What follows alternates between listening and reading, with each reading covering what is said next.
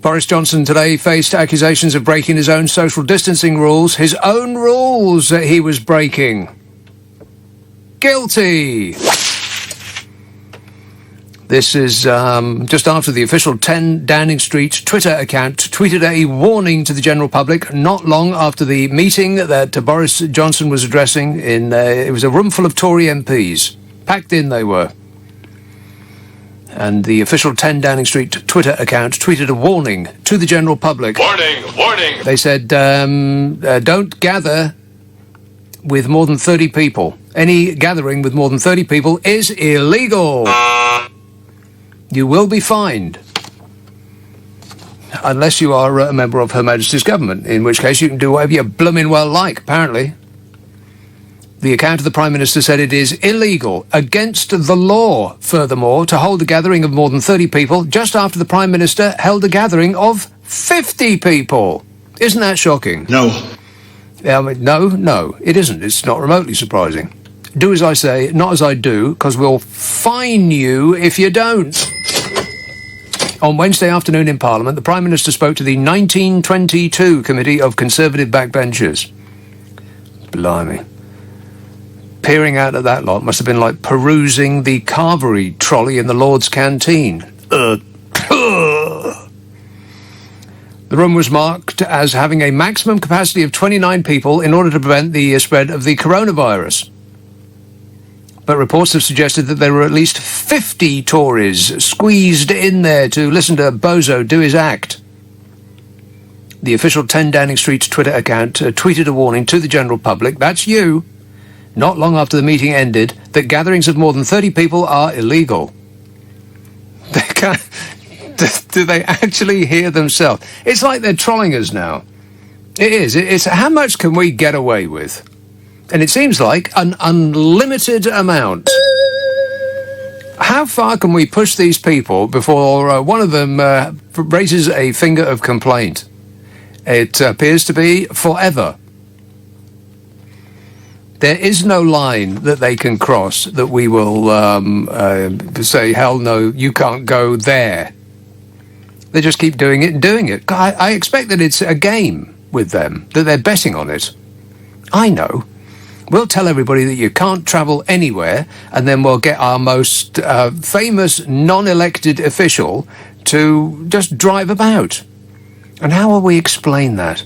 I don't know. What's the most ridiculous thing that we can think of? Oh, yeah, I know. His eyes weren't very good, so he got in a car and drove on a public road. We'll never get away with that, they thought.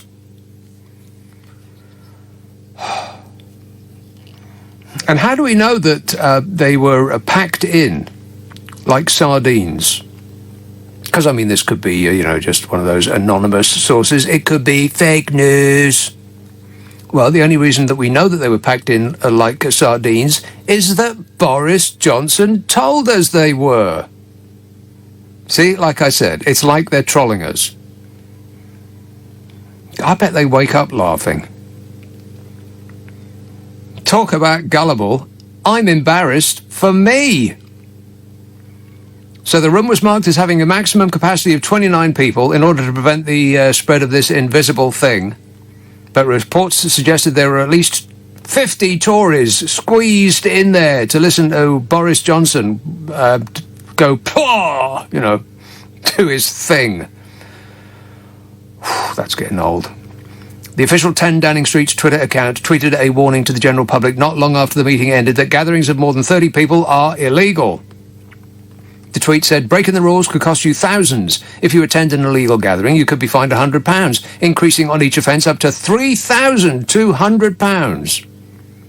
And, like I said, as usual, Boris Johnson said the quiet part out loud. When in doubt, what would Donald Trump do? He said that his colleagues were packed in cheek by jowl. That was his phrase. Now, does being packed in cheek by jowl sound like you're respecting social distancing? No. Of course not. Cheek by jowl. What is oddly reminiscent of which is oddly reminiscent of that boast that he had shaken the hands of everyone in a COVID ward before he mysteriously became infected with that very thing. Surely the two aren't connected. I mean, he wouldn't be that stupid, would he?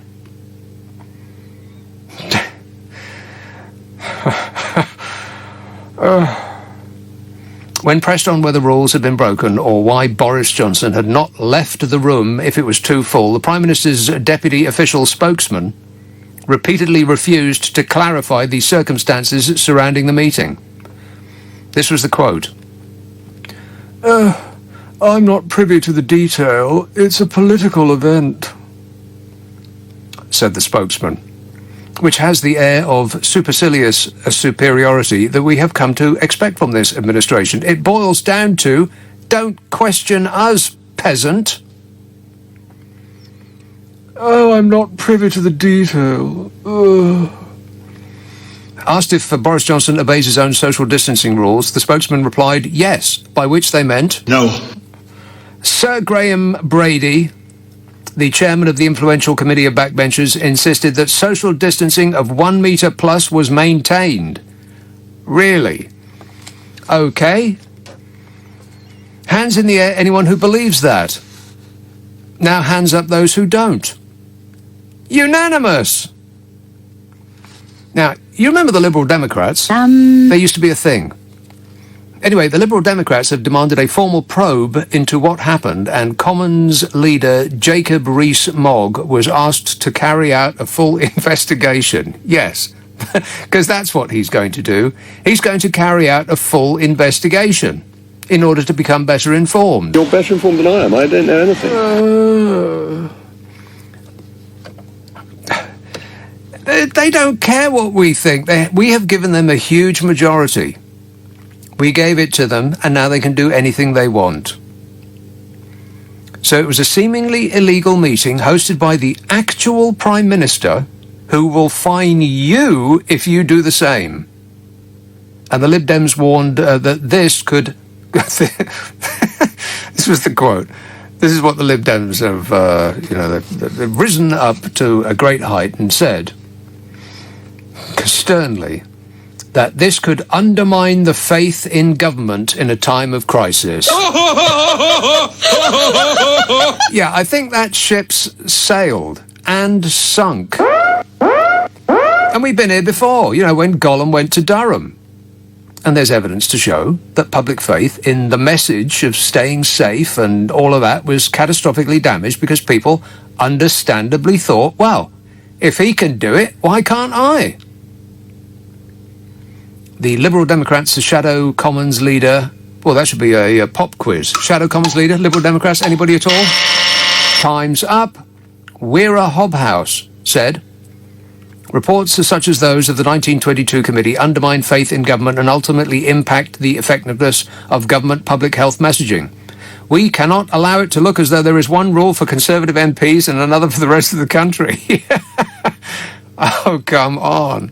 We can't allow it to look as though... Are you kidding? I mean, it's so sweet, really, isn't it? It's depressingly sweet. And this is the reason the left keep losing. It's because the left are fighting to different rules. The right aren't following any rules at all. The left arrived armed... they arrived to a fight armed with nothing but politeness. It's probably why Joe Biden will lose this November, because the Republicans are sending in armed vigilantes to scare away voters in Democrat areas. They're sending out fake messages and lies about Biden that look like they're from trusted sources but aren't. They're delegitimizing the vote before it's even happened. They're already saying it's going to be rigged unless they win. And the Democrats are responding by saying, oh, it really is awful. How can you? It's like one side's throwing punches and the other side's quoting poetry. So here's that tweet from the account of the Prime Minister. It's very clear. Gatherings of more than 30 people are illegal. Breaking the rules could cost you thousands. If you attend an illegal gathering, you could be fined £100, increasing on each offence up to £3,200. And at the moment that was being released, Boris Johnson was addressing a crowd of 50 or more, squeezed in by his description, cheek by jowl. I mean, it can't. You get to the point where it's not a coincidence, and it's not incompetence anymore. It is actual game playing, isn't it? Explain it to me another way. They're actually having fun with this now. How far can we push them?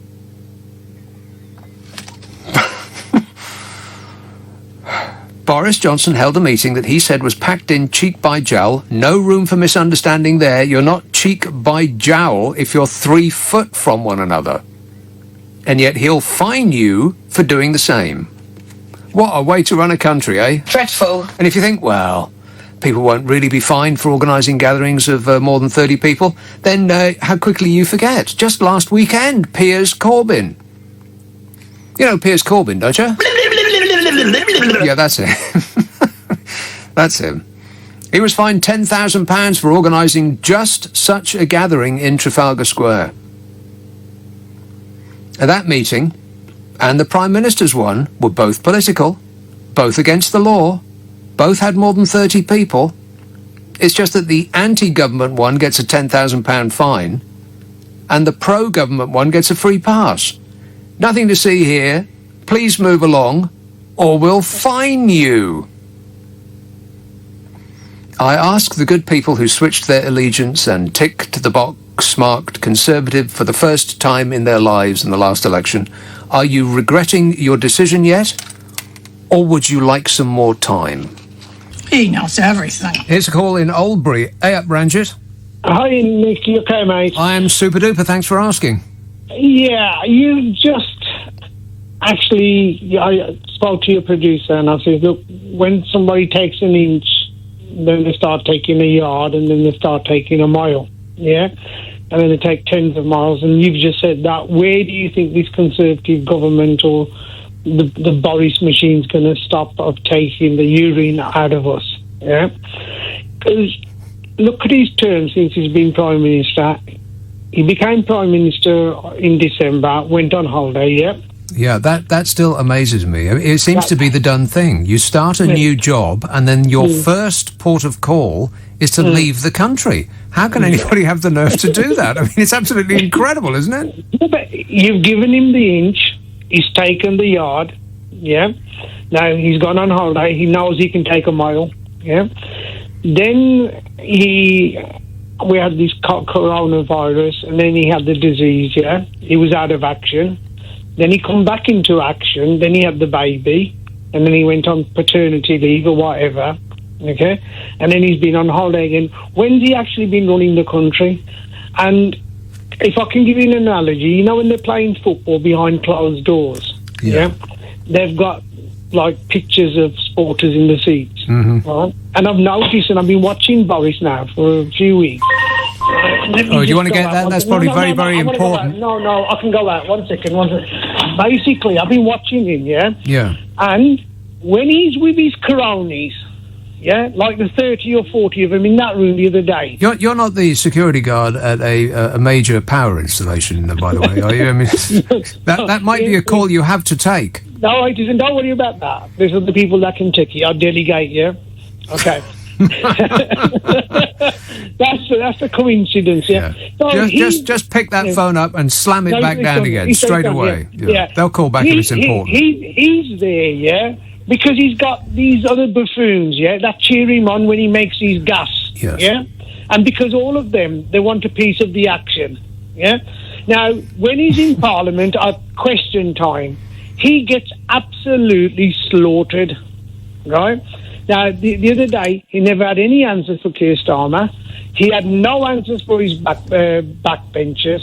And you're going to see the true side of him. And I can tell you that... No, we've seen it already. We know what the true side is. It's not that cuddly teddy bear act at all. That's just to... that's something that he's been getting away with since he was a child. He's still got the same hairstyle as he had when he was 10. And he's still got that same who, me act. Yeah, and the other thing is, like, I mean, when the miners' strike on, I just left school, yeah. Support the miners. Yeah, and, people in Nottinghamshire, some brothers have not spoken to their own brothers, yeah, because of the ones that defeated the strike. Yeah. All those people, you says, they lent him the vote, but what's happened is he's made them so thick that when the stick that he's beating them up with breaks, they run to the shop and say, "Here, Boris, here's another stick," because you've just beat us up with it. And I'm really frightened. Give them some gaffer tape. Put that stick back together again. Yeah, that's it. And then if boy Trump wins, right? Oh, blimey, you're all over the shop. No, what's going to happen to us? Suddenly we jump 3,000 miles away. What happens when Donald Trump wins? Well, I tell you what, he's going to lose, but he's going to win anyway, because he will engineer it, because they are cheating their faces off over there, and the election isn't even run yet. Why is Joe Blogg still standing up for this then? Why? What's the problem with everybody? It's amazing what's happening all over the world. What is the problem with everybody? It's an excellent question. Could take us from now until the end of time. Psychologists and sociologists are working furiously on this problem right now. I wouldn't expect any answers anytime soon, but it'll give them plenty of food for thought. What is wrong with people? Exactly. What the hell is going on? I couldn't have said it better myself.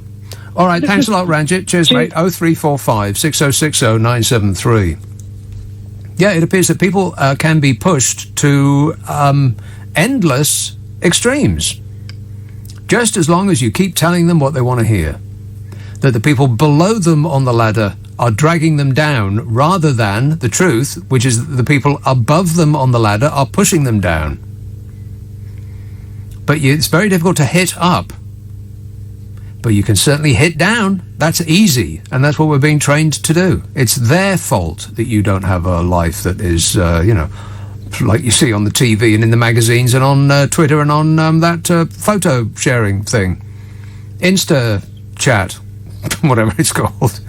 You know, one of those giant wastes of time on the internet where everybody is thin and tanned and gorgeous and rich.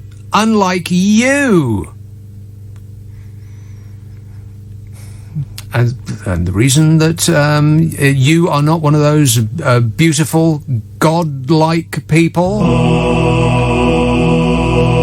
is people in dinghies, or a person with skin a different colour to your own who's just moved into your street. Or single mothers, or people on benefits, or, fill in the blank here. It doesn't really matter who it is. Just pick an easily identifiable group that's lower than you on the ladder, and the people above you on the ladder will say, you know what? Those people beneath you, they're trying to steal your biscuits. Works every time. Well, it's working a treat these days. And there doesn't seem to be any limit to the amount that the people above you on the ladder can get away with, just as long as they keep directing your attention to the people below you on the ladder. You're not being dragged down, you're being pushed down. Still, I'm completely wasting my time. It don't matter no more, because the Conservatives have a stonking majority. We gifted it to them. This text says, have all the MPs returned to work at the Houses of Parliament, or are they still working from home? When they all return, then we, the general public, should consider working from the office. Yeah, now, I went into town this week. I haven't done that much this year.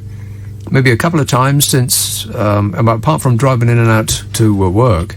And there was times there during the lockdown. Oh, it was so quiet. It was like a ghost town. Eerie, eerie, eerie. Only just recently has there been more traffic on the roads, like the M25 is sort of back to where it was before. I'm sitting in traffic jams for the first time in about 6 months, coming in. Mostly caused by councils shutting roads so as to make it more difficult to get through their area.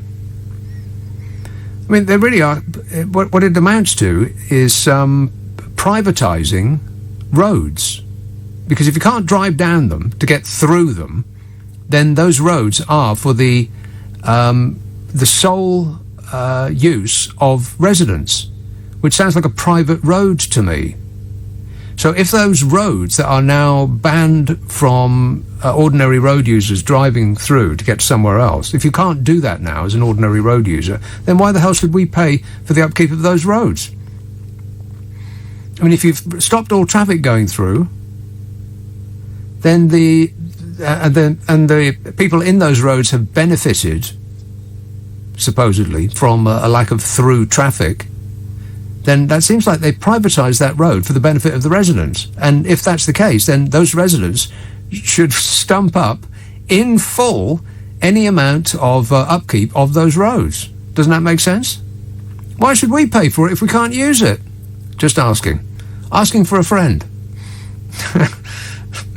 Me. Every time I take the car out now, those, if it's not cycle lanes, then it's no through roads because, why? Well, why? Because we said so. And so all cars now that used to go hither, thither and yon are being directed down one small road, which funnels you into a giant stationary car park, essentially, trying to get through lights. I'm talking about you, Ballum. And that's not saving the planet. Queuing for 20 minutes to get through some traffic lights with all the accompanying pollution squirting out the back. Oh, before I forget, this doesn't have anything to do with anything, but this is for you, Joe. There you go. Promised I'd do that. I can't remember how I got onto this, just other than, being generally furious about everything. Oh, it was, going into town. Yes, I don't think that the general public have taken on board this advice or the instruction yet from the Prime Minister about going back out. At some point, you do stop listening to a man who completely ignores his own advice, don't you? And this is what is the case with the Prime Minister now. Everything he tells us to do, he then promptly does the opposite. Well, at some point, people are going to stop listening to you, Prime Minister. You've got to set an example. I know this sounds like a revolutionary concept, but you've got to set an example. Here we go. Okay. Think about it. Just pick one of your edicts and stick to them yourself. Might be a good idea. But yeah, it was dead as a doornail in London when I went out. Oh, we can't go on like this. I mean, it's as though the entire nation is still in a bunker and we don't know what the damage is like because we haven't been outside yet. It's a catastrophe out there. Although I do have it on reliable, from a reliable source that Edinburgh is absolutely heaving with people. I mean, packed. Is that true? It seems that London has particularly been negatively affected by this stay-at-home thing. Now, I'm a bit conflicted about it because I think that it's a very, very good idea to stay at home. And if we had come to these changes over the course of maybe 10 years, 20, then that would be an excellent destination. People work from home much more than they did before. That crazy commute twice a day has been banished to a dim, distant memory. The air is cleaner, people are happier, sleeping more rested, working more efficiently, and all of that. If it had happened over 10 years or 20, then that'd be okay. But it's happened over the course of about 4 months. So, we've got a lot of churn. A lot. And I think London has been significantly affected, more than any other town. I've heard that Edinburgh is humming, not smelling. Although it does smell. Old Riki does smell a bit. Smells of beer. Smells good to me. Booze. But, apart from that... Your call is important to us. Your call is important to me. Brian in Stockton-on-Tees. Yes, okay, Nick. Yes, Brian. Well, the Remainers are so angry tonight, aren't they? All you Remainers. The what? All you Remainers are very angry tonight. I wonder why. All we Remainers? What are you talking about? Well, I've made an observation, right? And the difference between Remainers and Leavers is Remainers look as though they've just sucked a lemon. But Leavers, if they sucked a lemon, it wouldn't take the smile off the faces. It just shows you who's winning this, doesn't it? You've got to be kidding me, Brian. You right-wingers, you never stop whining. I mean, this is what you're like when you think you've won. What could it possibly be like if you ever get the idea that you've actually been duped and you've really lost? You won't. I'll tell you what, you're going to lose all credibility soon, the way you're going on. God. Like last time you called me, I mean, you do call all the time, but the last time we spoke... You like me calling, don't you? You like me calling, don't you? Yeah, well, how many times do you wait an hour and I accidentally forget to put you on? Very rarely. Yeah. You put me on very quickly, actually. Quite a Stop lot. telling lies. Stop telling lies. Brian, Right. you were the first caller tonight. It's taken me 23 minutes to get up the. Can we talk about what we're going to talk about, can we, instead of, No, I think the last time you called, you stepped through the curtain and you dropped your act. So, I mean, Right. I didn't believe it really to begin with, but now I've seen that this really No, is but just Nick, you Nick, trolling. You're just but- winding no, I'm not me up. trolling, Nick. You No, you're absolutely are. I mean, to come on and say that all Ramonas look like they've sucked a lemon. I mean, God, come on. It's pathetic. I can't be bothered to listen to the rest of what it is that you're gonna tell me, because I know it's just you're just saying it in order to get an angry reaction, which is what you live off. Kind of like like a prawn hanging around a sewage outlet. That's how I'm going to think of you from now on. Is that okay? B texts, desperate Boris at PMQs. All he had left was to accuse Keir of being an IRA sympathiser. God help us with Boris in charge and the rest of his shambles of a government. Well, you you elect a clown, you get a circus. Yeah. Wait. Is that a surprise? This says Boris and his party are making me ashamed to be British. Well, let's not get carried away. We can still be proud. I don't know, this notion of being proud to be a member of the gang because of where you were born. It's like I'm proud to be 5'10". Really? Okay, that's nice. Paul texts, hi Nick, very disappointed to find that you are not on the Strictly Dancing list again this year. I saw that list. I mean, I'm not remotely interested. I've never seen any of those programs, but I did see the list, and I didn't recognise... No, I recognised one person, because they're supposed to be famous, right? You're a young person. You watch that stuff. Is the people who are on Strictly, are they supposed to be famous? They're supposed to be. Right. Well, I recognise one person. Is there a footballer in it this year? Probably. I can't remember who it was that I recognised, but... that's not very good, is it? Because there's like 12 of them on there, and I had no idea who any of them were. I don't know, it's the sort of thing that people, when you get to a certain age, you say things like that. Oh, I don't know anything about, pop culture anymore, because it gives you a sense of superiority, a false sense of superiority that you don't understand what young people are into. Like, mistaking all pop acts for the Beatles. Is it the Beatles? No, Dad. But I genuinely had no idea who any of those people were. Who are they? One of them was an influencer. Which is what the kids want to be these days. I want to be famous. Oh, here we go. Oh, it's Bill Bailey, not a footballer, Bill Bailey. Okay, Caroline Quentin. Didn't she used to be an actress? Like a child actress? Wasn't Caroline Quentin, wasn't she like the sort of a gobby East Ender plump child actress? Possibly, but she was in Men Behaving Badly after that. All right, well, it's not the same person then. Jason Bell, I've no idea. Max George, don't know. Ranveer Singh, nope. Clara Amfo, nope. Nicola Adams, oh, she's a boxer.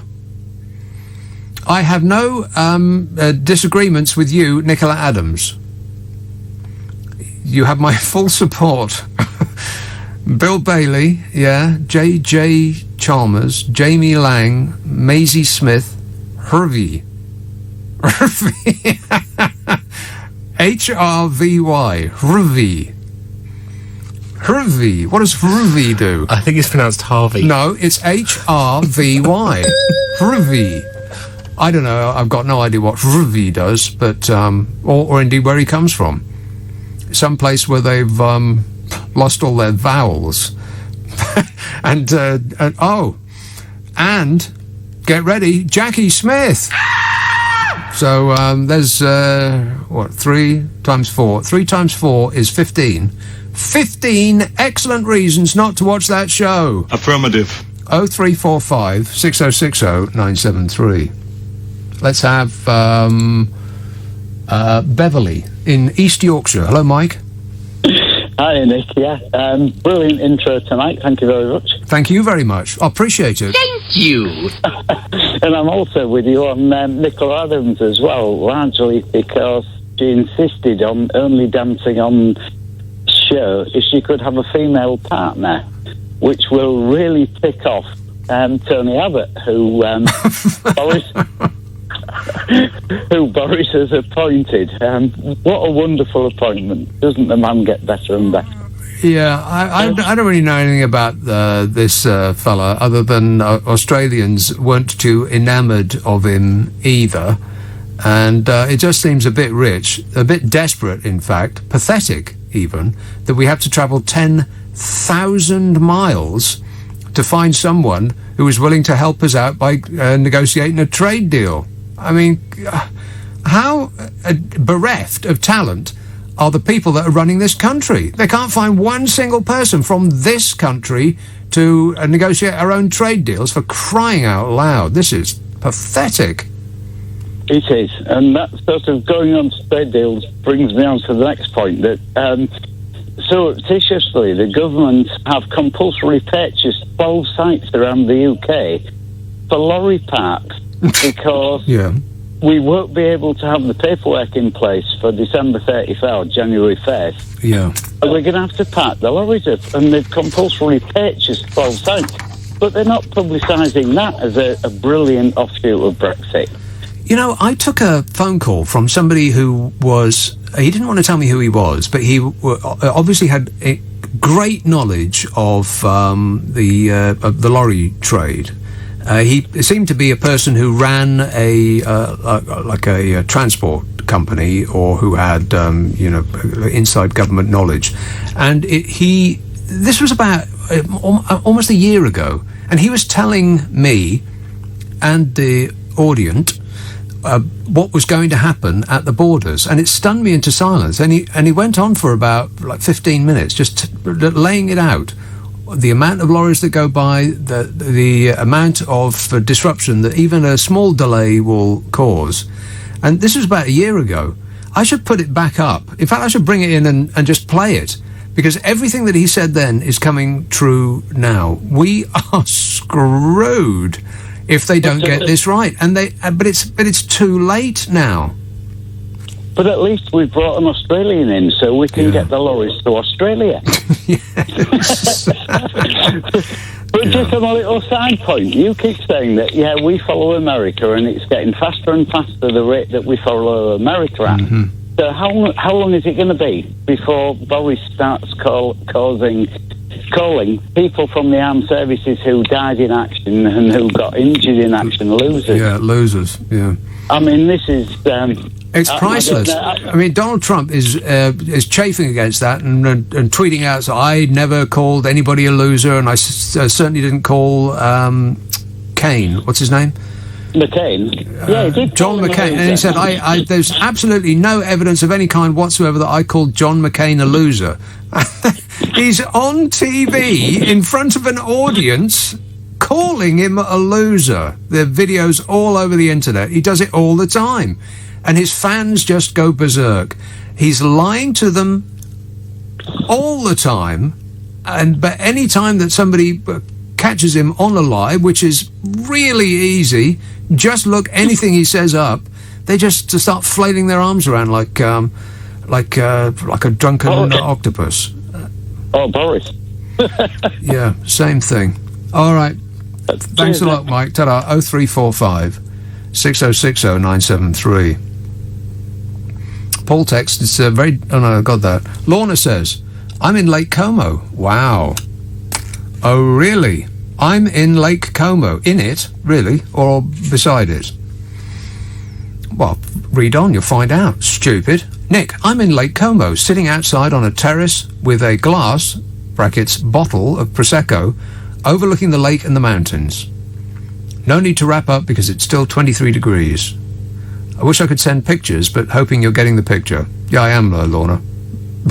But we don't wish to know any of that. Oh, I want to be by Lake Como, sitting on a terrace with a bottle of Prosecco, overlooking the lake and the mountains. I've been there. That's just fabulous. I bet there's red flowers everywhere. 23 degrees. It's just a small flight away. Just a small flight and a 2-week quarantine away. That's all. It's probably worth it. Hello, Nick. How are you? Good, thanks. Yeah, it's raining like crazy here, but I'll try and talk while the signal is still here. Raining? Yeah. Are you sure? I'd love to be in one of those islands in Maldives, but I can't because of the virus. Yeah, you, me, and everybody. Oh, yeah, you're right. It's raining. Huh. Yeah, I agree with everything you said, and you know what? My sentiments are with you. The problem is, how long are we going to let this idiot get away with it? 4 years.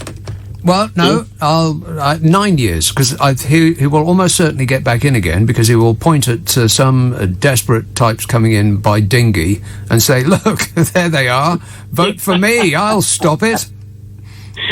Well, my only concern is I think he's trying to emulate Donald Trump. Yes. But he can't do that because he hasn't got the credentials. Donald Trump is a billionaire. He set up his business. Is he? He's proved himself. Is he, though? Well, I don't like Donald Trump either, but I'm just saying that you can't just follow someone's footsteps and expect that the public's going to follow you on that. But he is doing, and they are. It's working. It's working tremendously well. In fact, if you were a conspiracy theorist, you might think that because it was the same few foreign, offshore, tax-averse billionaires that gifted us Brexit and Donald Trump, that you might think that they have also gifted us this win from the Conservative Party just because they happen to spend an enormous amount of money making that happen. Because it does seem oddly parallel, the direction of this country and America. It's actually quite bizarre how closely they are in step.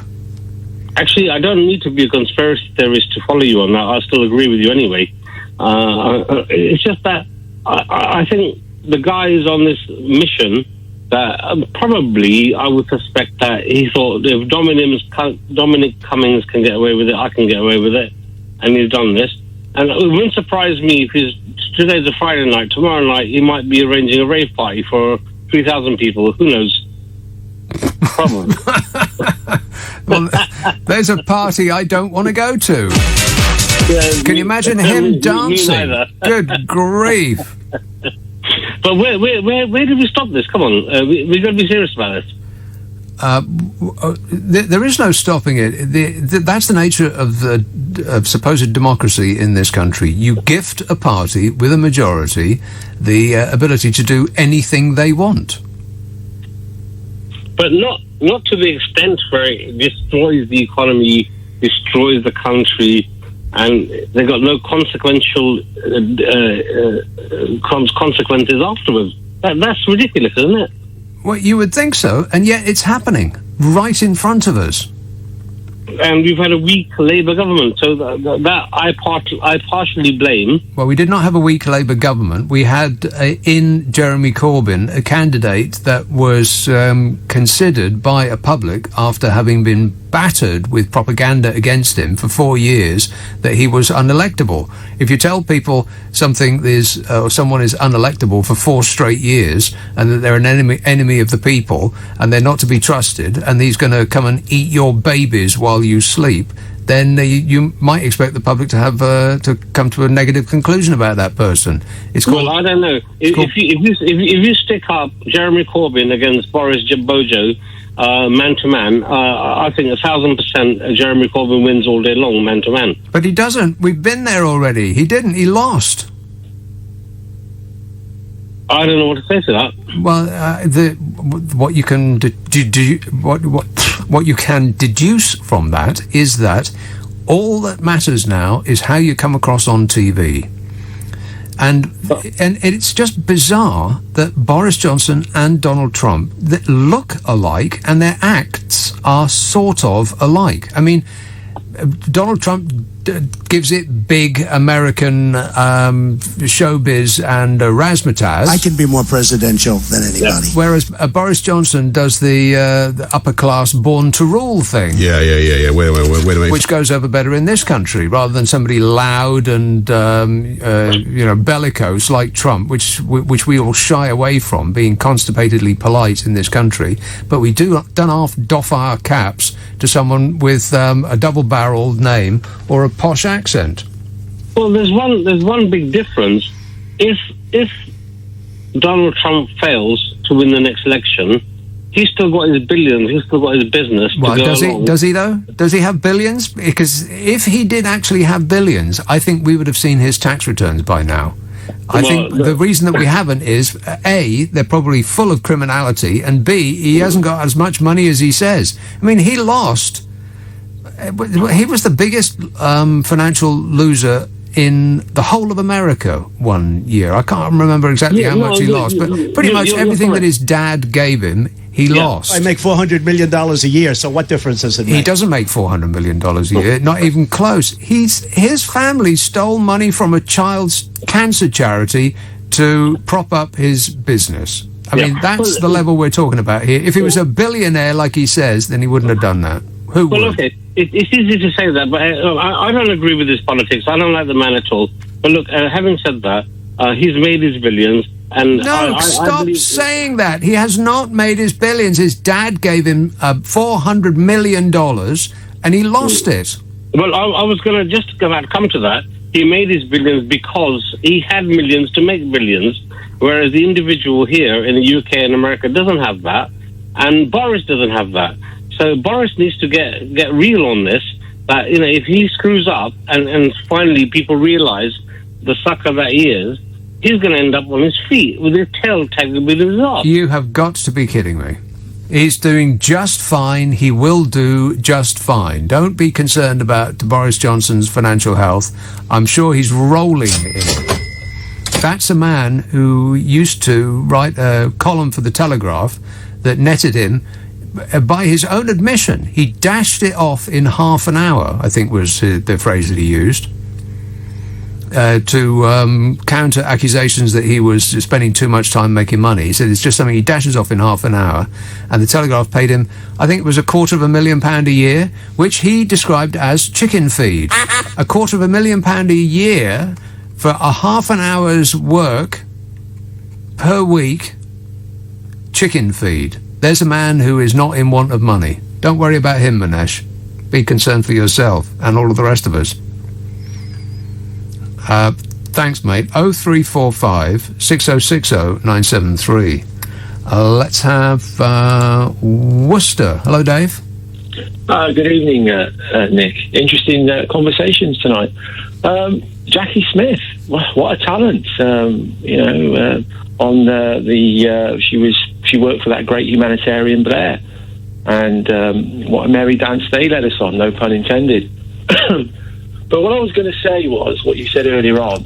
We are returning to a kind of form of serfdom, a kind of feudalism, whereby these elites, Boris Johnson, and I include Blair in that as well, the elites are so disconnected from the people they claim to represent. It reminds me, bit of breath, it reminds me of the courtiers in a kind of Louis the 16th or 14th, whatever it was, and monarchies. They're like monarchies, like cults, and that's the way they rule us.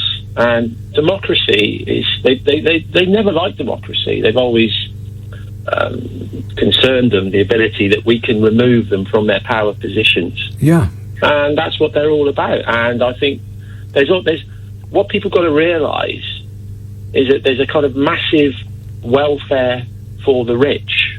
They don't work. They just get given. Most of them get public money as well when they're. Well, now, what do you mean? What do you mean? The rich, don't work? When you start making sweeping generalisations like that, then it's really easy to shoot you down. But it is true that the super rich dislike the concept of socialism unless it's they themselves that are being bailed out by the state.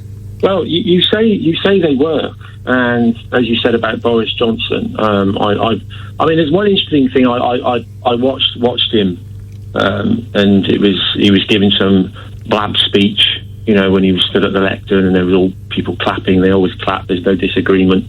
And he was talking. It was like a geneticist. He was saying about how the top cornflakes always rise to the top. And I guess that's how he feels about himself. He actually said that. It's on now. It's on the top cornflakes. Yeah. You know how he talks in this kind of bon vivant kind of way. So he was, but that's, you've got to drill down. When you say bon vivant, do you mean drunk? Yes. But this is what they believe, Nick. They believe that Something they are genetically superior. Well, absolutely, yes. There's absolutely no doubt about that. The upper class do believe that they were born to rule. Yeah, and there is something genetically superior, intellectually superior about them, despite all of the evidence to the contrary. Hence what I said about kind of the return to a kind of monocle system, where these genetically superior people, they're anything but.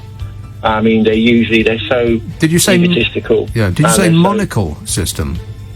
I have got that word wrong, but well, no, it might be right. Yeah, no, because I mean, there are some individuals that do seem like monocles on sticks. Carolyn Hove says the government says that the UK's R number is between 0.9 and 1.1. In other words, it's either less than 1 or greater than 1. Well, at least they're not sitting on the fence, eh? Says Daryl in Hove. Yeah, the government have released a statement which says, I don't know. So that's comforting. Glenn in Tipton says, Nick, I lent Boris my vote so that we could get Brexit done, and that is happening. He has kept his word. I am Conservative with a small c. Well, you're something with a small c. Yeah, at least we can agree on that, Glenn. You're something with a small c. I want to get Brexit done. And then we'll be happy. The evidence is piling up that we're not even remotely ready for this. But it's evidence that has been piling up for years now, and only now, with too little time to go, has the government actually admitted that fact. Not ready. Oh well, never mind. You know, it's only our future. That's all. It has to be the plan all along. It has to have been the plan all along. The hedge fund types that have gifted us Donald Trump and Boris Johnson and Brexit, who bet against the pound while engineering its downfall, they want a crash because that's the way that it pays out big. You know, like the last time, like the EU referendum. I ain't making this stuff up. People bet hundreds of millions of pounds that the pound would go down if we voted to leave the European Union. The same people who made those bets paid the campaigns to leave the European Union. They engineered the downfall of the pound so that they could make money. Which part of that doesn't sound like treason to you? And they're doing it again. Hundreds of millions of pounds bet on it being a catastrophe for the British economy. And they'll make tons of money. Huge amounts. Not you. But we have all been encouraged to go along with this wizard wheeze, because we've been persuaded that, Europe is holding us back somehow. It's insisting that we eat straight bananas, and, they've cruelly depowered our vacuum cleaners. Stuff like that. God. What a way to run a country, eh? Dreadful. Confused Rob says, I'm starting a new job next week, but then going on a camping holiday with 31 people sharing my tent. My eyes are bad, but I'll take them all in my bus to check I can see okay. Is this all right with current government advice? Absolutely. Here's a call in Stoke Newington. Keith. Yes, it's me. Yes, Keith. Good morning. Is it good morning? No. Well, it depends where you live. Well, that's very true indeed. I'm not south of the equator. I'm still in Stoke Newington, so it's not quite midnight. But anyway, Nick, I I'm very concerned about your socialist attitude. I mean, you keep banging on about how great socialism is. No, I don't. I've never, ever, ever said anything of the sort. Well, you like Jeremy Corbyn, don't you? I don't.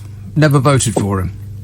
Really? But the impression I'm getting from you is that he will be the great leader, and he's been put down by everybody. No, and Keith. He could have done so well. No, Keith. The impression that you're getting is that I'm not on your side. Therefore, I must also disagree with everything that you stand for, because that's the way of the world now. You're either all the way left or all the way right, and there is no middle ground. Well, I'm always right. I wish people would know that all the time, that everything I say is absolutely correct. And people shouldn't argue anything. They should just accept the fact. Right. But the point I'm trying to make is that ever since the socialist government, every socialist government that's ever been in this country, they've ended up bankrupting the country. And I think it's actually the other way around. I mean, if this country is bankrupt, then it would have to be the fault of the Conservative Party, they having held power for about twice as long as the Labour Party since the Second World War. My God, you people are desperate. At what point do you take responsibility? Is it never? Well, let's look at the facts. Attlee bankrupted the country. Macmillan came in, built the economy up, and then you went through Hugh Gaitskell, and we came to Callaghan and Wilson, who bankrupted the country completely, and there was no money left. And then the government, what's her name, Margaret Thatcher, got in power. I had to go through austerity to build up the economy again, and she had to sell off. Had to. Yeah, there was no alternative. No, there was no. All other countries in the world were following suit because there was no alternative. Yeah, had to. Right. What do you mean no alternative? She had to go into austerity. Yes, she did, because the previous Labour government had bankrupted the country, and she had to sell off all the council houses to pay off the foreign debt. Right, she had to do that. Yeah. Yeah. Well, she had no choice. No, you're right. Well, then Thatcher built up the economy, and then Bill and Ben, the flower pot men, Tony Blair and Gordon Brown, got in, promising everything to everybody. 13 years later, they not only bankrupted England, they bankrupted the world. So we had to go through austerity. You can't possibly put the blame for the banking crash at the feet of the Labour Party. Oh, absolutely. Oh, my God. What are you talking about? They gave the banks authority to do anything they liked. No, that was Margaret. That was your hero, Margaret Thatcher. It was a thing called the Big Bang. Well, talk about Brown when he was trying to save the world. Do you remember those words that he said in Parliament? And thank God that he and George W. actually did make moves to do just that. Otherwise, we'd all be eating dirt and living in caves. So why, when Tony Blair got out, or Brown was defunct, and the Conservatives got in, they said there's no money left for anything. So why did Thatcher have to go with austerity against not Thatcher? You're like a comedian who walks on stage to booze and then think and his act is received with booing and says, "God, the guy before me must have been terrible. You're still booing him." Perhaps I am.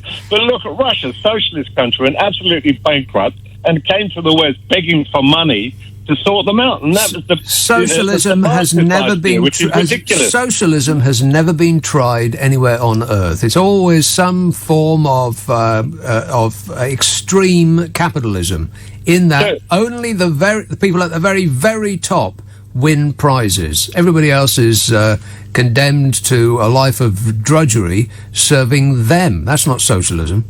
Well, them, you're talking about the banks. Look at the 29 crash in America. I wasn't actually talking about the banks, but anyway. So who is them then? And how would you describe socialism? You're the one that brought it up. How would you describe it? Well, socialism, corruption. That's not a description. That is not a description of socialism. Well, it is. It misleads. It isn't. It isn't. Well, okay. Well, what is the description of socialism? Well, you brought it up. What does it mean to you? Well, that's what I said. pure corruption. but that's, it's the fraud on the people. That's not a definition. If you want, if a method of conducting government and the economy is to reward only those at the very, very top, if that's the corruption you're talking about, then that's not socialism. That is the twisted form of capitalism that we have in this world now. And the evidence is that the bottom 90+% of the population have had a flatlining income over the last 50 years. Well, since the 70s, in fact. We earn the same as we did in the 70s in real terms. The top 10%, their wealth has increased markedly. The top 1% has taken off like like a rocket. And the evidence for that is that in the 60s, the CEOs of major corporations earned 40 times the amount of the average worker in their company. 40 times, which is not bad if you can get it. I mean, that's pretty good going. 40 times what your average worker would earn. In other words, your average worker would have to work 40 years to earn the same that the boss earns in 1 year. So that's pretty good. But that was the 1960s. Now it's over 300 times as much. So all the wealth that has been created since about the 1970s has gone to a vanishingly small number of people at the very, very top of the pyramid. If you're telling me that that is the beauty of capitalism in action, then I think that you need to go to Specsavers. No, you've got it completely wrong. Absolutely wrong. Because the only true socialism can be created through good capitalism, which creates the wealth and spreads it amongst the people. Yes, but you haven't listened to a single thing I've just said. The wealth has not been spread among the people. It has been collected by the 0.1%. Where has the wealth been spread among the people? Well, give me names Point of to it. 1%. Give me some examples of the 1% who've taken all the world. Richard Branson, he started out from a working guy and created... Doesn't matter where they started out from. Well, he was an average guy who was an entrepreneurial guy. Well, we were all babies having our bottoms wiped by our mothers. Doesn't mean to say that I don't understand what your point is. Everybody started in the same way, screaming like a child. Yeah, well, some people are employees, some people are entrepreneurs who make money. And you need the entrepreneurs to make money to create employment. Oh, my God. We must protect the wealth creators. Yes, but if the wealth creators only create wealth for themselves and not for the workforce that is actually doing the creating, then there's something twisted about the system. Well, if you don't have somebody who can create industry... no one is suggesting that you should not have anybody that you should have nobody that creates industry. Where did you get that from? Well, or creates employment for people. That's what you need. Well, no one is suggesting that you shouldn't have that. Where did you get that what from? You're saying is, Nick, you're taking an extreme and telling me that that's what I'm saying, which is not the case. I'm not saying any of those things. I'm not advocating the demise of capitalism. I just think it should be a little fairer, don't you? Well, if I was capable of making money like Richard Branson, I would make it. But I'm not. I have to be an employee too. But if you need people like him who make a lot of money to create wealth for everybody else to get a job. Bingo, you're to create wealth for everybody else. But that's not happening. Well, I think it is. It isn't. I just described it to you. Shall I go over it again? God. I'll go over it briefly for the benefit of the hard of hearing. Since about the 1960s, the average wage in real terms has flatlined for the bottom 90% of the population of the world. It's gone nowhere. There's an enormous amount of wealth that has been created by those very people. Now, they may be working for somebody else, but the person at the top will have nothing unless he has all of the people underneath him doing the actual work. I mean, he or she might have great ideas, and that might lead to an enormous business, and they might be great at deals and so on, but if there's nobody in their factories, they ain't making no money. It's just that all of the wealth that has been created over the past, what is it now, 60 years has gone to the people, the very, very few people at the very, very top, whose wealth has skyrocketed beyond all justification. And nobody underneath them has made a bean. How can you possibly justify that? Well, it's just the human element. I mean, because people are nasty, we should just allow them to do anything they like. Because people are greedy, then there's nothing we can do. Oh, well, never mind. Let's just forget it. In fact, we should pay them for the pleasure of working for them. And, then the wealth creators would really be able to realise the benefit of their position. Let's work for nothing would be a good idea. I mean, that's where your argument seems to be going. What business is it of us, workers, to actually demand a wage for what we do? We should be grateful for having something to do all day. It's desperate stuff, Keith. Yes. Graham in Rochester says, presumably your last caller dislikes the NHS, what with it being a socialist institution. Yeah, you could add to that the NHS and the police and the people who light the streets and the people who mend the streets and the care in the community people and the council gyms and everything else that you rely on. Everything else that you rely on. But we are now living in a winner-takes-all society. Like I said, we're following America at every turn. And we're being persuaded that it is in our interests that the winners take it all. And which people are usually most open to such suggestions? I love the poorly educated. In a nutshell, what's being presented to us is you have the opportunity to win the lottery. Just give us all of your money and you might be a winner. Well, you have about as much chance of ending up rich if you were born poor as buying a ticket from the lottery.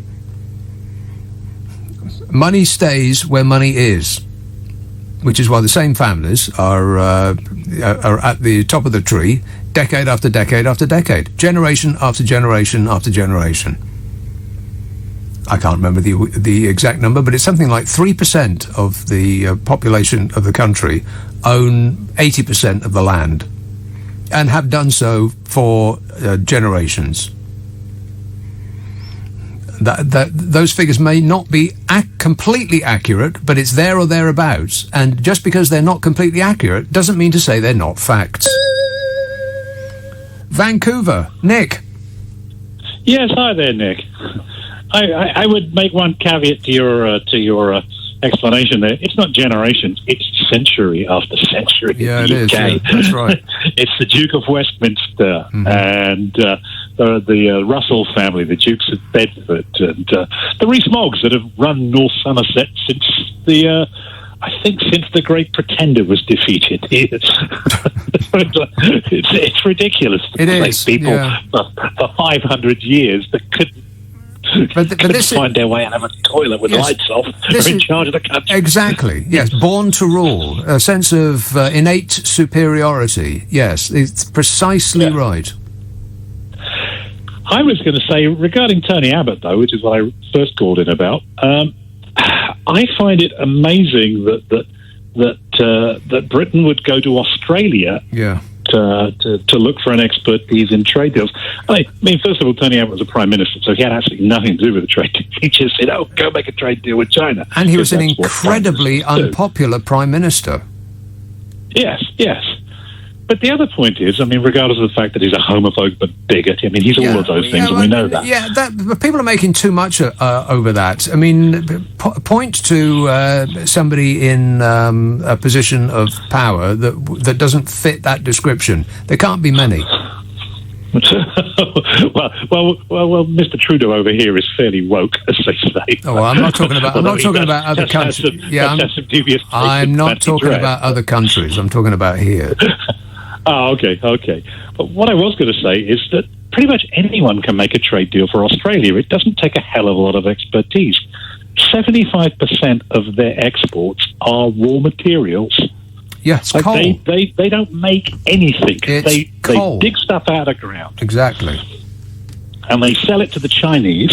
Yeah. And the Chinese sell back all the things that they need to live their life from the money that they make from digging stuff up out of the ground. It's a two-way trade. It's really simple. Anybody can sign that trade deal because Australia has nothing to protect at home and needs everything that's manufactured, and China has nothing, needs their raw materials. Britain, on the other hand, digs almost nothing up, is a mixed economy, absolutely different from Australia's. Literally, you cannot imagine a worse country to get advice on trade deals from. We dig turnips up, so we've got that. Well, you'll need those for your own as this goes down the tube. That'll be all you'll be eating in about 10 years' time. So, I know precious little about this Abbott fella, other than that he was deeply unpopular in his own country. But since when has he been an expert on doing trade deals? Who says so?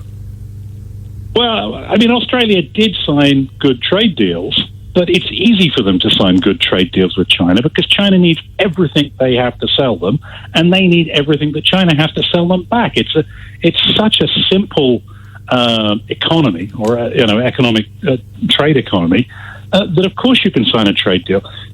They have no financial services. They have no manufacturing to speak of. It's literally they buy everything they can from China and they sell everything that they have to China. If the UK was going to look for trade advice, Canada would be the place you would go to because we have a fairly mixed economy. Right. We have done trade deals with the United States and the EU. We know what that looks like. We also know what not doing a trade deal with China looks like.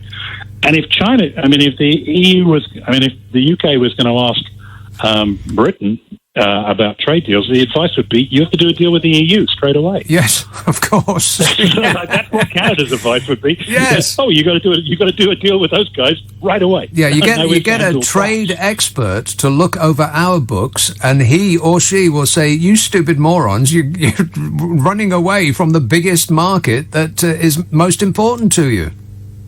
Yes, yeah. I suspect that the Tony Abbott hiring is really actually nothing to do with trade, but just a nod to the numpties in Herefordshire and Worcestershire that think that Britain is going to reinvigorate the Commonwealth, and all us colonials are going to bow down to the excellence of the United Kingdom again, and they can take their place in this new empire called the Anglosphere, which is what they really want. I think that's really what it's about. I don't think they care about Tony Abbott and trade.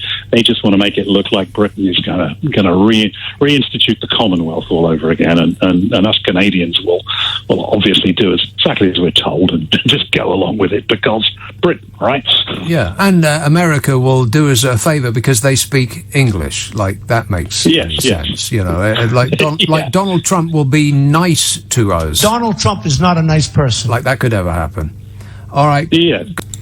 Sharon. Hello. Hi. Good evening, Nick. Sharon. Hello. I'm just referring to the caller, the trickle-up capitalist that you had on a short while ago. Oh, yeah.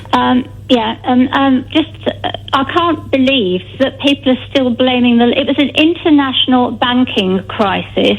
Obviously, the City of London weren't involved, and obviously the Federal Reserve weren't involved. These were a load of flea bags doing the dirty on the ordinary man. And what they used to call us the Great Unwashed. I don't know whether they still do. Probably. And to blame the City of London, but don't blame the Labour government. They're still doing that. They're still trying to get by on that ticket. It's amazing. If it's not the past Labour government, then it'll be Jeremy Corbyn's fault. Yeah. Oh, it's his fault, all right, yeah. But also, if you're looking at different models of socialism and different models of capitalism, if you look at the Scandinavian countries, they are sort of based on a socialist agenda, and look how successful they are. And happy. Happy. Yes. Yes, so I just think that, and he clearly doesn't know much about the international banking system. He just assumes it's little old England doing everything. And people like the Rockefellers, people behind the scenes that we barely get mentioned, the top bankers, not the poor guys who were kicked out of their jobs, but for just being stupid little boys. Almost no one got kicked out of their jobs or paid any penalty of any kind whatsoever. Not from the top, not from the C-suites. And the big boys at the top just still there. They're still there doing it. Still doing the same exact thing they were before, yeah. They've got this wonderful distraction now called a pandemic, so God knows what's going on behind the scenes. That's all I've got to say, really, Nick, is to back you up and say I wish they'd educate themselves, these people, rather than being so narrow-minded. Yeah, they don't need no education, Sharon. They don't need no thought control. Rock and roll! All right, thanks for that. 0345 6060 973. It's amazing how gullible people are. You just tell them that sharing the wealth around is not in your interests. It is in your interest to continue to be poor, while holding the hope that at some point in the future you'll win the lottery. And vast numbers of people go, well, right you are, Governor. That sounds like a good deal to me. I'll defend that till my death. It's incredible how easily swayed we are. I mean, really, it is like taking candy from a baby. Mary tweets, this caller on now, presumably not the last one, but at some previous point. This caller on now has got no clue what he's talking about. He talks about how every Labour government has bankrupted the country. Look at that catastrophic mess the economy is in now under a Tory government. Yeah. But, like I said, it's Jeremy Corbyn's fault. And you could say, with some degree of justification, well, it's not their fault. This is something that they could not possibly have foreseen, which is incorrect in every respect. They could have foreseen it. They were told that it was likely last year. And then Boris Johnson dismantled the very organisation that was set up to deal with this precise scenario. Just as Donald Trump did in America.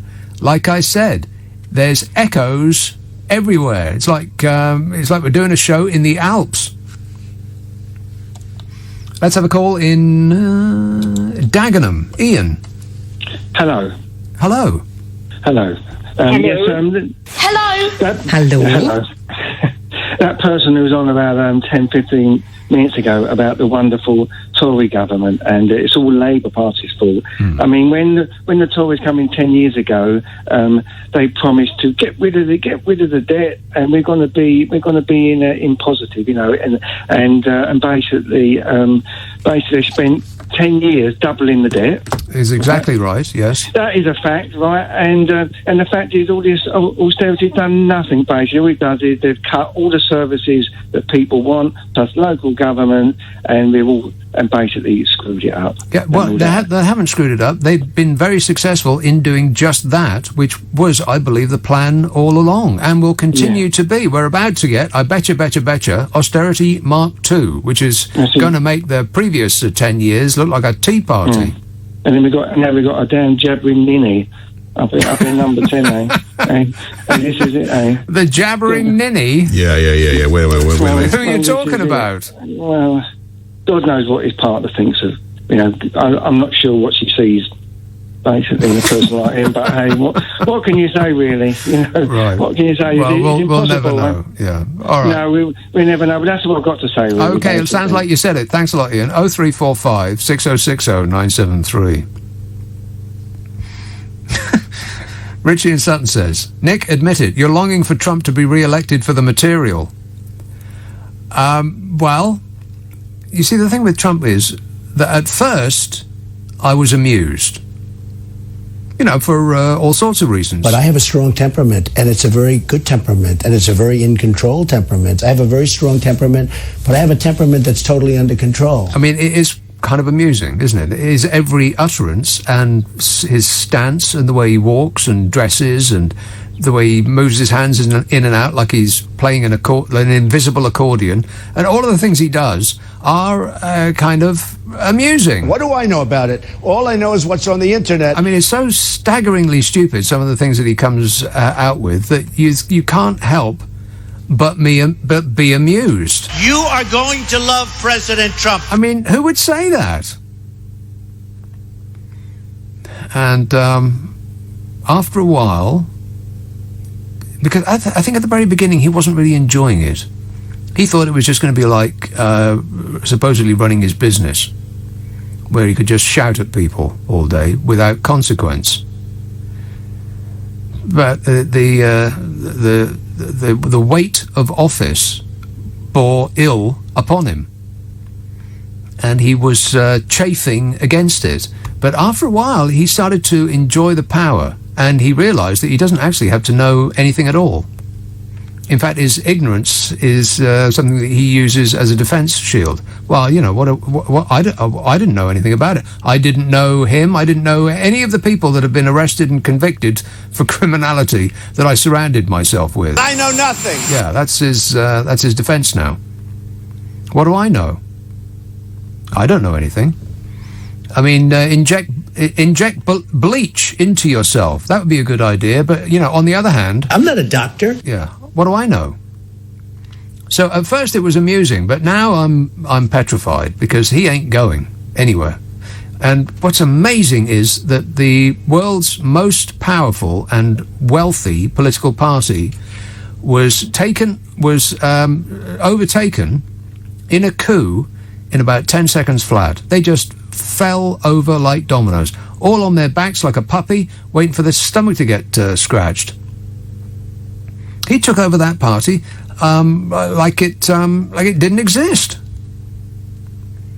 and now there's the very real possibility that America is now. I mean, it seems almost ridiculous to say it out loud, but it's happening before our very eyes. It's going to become a dictatorship like Russia, because that's what he really wants.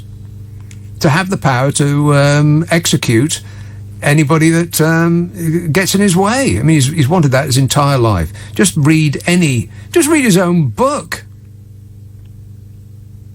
Any deal that's a good deal is when he wins and everybody else loses. That's a good deal to him.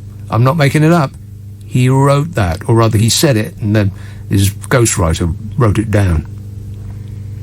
And he's the man who we have put our faith in for a huge and tremendous trade deal to get us out of this cul-de-sac of doom that we've driven ourselves up.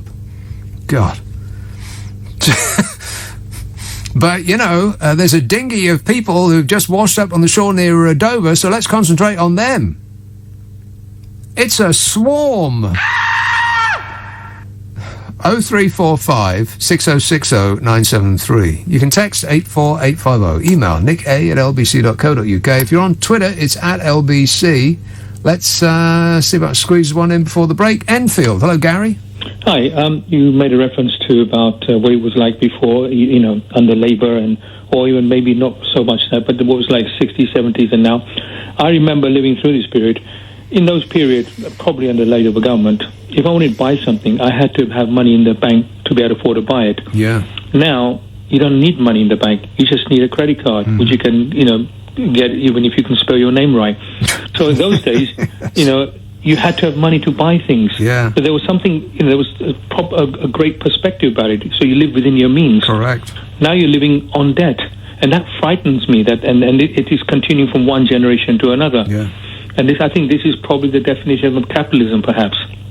Well, it's a twisted form of capitalism. It is like serfdom. What they want is for you to accrue so much debt that you never pay off the principal, you just pay the interest and remain in debt for life.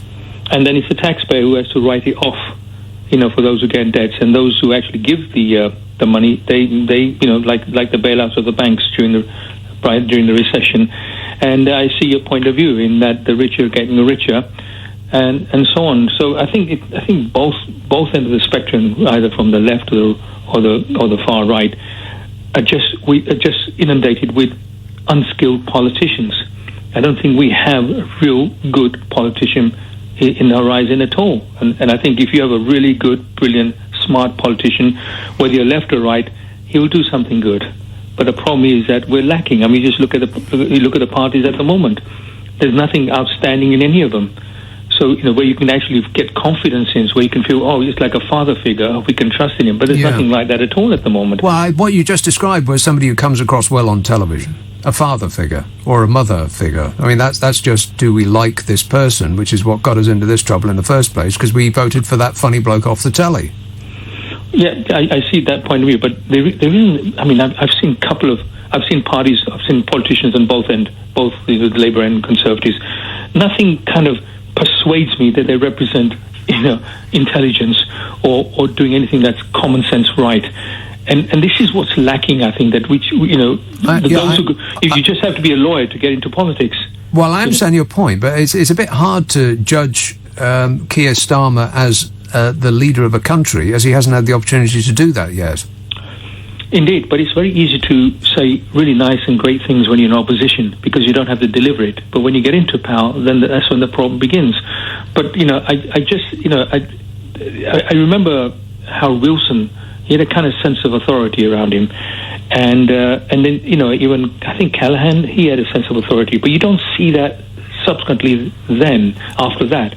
Margaret Thatcher had this Margaret Thatcher certainly had a sense of authority. And Tony Blair ruled while, coming across as an affable person. He ruled with quite a stick, in that, people didn't step out of line, and it became more presidential under him, as far as I'm aware. But at the moment, it's like the circus at the moment. It's a clown show over there. But when they're aided by the media, Tony Blair used the media to promote himself and his ideas. Mm-hmm. Perhaps to a certain extent, Margaret Thatcher was kind of an old-fashioned politics. I'll do it my way. I'll do it. I don't mind whatever you want to do, as long as it's my way. So you had that kind of perspective in her. But you're still missing that, dominant, wise, skillful person who can take us through any storm. And I think that's you're what's talking lacking. about, Churchillian figure. Indeed, Right. indeed, and I think perhaps the way the politics works is you're not getting the very best. It seems that most of the politics haven't worked or got a law degree, Right. but haven't whose really fault is experienced that? life. But that's our fault, the voters' fault. It's not by accident that they come to power. We put them there. But the thing is, you haven't got a choice. Right. There's a name on the ballot, so you've got to pick somebody. The problem is the way they're selected, the way they get there. I think in America, I've read somewhere that, one person decided to stand for office and he got to the very top. So an ordinary person shouldn't have to depend on, the hangers-on or some kind of a The culture party or machine. The party machine, yeah. An ordinary person should be able to, hey, I want to stand for office. I have some beliefs, and not be corrupted by that culture, Yes. that mechanism that works within politicians. Right. Well, Anyway, democracy in that's this my country. point. It says, does anybody know why we still can't drive around the whole of Richmond Park? The virus doesn't jump out of cars, does it? I wasn't aware that you couldn't. Why can't you drive around the whole of Richmond Park? There's just so many silly rules and regulations that have been imposed upon us. It's got to the point that I don't know whether they're just playing with us now. It's like, push me, pull you. Come out. We're desperate for you to go shopping. And when you go shopping, you're going to have to wear a mask and queue outside in the rain, because they can't have for too many people in the shop. And when you go into the shop, you're not going to be able to touch anything. And you certainly can't try any clothes on. But other than that, enjoy. Yeah, right. Okay, will do. What was that? What would you like me to do? I'd like you to shut up doing a radio show, you idiot. Sure, I can do that. Well, that's just polite. Thank you. Be polite. Yeah, appreciate it. What did I say to set it off? What would you like me to do? Be quiet is what I would like. In fact, I specifically instructed you to be quiet, stupid smartphone. I did turn it off. Well, not off, but I silenced it, and it completely ignored that instruction and interfered with this super show. Melbourne, Australia. Martin. Hi, Nick. How are you? Good, thanks. Hi, yeah, the average salary in the UK is £30,000. How much do you earn, Nick? 30,000. I think you're way out there. I think it's more like 22, 24, something like that. And do you earn more than that? Well, it's none of your business. What's it got to do with you? Well, because if you're on the radio telling everybody how badly, workers are exploited and how bad it is that we've got all these wealthy people oppressing the poorer workers, I think it's highly likely that you earn more than the average worker. And so my question to you is who are you exploiting? Where's your extra money coming from? I don't employ anybody. But you're saying that people that earn more should be giving it to people that earn less. No, I'm saying that people who own corporations, who take all of the wealth that has been created by that corporation and give nothing to the people below them, that does not... Like you? No, like you, Nick, with your above average salary. No, again, people like that, people like your employers. Again, I don't employ anybody. But your boss does. I'm not yes. Is your boss exploiting you because he's giving you more money than the average British worker? My boss exploits no one. We're doing fine here. The wealth gets spread around in this. Are you spreading your wealth around, Nick? Because you earn more than the average worker. Are you giving it to all these poorer people? Again, every other... I don't employ anybody. How many times do I have to explain this to you? Your boss employs people. And what it sounds to me like, Nick, is that you're a bit of a hypocrite because you're working for someone. Yeah, you're happy to take... Yeah, again. You're happy to take an above-average salary, but you're not happy for anyone else to have an above-average salary. I'm not happy for anybody else to have that's the entire point of my argument, that people should have more of the wealth that is created. So why don't you lead by example and give every pound over the average worker's salary away to other workers? Why don't you do that? Because that's charity and has nothing to do with earning a living.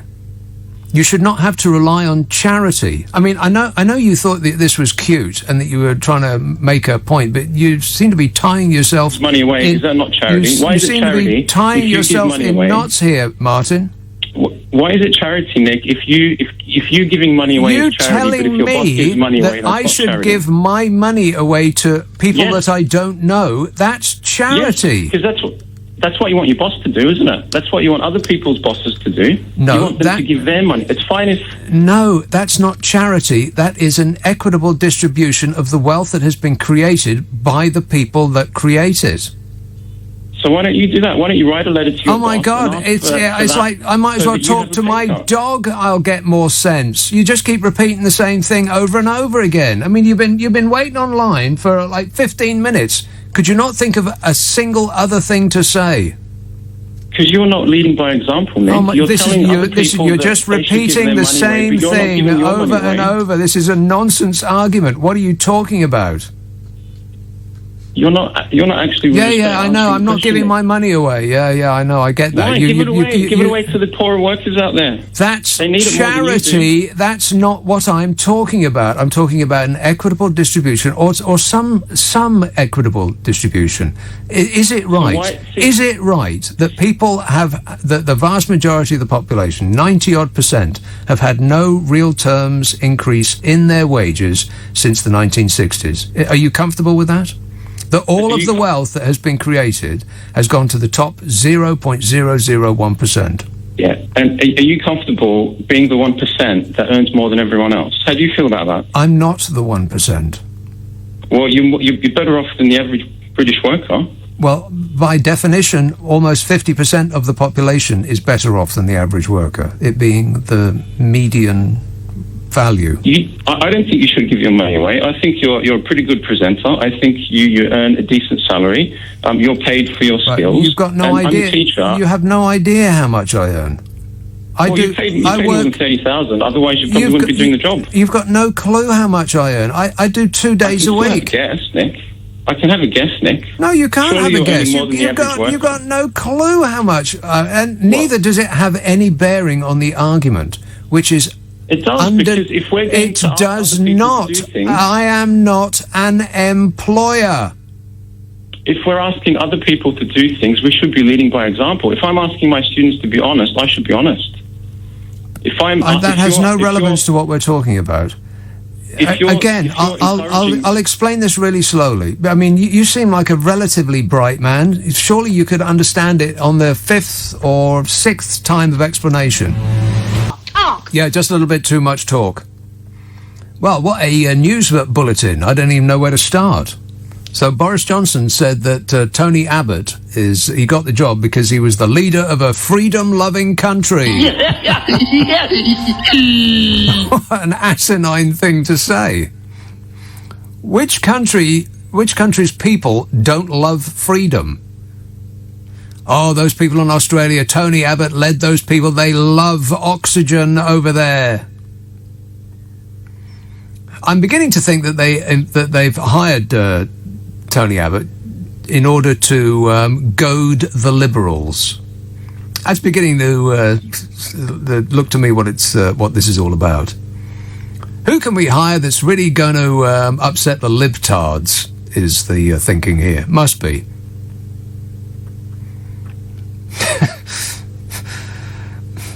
And then they'll start yelling at each other about that, rather than examining the cack-handed ineptitude of our response to the virus. The crashed economy. What can we do to get them to stop talking about us, says the government, Boris Johnson, and distract them? Well, just chuck a distraction bomb out the window. Let's get somebody who is really going to freak them out.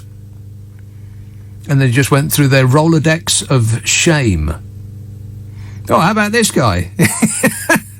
And they must have had a real chortle about that. Yeah, sure, they'll hate him. Tell me that's not what's going on here. And then there's Donald Trump. Donald Trump, oh my God, that man. Donald Trump is getting sick and tired of being accused of everything that Donald Trump says. Oh, shut up! He is tired of being accurately reported by the press. He actually tweeted this obvious lie that he said, "Oh, I never called the dead military veterans losers." Yeah, he did. I never accused John McCain of being a loser. There's no evidence to suggest that I accused John McCain of being a loser, said Donald Trump. And a brief search on the internet will find a video of Donald Trump calling John McCain a loser. You know, the one where he said, he was supposed to be a war hero. I like war heroes who weren't caught. Really. I like war heroes who weren't whining babies who pretended they had something wrong with their heel, so they couldn't join up. Oh, so hurty. And Lionel Messi isn't coming to British football. Very disappointed. Aren't you? I would have upgraded my Sky subscription to include sports. Not coming. Oh well. I suppose we can't have nice things. 0345 6060 973. This text says, only 2 of the many happy kids coming out of secondary school in Ham this afternoon were wearing masks and there was no social distancing. I think the middle-aged and above would be wise to avoid outside now. Well, the rate's going to go up now the schools are back and people are venturing back to the office. Of course it will. And what then? Are we going to go back into lockdown again? Because if we are, then you can kiss goodbye to the economy. You can just wave goodbye to all of that, because it's gone. And if we're not, then is that not admission that we screwed it up in the first place by going into lockdown? I mean, explain it to me some other way. We're either going to double down on the mistake, in my opinion, Well, I mean, the evidence is all before you. I mean, in 4 months we crashed the economy to an extent that has never been seen before in history, ever. 4 months. Maybe not even 4. So it was obviously a catastrophic error. It can only be attributable to human error. Now, either we're going to double down on that and pretend that it was right all along, and when the rate shoots up, as it is bound to do, now the kids are going back to school and people are going back to the office and we're emerging outside, blinking into the light, we're either going to do it again, everybody gets locked down again, because they keep saying it's going to come back in the winter time and it's going to be much worse because we're all indoors and, the flu season and all of that. So we're all going to go into lockdown again, or we're not going to, which would be inescapable evidence that we got it wrong the first time. We're either going to do it again or admit that doing it in the first place was wrong. There's no other way around it, is there? Let's have Colorado Springs. Diana. Yes, hello, Nick. This is Diana in Colorado Springs. Yes, Diana. I've been to I was so interested. I've been to Colorado Springs. You have? Did you enjoy it?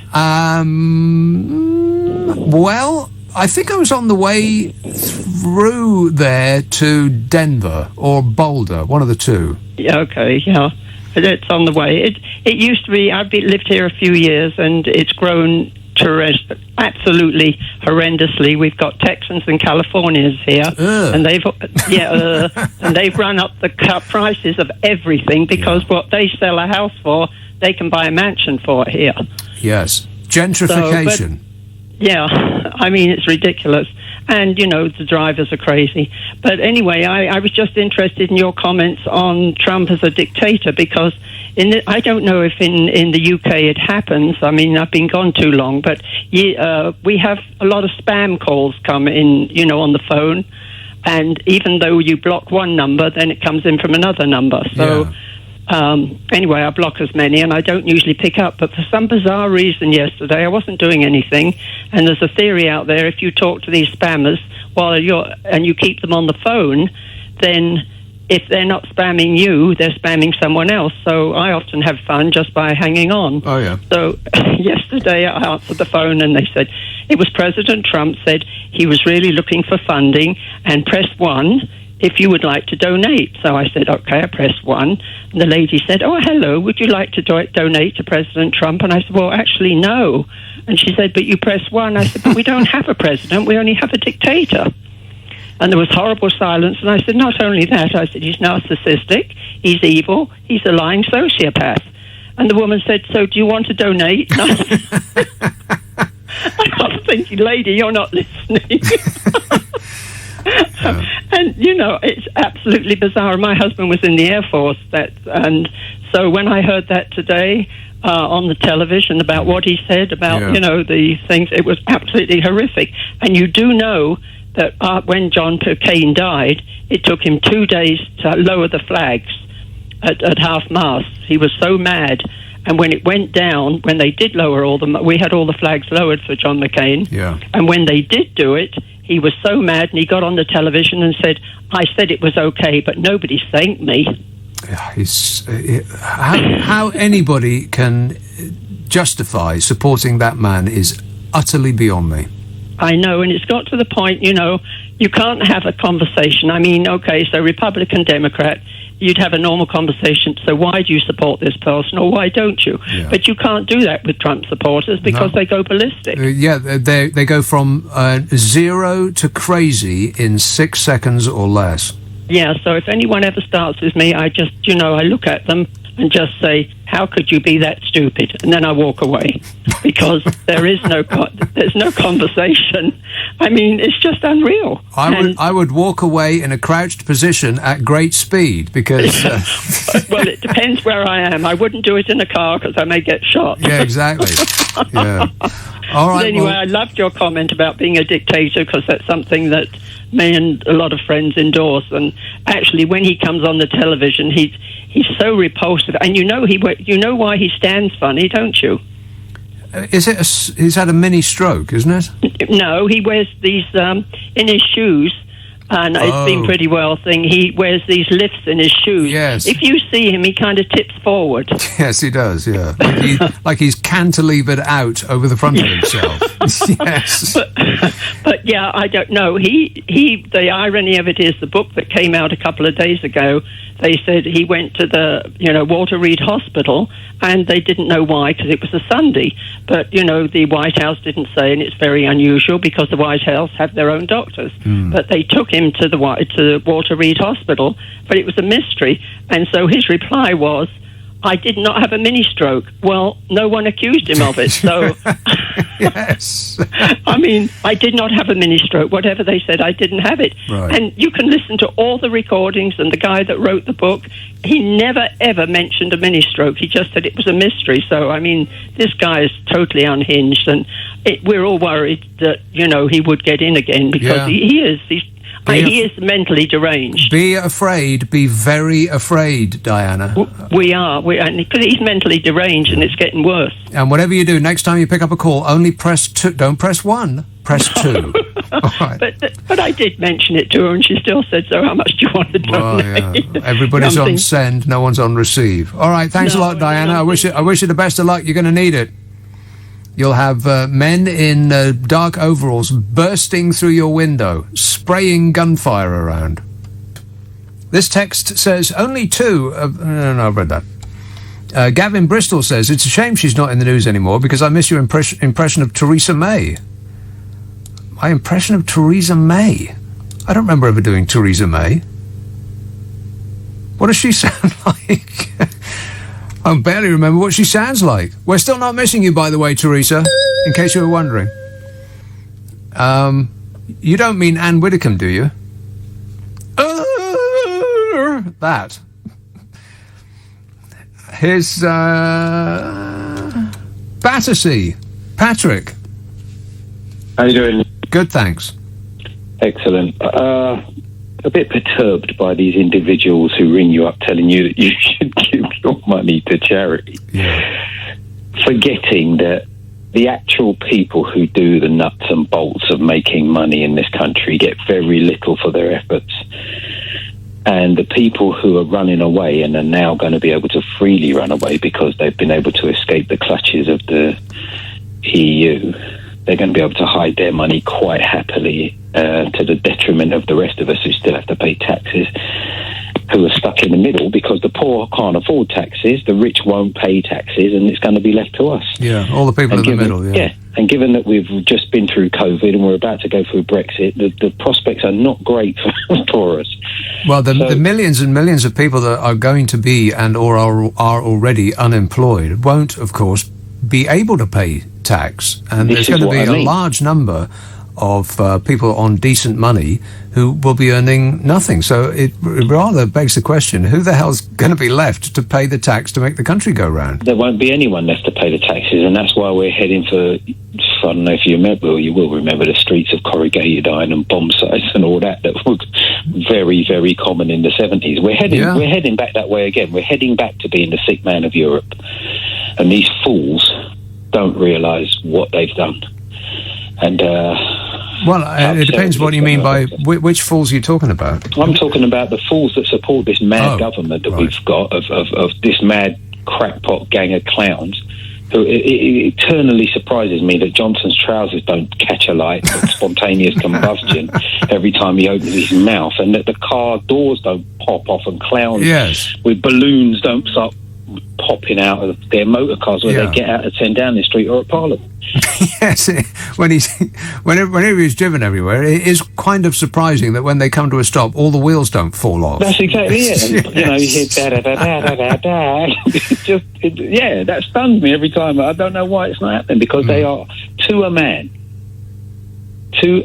and woman, they are nutters and they don't know what they're doing, and they're highly I don't think you're right there. I think they do know what they're doing. I mean, as far as being qualified for the jobs they're supposed to be doing. Oh, right, okay, We've got an education minister who doesn't know what he's doing, a health minister that doesn't know what he's doing, a prime minister that doesn't care or know what he's doing. But everything you just said is a perfect reflection of what's happening in America. I mean, isn't it amazing how in step they are? It's because they've seen that thing be successful. But I think it's partly that small group of people that are benefiting from that success, not to America in general. But it's the same group of people. It's the same people. The same faces keep cropping up on both sides of the Atlantic over and over again.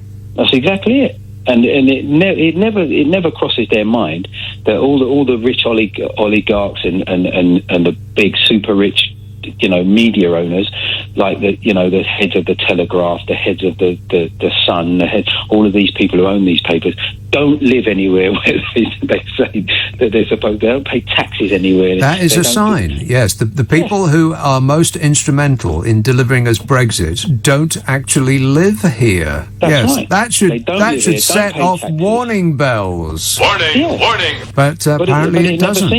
It never seems to. No, because the thing that always works, the distraction bomb, is the people below you on the ladder are dragging you down. Don't concentrate on us at the top of the ladder pushing you down. It's the people below you on the ladder that are trying to steal your sandwiches. And of course, the great British public always use their great common sense and look at the situation there is and vote accordingly. It works very well all over the world, pretty much every time it's ever been tried. And there seems to be waves of acceptance of that come around every now and again, and we are certainly surfing a wave of right-wing fury at the moment, that people have realised that their life isn't what they dreamt it would be.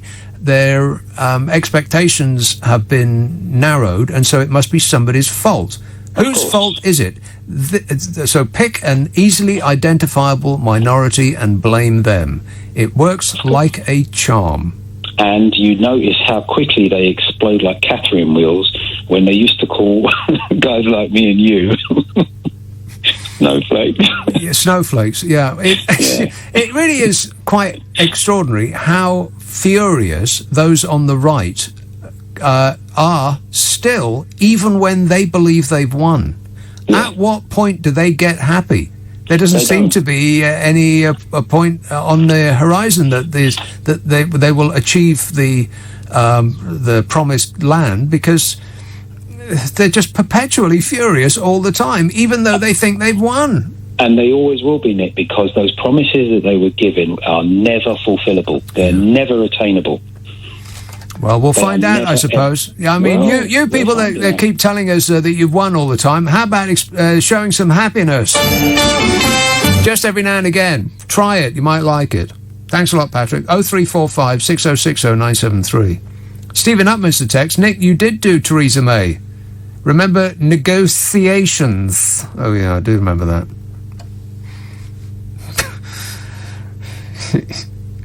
Yes.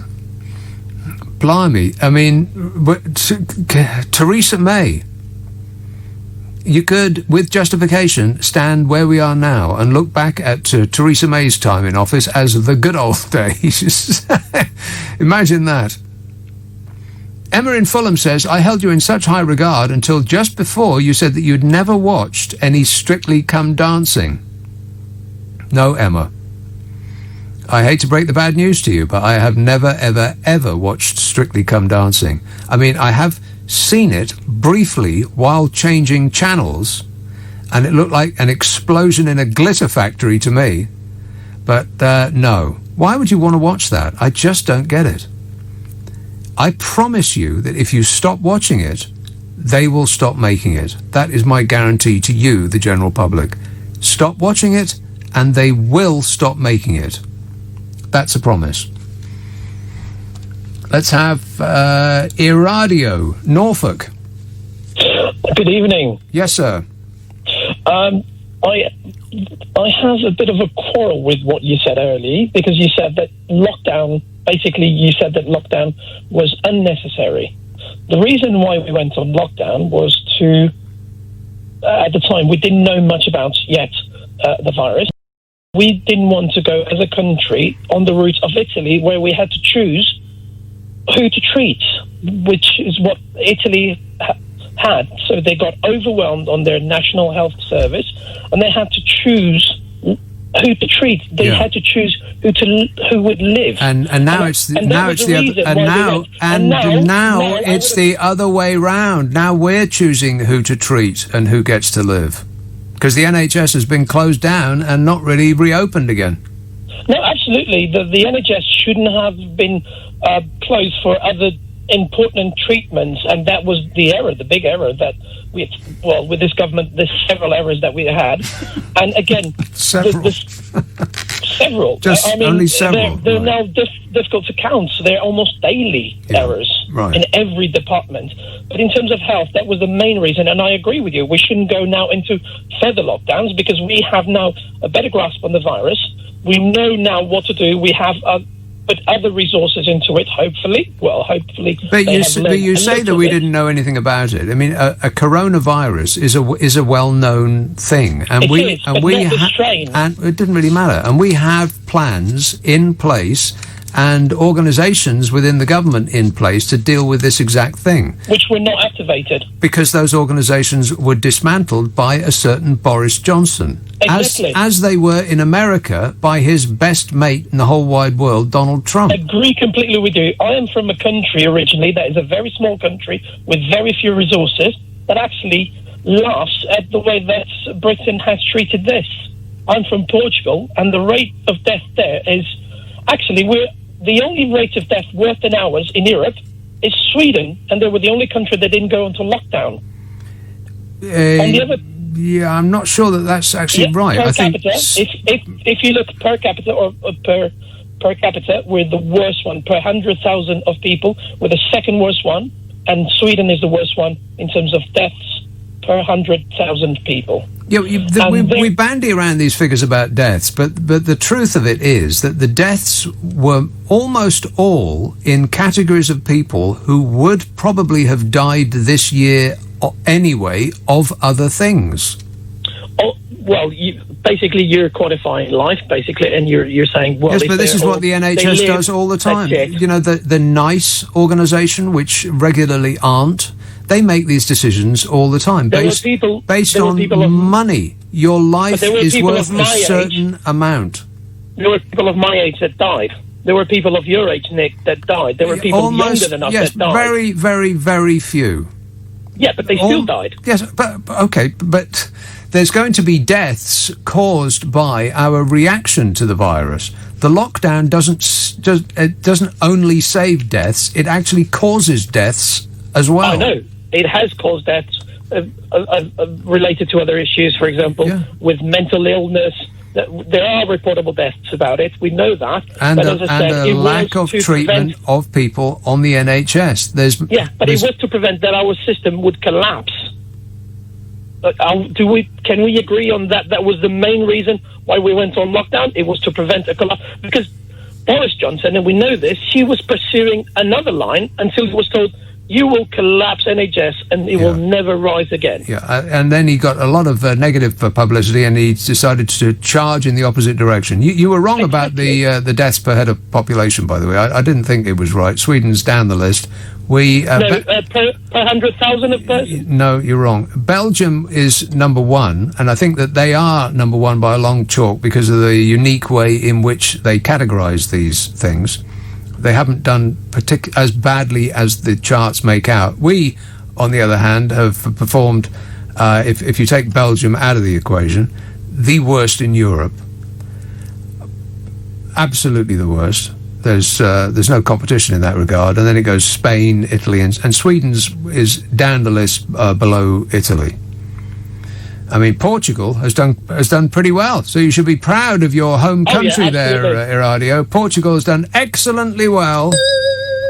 So congratulations to Portugal. What's surprising about Portugal being on or off our corridor of safety for holidaymakers is not that we should be concerned about people coming back from Portugal to this country, is that Portugal must be out of their minds to accept people from here. Are you people in Portugal crazy? John in Wrexham says, Nick, we can't negotiate our own trade deals because for the last 40 years we've handed that over to the dreaded EU. We no longer have anyone in this country with experience of negotiating trade deals. Yeah, I know that. I know that. Negotiating trade deals is a very, very highly complex and specific skill, which is why we are inept at it, because there isn't anybody in the current administration with said skills.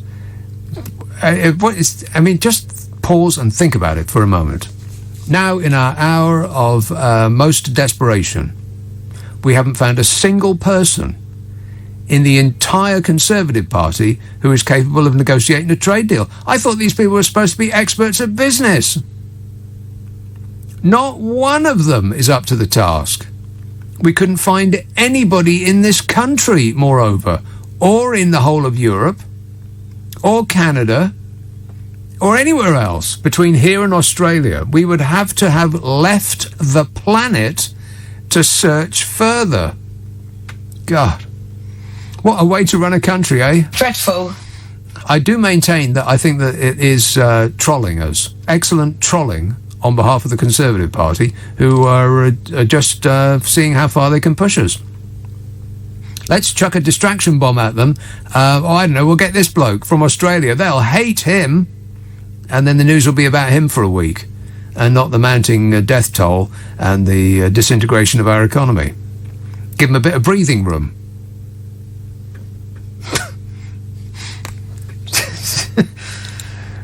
Maya, Tottenham. Hello. Hello.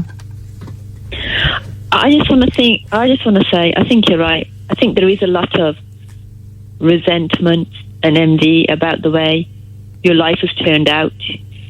A bit of delusion as well, I think. And I blame that on the education system.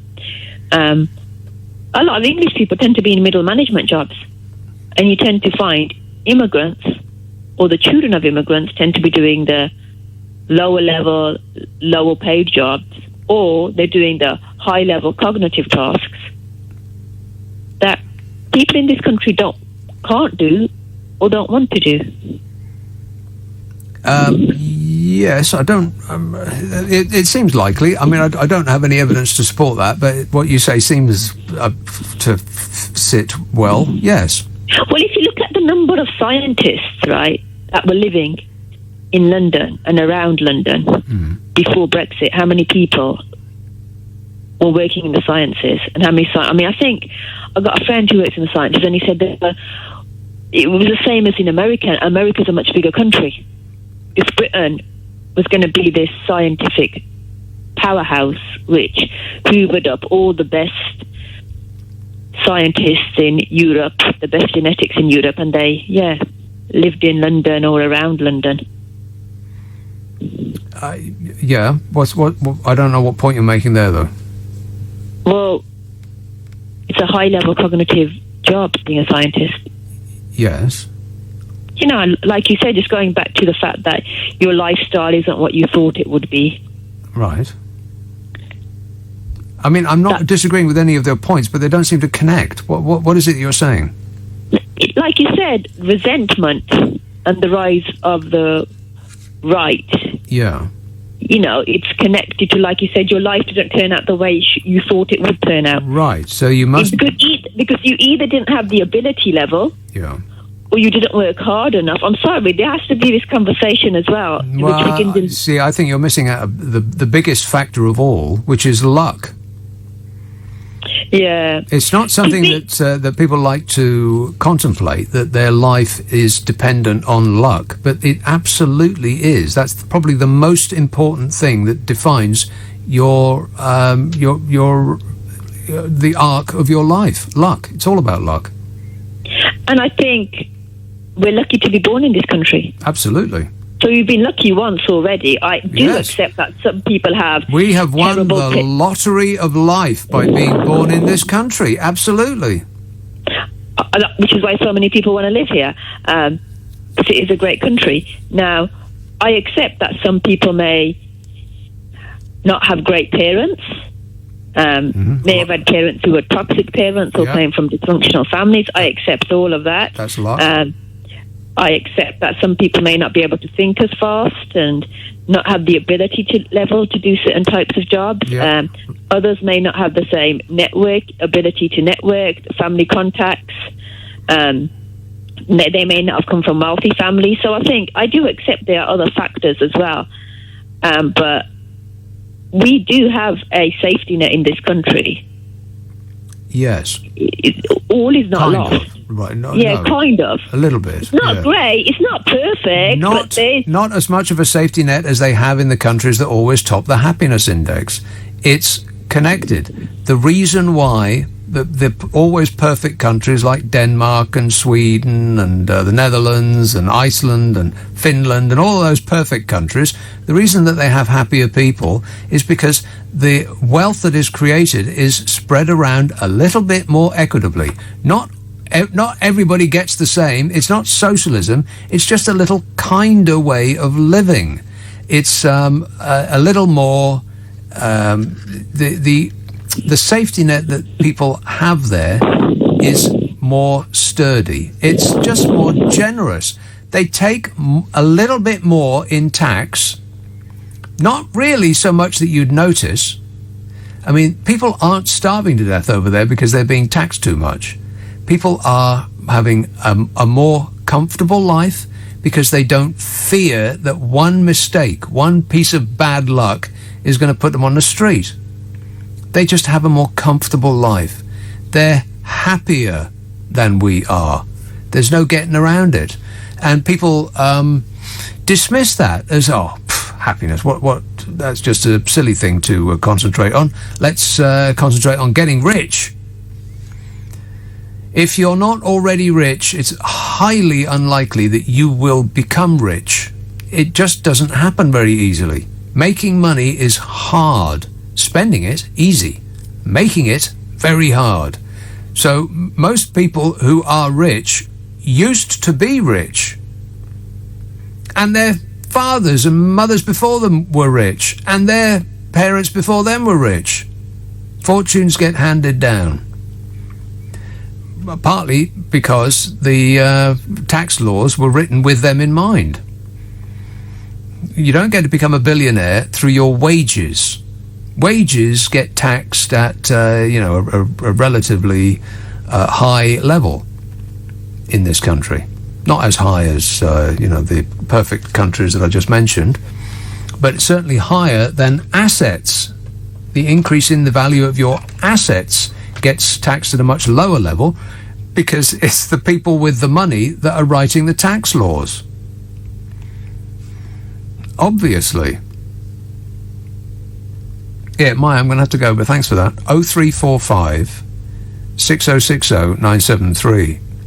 Bob in South Wales says, Liam Fox said it would be the easiest trade deal in history. We end up with Aussie Tony Abbott. We would have been better off with Russ Abbott. Is Russ Abbott not available? Maybe they just started alphabetically. Oh, I don't know. Who have we got? We'll just, look it up in the phone book. We'll check our Rolodex alphabetically, and Abbott was the first one they came to. I know that is likely because I was always number one on the roll call in school. Nobody ever beat me. ABBOT. Very tough to beat that. I mean, you'd have to be called Aardvark.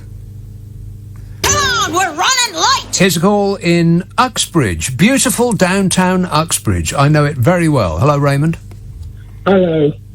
Has it changed beyond all recognition since I was stuck around that manor in the late 70s, early 80s? Oh, really? What? I rang up to complain about your attitude to Brexit. Right, can we talk about Uxbridge instead? Because it used to be absolutely hideous. Is it better now? Well, it's hideous, but in a different way. In what way? Well, they've got all these tower blocks and big office blocks, and the place is scarred by HS2. Is it? Well, Harefield around there. Really? HS2's got... Oh, I suppose it would... No, don't you mean Crossrail?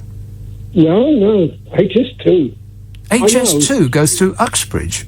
Yes, well, it goes through Harefield, which is 3 miles 6 miles north of that bridge, but it affects the traffic everywhere because there's queues and queues of lorries everywhere.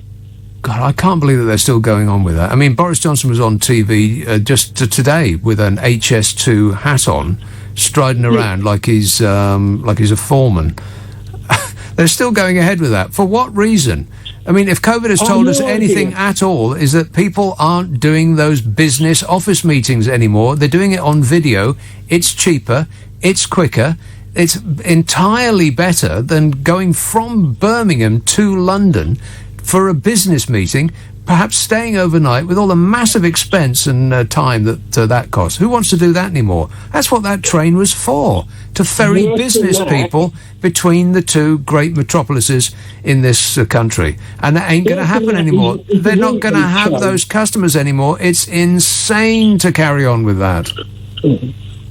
I'm talking about the route they chose.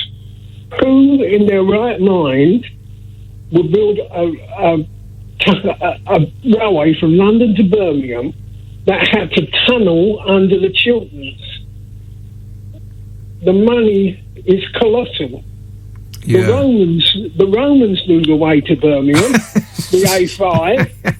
The canal builders knew the way to Birmingham.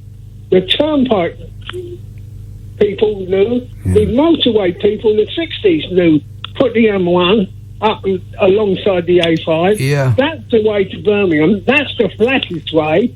But no, they go and choose a route where they have to go in a viaduct over lakes, spoiling the vista, and they have to tunnel under the Chilterns. It's so bizarre that I mean, I don't want to engage in conspiracy theories, but it seems as though there has to be some other explanation than providing a rail line that gets you from Birmingham to London 10 minutes quicker than before. I mean, that's such a stupid reason to go through all this unbelievably expensive nonsense to provide us with something that people won't want when it's built. The only thing they'll want is a high-speed vacuum tube train. Yeah, that Elon Musk thing, that's a good idea. Yeah. That is the future. Yeah. Building a railway line isn't. It's the past. We're building a railway line to the past. Yeah, doesn't that sound like a Conservative administration? Anyway, what I really rang up to talk about is your attitude to Brexit. Oh, but we were getting along so well. Yes, but you're such a toddler. You scream and shout about Brexit. Who, me? You've done Brexit, yeah. and I didn't want it. So I'm going to scream and shout. Mm-hmm. Why do you do that? Why can't you just accept democracy? Because it wasn't won by democratic means. They cheated. They didn't cheat. They absolutely did. Yes, there was Russian interference, which is, and the evidence of that is that the government is so frightened of us knowing that they refused all invitations to investigate it. Well, they didn't find any evidence of it because they absolutely flat out refused to look. So after Brexit, there was a Conservative victory. Did they engineer that? Well, I mean, if you want to break it down, there were more votes for parties that either wanted a second referendum or who wanted to stay in the EU than there were for parties than there were. Well, I don't think that's what you're talking about. You're not talking about who won. You're talking about the will of the people, are you not?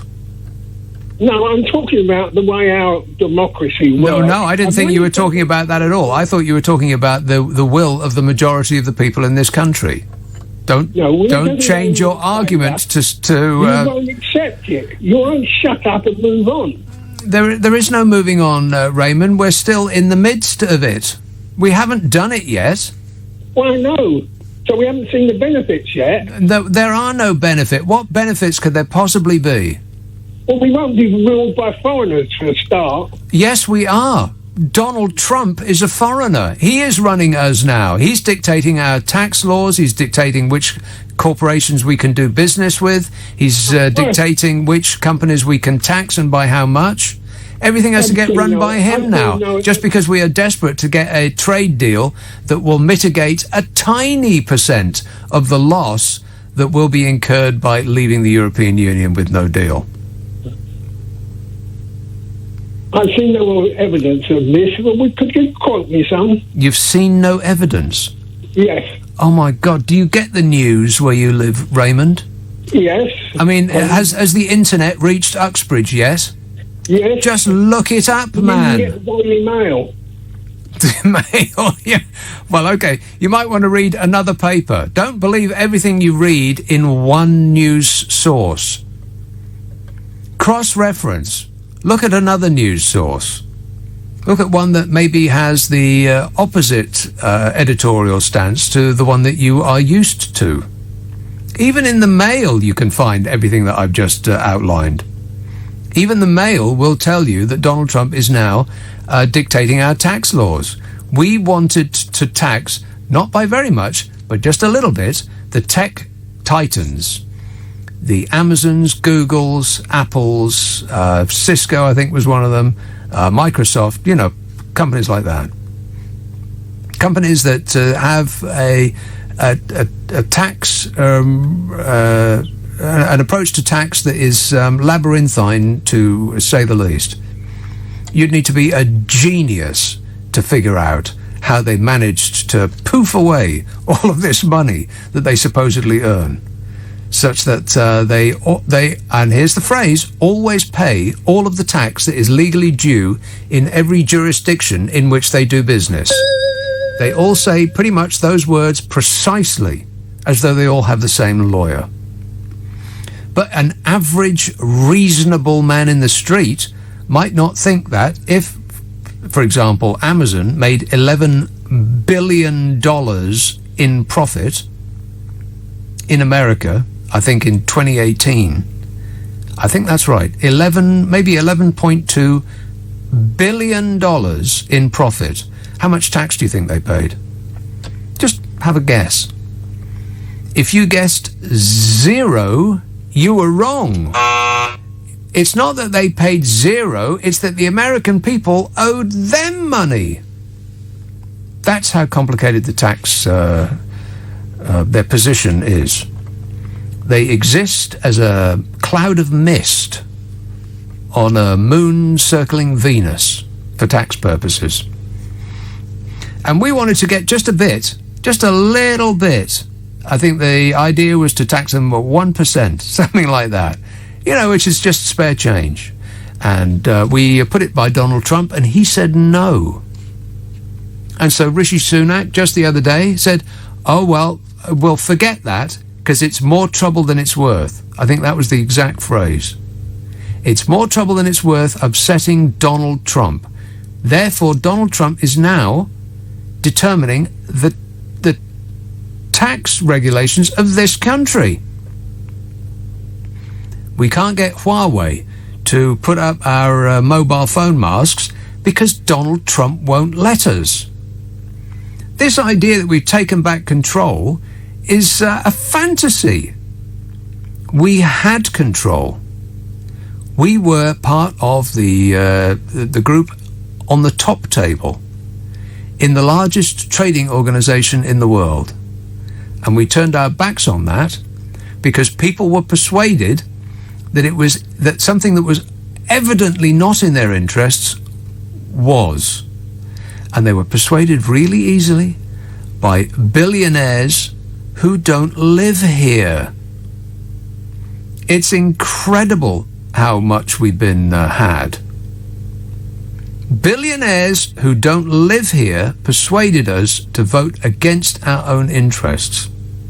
And and people like you, Raymond, I'm sorry to say it, but you still don't get it.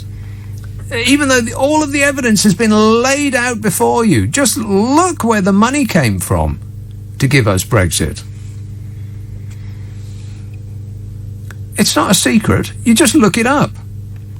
If you think that your interests coincide with those with those of billionaires, then I can't help you. I mean, what makes you think that?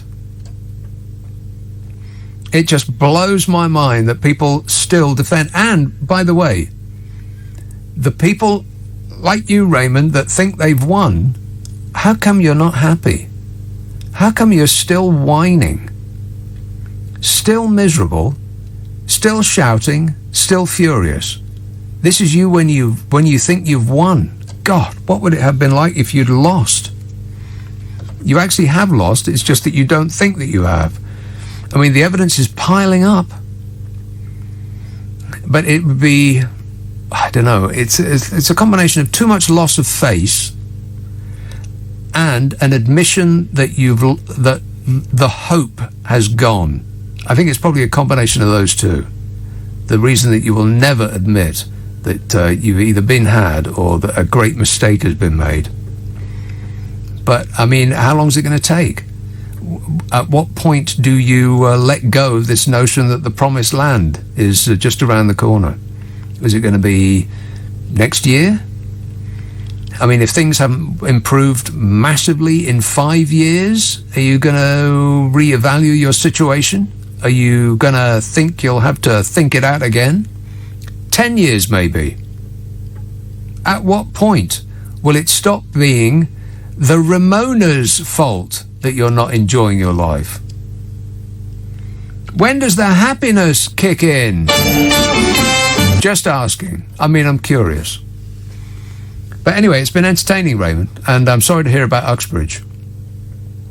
Still looks like that. Never mind, eh? I can't wait to see pictures of the Trump boat parade. They're going down. What a tragedy. It's a tragedy at sea. Aren't you upset? No. And Lord Frost, they made him a lordship in order to give him a bit more gravitas. He's our negotiator with the... Ew. Yeah, they gave him a funny name and a badge in order to make him appear more grand, to cow those fearful Europeans who just staggered behind their hands and thought, God, are you people still doing that? A lord, you say? Like he'd swan in with knee-high socks and buckles on his shoes. Quite rightly, Lord Frost said that we will not be a client state, we will not blink, we will not have leaders of other countries telling us what to do. Unless it's Donald Trump telling us who we can do business with, or Donald Trump telling us who we can tax and by how much, and Donald Trump telling us what food we can eat. But you know, apart from that, we make our own rules. You better believe it. Meanwhile, Donald Trump demanded to stay in Buckingham Palace during his state visit, despite being told that the royal household was under extensive renovations. Did you hear about this? This is when he came last year. They said to Donald Trump, well, I'm very, very sorry about this, your sirship, but I know that Obak Arama stayed at Buckingham Palace, but you can't because we've got the builders in. And he said... President Trump was invited for a formal state visit by the Queen, who loved every moment of his company. He wasn't invited by the Queen. Somebody in the government told the Queen to invite him. Please. Anyway, he came over in 2019. She asked him, apparently, in 2017, but it was not until the summer of 2019 that he took up the offer. That's because he was afraid that the cheering from Britons eager to show their support would be too deafening. You know, like they were the previous year he came. Boo! We said. As the trip was being organised, White House aides told Downing Street that it was critically important that Mr. Trump was allowed to stay overnight in Buckingham Palace. Oh, my God, he's a baby. Critically important. In other words, he yelled the place down that Obak Arama had been allowed to stay in Buckingham Palace, and he wouldn't be allowed to. I'm a whiner, and I keep whining and whining. Trump was set to bring his wife, Melania, as well as his 4 adult children, Ivanka, you know, the hot one. I would totally be dating her if she wasn't my daughter. His words, not mine. And his sons Uday and Kusei, and Tiffany, the one he doesn't talk about. She's not hot like Ivanka. I mean, wow, Ivanka. No, I'd give Tiffany a 5, maybe 4.5. Oh, and by the way, I will be so great to women. I cherish women. Sources claim that the president expected the same treatment as his predecessor, Barack Obama, who was welcomed to an overnight stay at the palace with his wife, Michelle, during the state visit in 2003. You remember Barack Obama, don't you? Yes, that's him. Back when the world made sense, when we weren't looking at World War III again. Again? Well, the only reason that the baby tornado wanted to become president at all was because Barack Obama made fun of him at the White House Correspondents' Dinner. It's still available on the World Wide Web. Go and take a peek. I double dare you. He was sitting in the audience, and they were making fun of him, and Donald Trump fumed so much, it looked like his hair would catch fire. And ever since, like a child, he's made it his life's work to undo everything that Obama did. Like a toddler smashing his toys because Mummy won't give him an ice cream. Oh, shut up! The problem was Buckingham Palace was under renovation during Trump's visit in 2019, in June last year. Yet Trump reportedly still demanded to stay at the palace. Stamped his little Cuban heels, he did. That's despite entire areas of the building having been closed off and actual real-life royals being turfed out so the builders could do their thing. This led Downing Street aides to request a room-by-room breakdown of refurbishment plans to see where they could stick Trump. Any suggestions? Hands in the air. But apparently this failed. And so they had to stick him in Winfield House, the US ambassador's residence in Regent's Park. He had to slum it in that palace. And we've never heard the end of it since. I am the most fabulous whiner. And I'm a whiner, and I keep whining and whining. White House advisors feared that what they described would be a hissy fit if Trump believed that he was getting less than Obama, leading them to create a spreadsheet in case Trump asked who got what before him.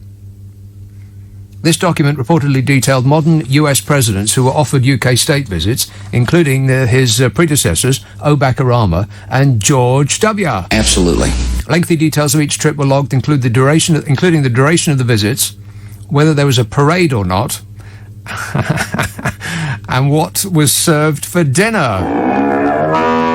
I like those mashed potatoes, all poofy and soft and creamy with gravy, so I can make islands, and then French fries, so I can build a wall around the island. I'm building a wall, okay? I'm building a wall. I'm building a wall, okay? I'm building a wall. The document was reportedly requested by the officers of the First Lady and the President's Chief of Staff. One ex-White House source told the Daily Telegraph. I think pretty much everybody in America is an ex-White House source. He always has the best people and then fires them shortly before they go to jail. If anything went wrong, the source said he would blame the UK government. He'd engage in a really nasty way, in a way that would end up blowing the entire relationship. This is the man that we are hinging the future of this country on. Donald Trump is not a nice person. Are we out of our minds? The White House source says you've seen him have a hissy fit with Justin Trudeau, the Canadian Prime Minister, and other leaders. This guy is the most powerful man in the world. If there's any stronger evidence of the non-existence of God, present it to me. During the president's state visit, he was taken to Sandhurst, where they train British Army officers, or, as Trump calls them, losers. He was also taken to Chequers, where he sat and appeared to pose like the former Prime Minister Winston Churchill for a photograph. The image was tweeted by his press secretary, Sarah Sanders, but any comparison between the leaders was rejected by the British tabloids, which is fake news. Trump, who owns 2 golf courses in Scotland, was said to be shocked at the prospect of Scotland leaving the UK. Why, you might wonder? Well, because one former White House advisor said that Trump said, but it wouldn't be the British Open, referring to the oldest golf tournament in the world that he wants to have held at his course. If Scotland leaves the UK and devolves entirely, then he wouldn't be able to hold the British Open at one of his tacky golf courses. As usual with him, it's me. With him. The one that matters is me. I'm the only one that matters. 0345 6060 973. You can text 8. Oh, and by the way, about that, we are a proud nation and we won't take instruction from any others. And, I can't hear this again. Donald Trump's former national security advisor, John Bolton, claimed the president ordered him to get our ambassador to America, Lord Darroch, out of here. It came after Lord Darroch's disparaging but entirely correct comments about Donald Trump were leaked in July 2019. Lord Darroch had claimed the Prime Minister helped force his abrupt exit from his role as Britain's most important diplomat when he was under attack from Donald Trump. In secret cables and briefing notes, Lord Darroch, our ambassador to the US, warned London that the White House was, quotes, uniquely dysfunctional and that the president's career could end in disgrace. Completely correct in every respect. That's his job to tell us what the situation is over there.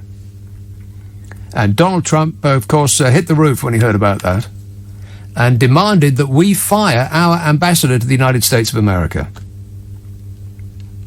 It probably at no time in history has that ever happened, that the leader of another country has told us to fire our ambassador to his country, and we've done it. That's us taking back control, ladies and gentlemen. Doesn't it make you feel proud to be British?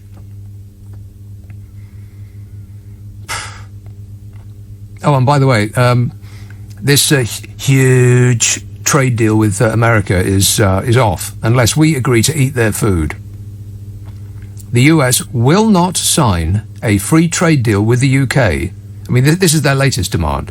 And of course, when we agree to this one, then there'll be another demand immediately following that, and then another demand immediately following that, and so on until the end of time. There is no appeasing Donald Trump. He's not a nice person. Oh, shut up! The US will not sign a free trade deal with the UK if its farmers cannot sell meat and other agricultural goods to Britain without barriers. The Trump administration's most senior trade representative has warned, which means the end of British farming. You can kiss all that goodbye. Robert Lighthizer, the US trade representative, told the American Ways and Means Committee on Monday that the Trump administration would push this off, as in, forget it. If the UK government did not accept US demands on food standards, we change our food standards to their food standards, or we get no deal. This is us truly taking back control. Minette Batters, the president of our National Farmers Union, described Boris Johnson's refusal to commit in law to upholding our current food standards as, quotes, pretty terrifying. But, she's just the president of the UK National Farmers Association Union, so what does she know about farming? She's just an expert, so nobody is remotely interested in anything she has to say. Taking back control, that's what that looks like. Taking back control that we had as sitting at the top table of a rainbow coalition and gifting it to a bright orange whining baby 3,000 miles away. Can you believe it? I'm president. Can you believe it? No, nothing. This says, Nick, be scared, be very, very scared. Because if the orange nightmare fiddles his way in for another term, then the next thing he will do is abolish the rule that a president is only allowed to serve 2 terms. Then he really will be a dictator. That's my prediction, and it's very scary, says Margaret in London. And that's what I'm expecting, Margaret. I've been expecting it all along. This says, what's your thoughts on the blocking of the printing presses today? I couldn't get my copy of The Current Bun, says Chris in Stubbington. Yeah, you could, Chris. It's available for free on the internet. What are you whining about? Robin Churchy said, these are some messages from yesterday. Robin Churchy says, do some of your callers really believe that Corbyn would have done a better job and just ignored the senior civil servant's advice during COVID-19? It's like, what about this and what about that? Yes, that's right, Rob. It's Jeremy Corbyn's fault. God, when is it? I mean, what have we had now? 11 years of Conservative rule, and it's everything that happens is still Labour's fault. Any chance of taking some responsibility anytime soon? No. This says many Remainers want us to collapse once we've left to show us they were right. Sick. Well, I take that suggestion and I raise you one. Many Leavers don't mind if we collapse once we've left, just as long as they get their way. Sick. Here's a call in Worcester. Hello, Dave. Oh, good evening, Nick. Donald Trump. Yeah. Well, I don't think he's that much different from all the previous presidents. Really? I just think he's a narcissist. He's vulgar, but I think the elites don't like him because the elites. Who's that? Well, the kind of liberal intelligentsia. Are you talking about billionaires? Well, I'm talking about the people that like to pretend that they're civilized. And I just Who's that? People who like to pretend they're civilized. Who is that? Well, the liberal elites, if you like. And you keep saying that, but I don't know who you're talking about. Are you talking about billionaires? Or not necessarily. What I'm trying to say is they don't like Trump. I don't like Trump. Who doesn't like him? I don't like him, right? Who doesn't like him? Who? No, I didn't say why. I know why. I'm asking who. Who are the liberal elites? Who are they? I'd say people like Tony Blair, people like Clinton, people like Joe Biden. So that kind of. There isn't anybody like those people. I mean, three. You're talking about three people. Okay, well, the people they represent, the people that voted for them that kind of think that they're more progressive and that they're going to bring in a fairer society. But what I'm trying to say if you're lumping all the people that voted for Tony Blair, for instance, then that would be the majority of the people in this country. He was one of the most successful prime ministers of all time. Yeah, but what I'm trying to say, I mean, you're right. The liberal elite, that's all of us then. Well, not me. But what I'm trying to say... You just admitted that it was. You said you don't like... You said the liberal elite don't like him, and then you included yourself in that group. Okay, but I'll tell you for why they don't like him, right? Because he's so vulgar, and because he's, I don't know, he's wealthy, obviously. You said the other day... There's nothing obvious. There's nothing obvious about it. He refuses to release his tax return, so I doubt that he's actually wealthy at all. But he just, like the other one, like Obama, he was a lawyer. He was a Harvard lawyer. Yeah. You mean intelligent? No doubt there is. But what? Because that was a word that you used before when trying to explain what a liberal elitist is. That somebody who is intelligent. So you want to be ruled by only stupid people. No. I think you've actually got your wish. Your wish has come true.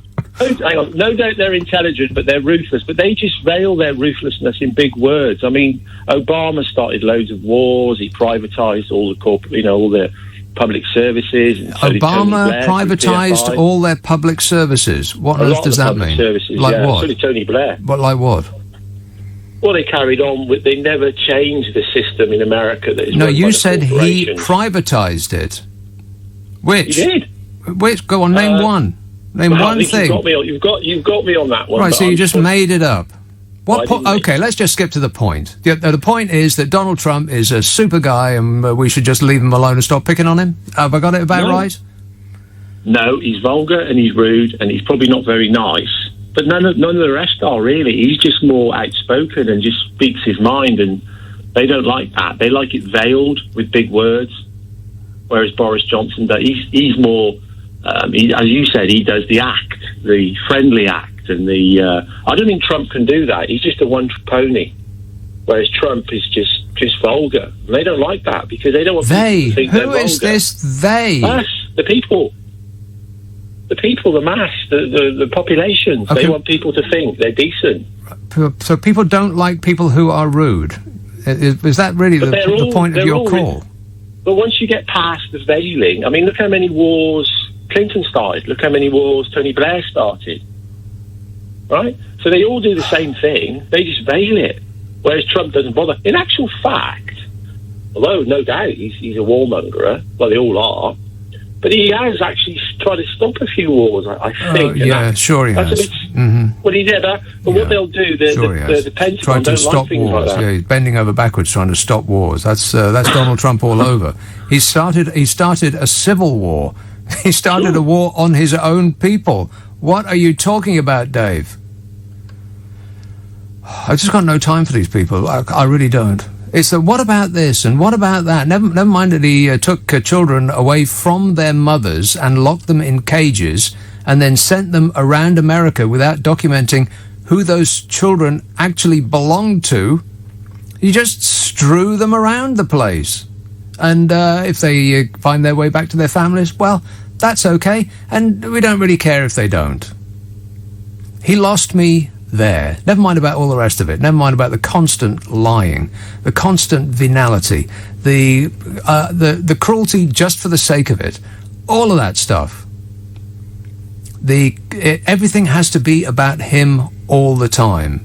I mean, if you can't see the parallels between some of the worst dictators that we have ever had, if you can't see the parallels between him and the people that regularly appear on the History Channel, then I can't help you, Dave.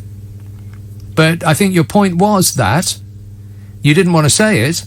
Why are we picking on him? Poor Donny. This says, currently the UK has about 160 trade agreements set up through the EU. So that will soon be zero. Where will we get stuff from? Well, that's a good question. Do you like stuff? I know I do. It says, looks like we better get the dripping off the grill and pull the old rationing book out to get through this winter, says Billy in Epsom. It's a good idea, Billy. Dripping and bread, or bread and dripping is actually the way you're supposed to say it. Bread and dripping. Never had it. Sounds vile. They take a perfectly good piece of bread and put dripping all over it. I don't want anything that drips on my food, okay? This says, Dear Nick, is Ivanka real? Her lips move and her eyes blink like Lady Penelope. Thunderbirds for those too young to know, says Faye. I don't think she actually blinks at all. But she does look like she's made out of wood, just like Lady Penelope. That's a good point. Ty in London says, the problem with the economy is that the government interferes with it. If we had a proper free market capitalist economy, we would be much better off. I assume you're trolling me, Ty. You just don't know these days. I mean, the stuff you read on social media, you might... I advise that you don't go on it, because it is a giant waste of time. Affirmative. I think you'll find that is correct. I go on Twitter, I think I'll just be honest for 5 minutes. I'll just see what's trending, and I'll compose some dopey response and stick it up the internet. 3 hours later, I'm still staring at it. Just turn it off. Put the mouse down and walk away from the screen.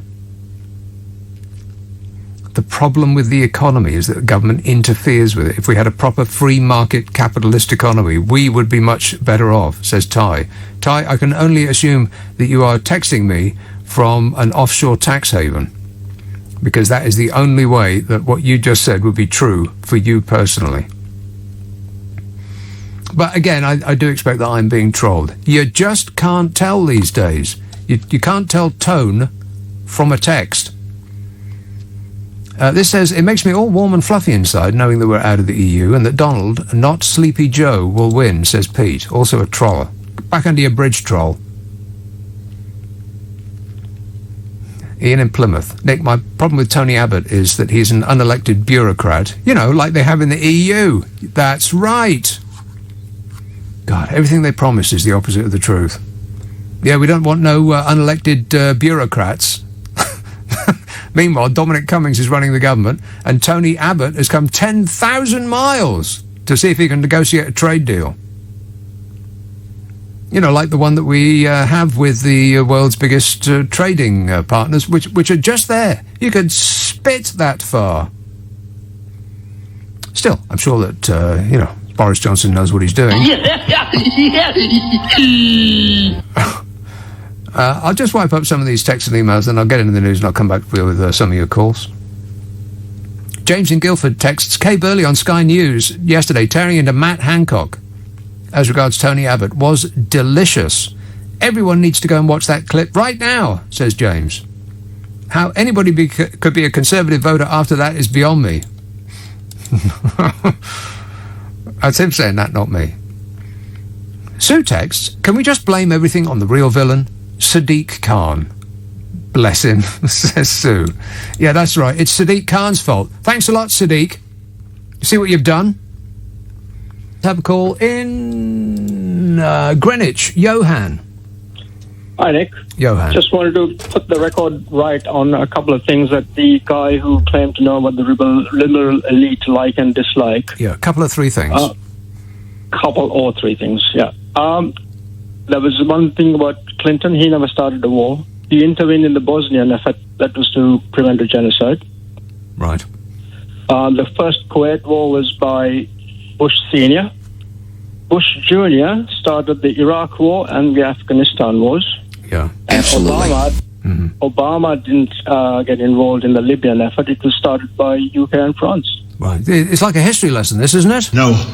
Well, I think we're just broadcasting the facts. We're not interested in your so-called facts, Johan. We're all about feelings now, baby. Absolutely. All right, excellent work. Keep us updated. Thanks a lot, mate. 0345 6060 973. This is another text from yesterday. It says, I'm enjoying watching the left-waffer, such as yourself, presiding over the final demise of socialist communism, yet still throwing out lies in the belief that someone somewhere believes you. Morons. We're surrounded by morons. Margaret in London says, oh no, I've read that one. Be scared, be very scared. I am scared, Margaret. You don't have to tell me twice. I'm way ahead of you. Mike in Richmond says, you are a liar, a hypocrite, and promote communism. You use the media to get this message across. I'm a liar and a hypocrite, and I promote communism. Yeah. Yeah, that's right. I'm a communist. God, people, you're insane. And I mean that in the nicest possible way. Beverly, in East Yorkshire. Hello, Mike. Hi, Nick. Yeah, it's amazing how many people who hate you listen to you. Yeah, I know. Over and over and over again. Yeah, I can't get enough of it. Can't get enough of this hot stuff.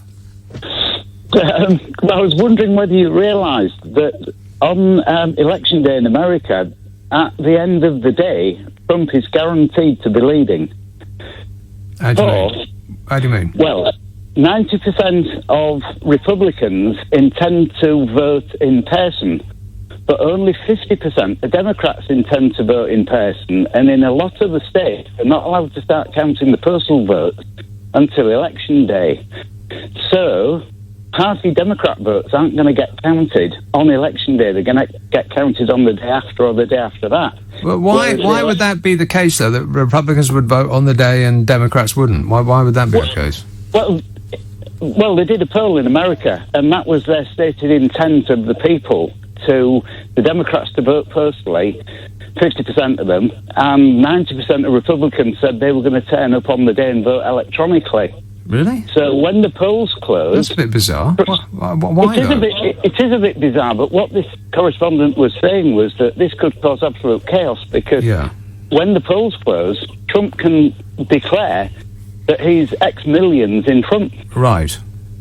And it'll take days for the postal votes to get counted. Yeah. For the Democrats to catch up again. Well, what will he make of that? It's absolutely mind-boggling what he'll actually try and do with this. Well, I know it is. It's actually frightening. It's like watching a horror film that's happening in real life. Come here. What? Sorry, I'm just having to shout at my dog because there's a car coming. My Labrador. Labradors. They're so stupid. Which you keep saying is a proper dog. Yeah, it is a proper dog, but it's so stupid. Labradors are idiots, but cute. All right, don't try and keep it out of trouble. Thanks a lot, mate. And don't feed it from the table, because they get used to that. They'll just be sitting there staring at you every time you eat. for the entire period that you're sitting there.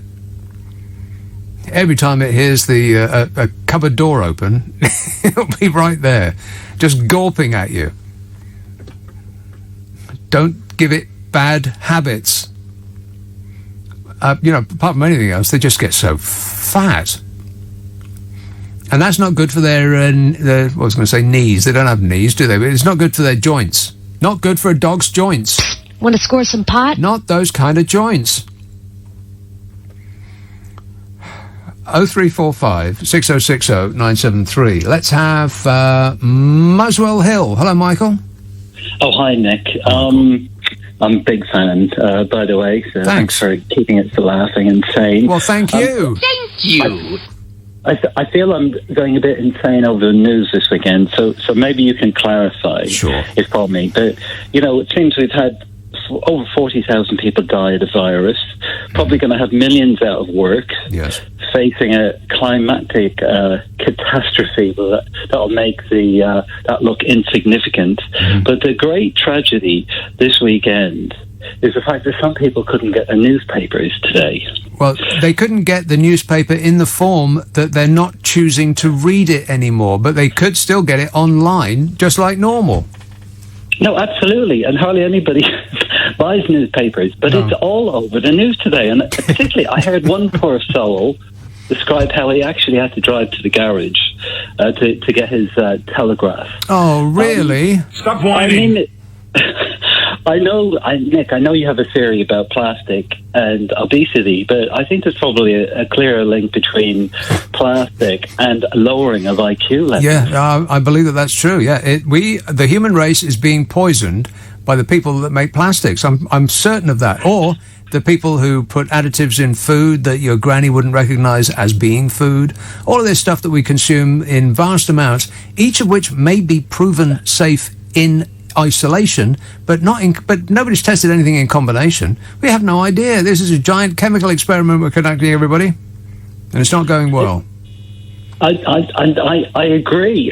And I mean, there's been all this talk about, they're having a go at Extinction Rebellion because, hey, they're just concerned about the catastrophe that is just up ahead of us. Yeah. But actually, and there's a line being run that they're all left-wing communists. And people seem to enjoy lapping it up, you know. Oh, and Priti Patel said, this is an attack against democracy. Right. And well, we know that the Conservative government, when they're not actually having a go at judiciary or trying to prorogue Parliament, they are, great believers in the They're not remotely concerned. Otherwise, they would have released the results of the investigation into Russian interference in both the EU referendum and the Scottish referendum and everything else that has been going on around here over the past few years. But they are disinclined to do that because they're frightened about what it'll say. They said there's no evidence, but of course they haven't found any evidence because they've refused to look for it.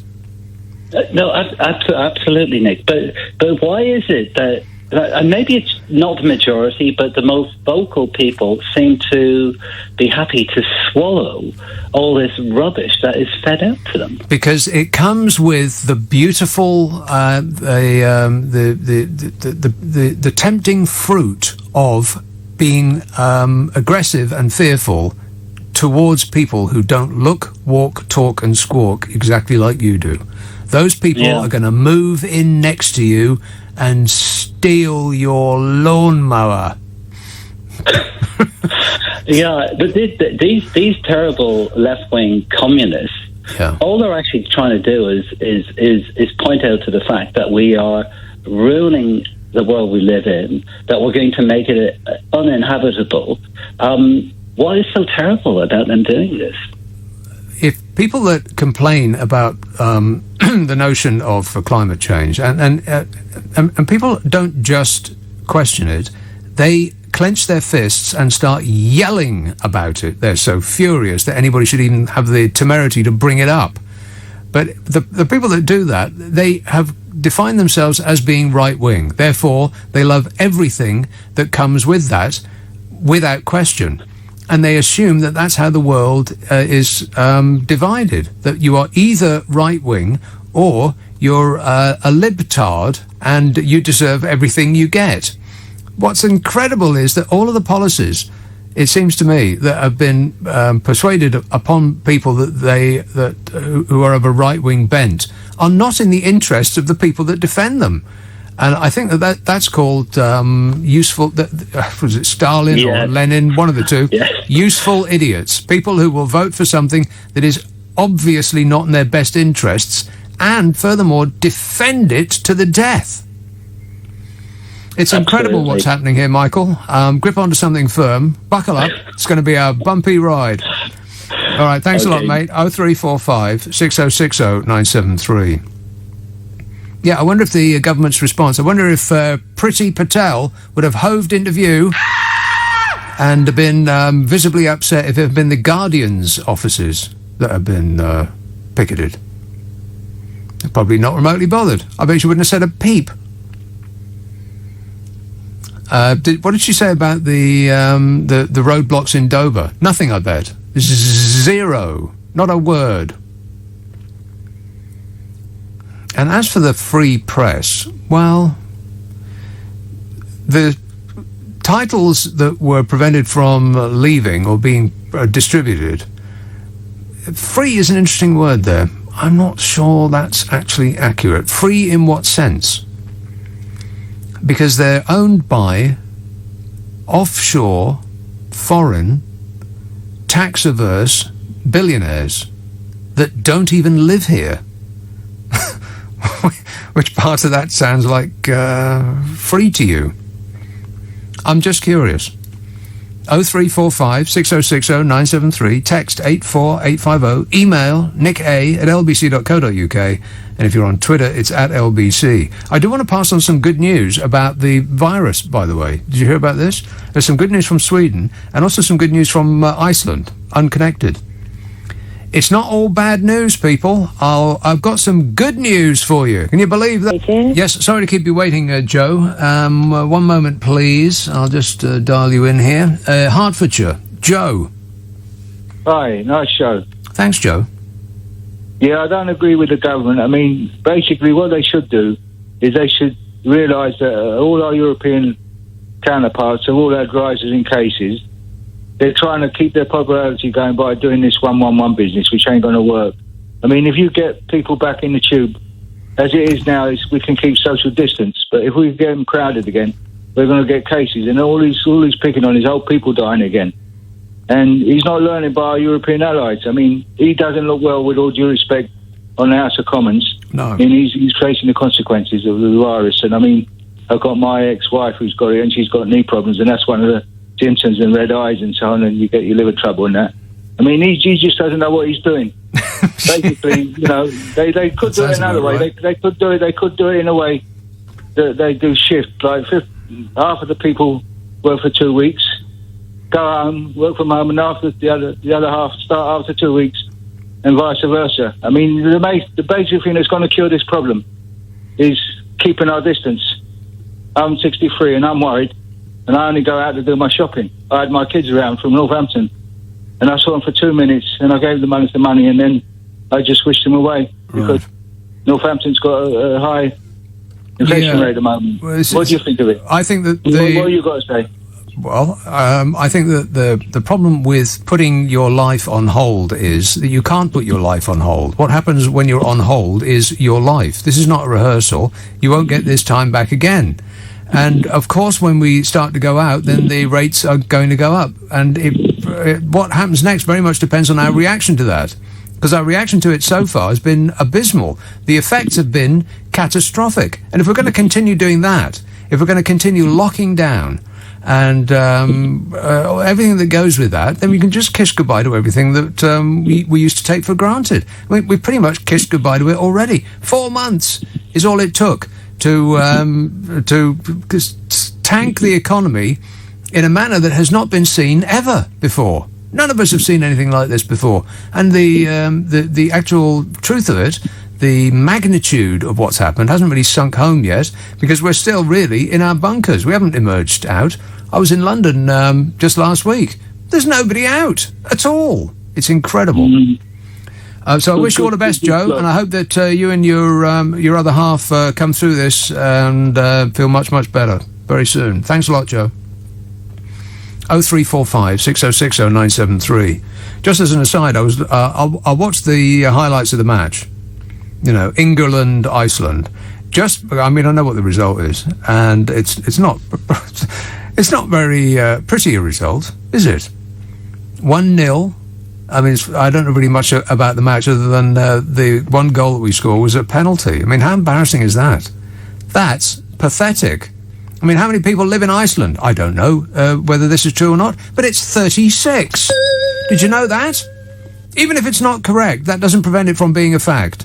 36 people live in Iceland, and a third of them were in the football team, for crying out loud. And we could still only beat them 1-0 on a penalty. But what I'm looking forward to is the commentary, because have you seen their names? If you were the commentator for this match, well, you'd just call in sick, wouldn't you? You'd take a look at that list and think, oh, forget it. There's no way I'm going to remember all of them. I'd tie my tongue into a knot just trying to attempt to say the names of these people. Just assume that they're all called Sigurdsson, and you won't go far wrong. I think that's probably good advice. 0345 6060 973. This says, are you from a wealthy family? No. Did you inherit wealth? No. Did you have private education? Yes and no. Do your children have private schooling? No. If you can honestly answer no to all of the above, I'll be a fan of yours, says Niall. Well, I did a no to all of the above, apart from one when I said yes, no. How's that? Does that suit you? Yeah. 0345 6060 973. I do have some good news, by the way. Don't let me forget that. I don't want to go away today without giving you the good news. Birmingham. Hello, Jeff. Oh, hello, Nick. Hi. I think you have a very good programme, and I very much appreciate your understated, if I can say, sense of humour. Thanks, Jeff. But I'm a retired teacher. I'm 68 years old. 68 years old. And I'm worried about the return of children to school at this point in the pandemic. Who are you worried for, though? The children or the teachers? The children, the teachers, and anybody either of them subsequently comes into contact with. Right. Everybody, in other words. Concern for everybody. Well, yeah. I mean, that's a basic principle of my life, you know. Really? Well, we've found a real-life saint among us. Good to talk to you, Jeff. You know, I'll make exceptions. Yeah, I mean, everybody's got good points. I mean, let's Hitler not get carried away. Exactly. But he was a vegetarian, so you can't say that he was all bad, you know. Who? So, wait a minute, back up. Who was a vegetarian? You didn't say Hitler, did you? Yeah, he was, Oh, Hitler was a vegetarian, yeah. Yeah, and also liked dogs, but not to eat. That's true. Well, he wasn't Chinese, you see. But anyway, you see, the thing is that I passed a school. My sister was driving me, and I happened to pass a school at closing time.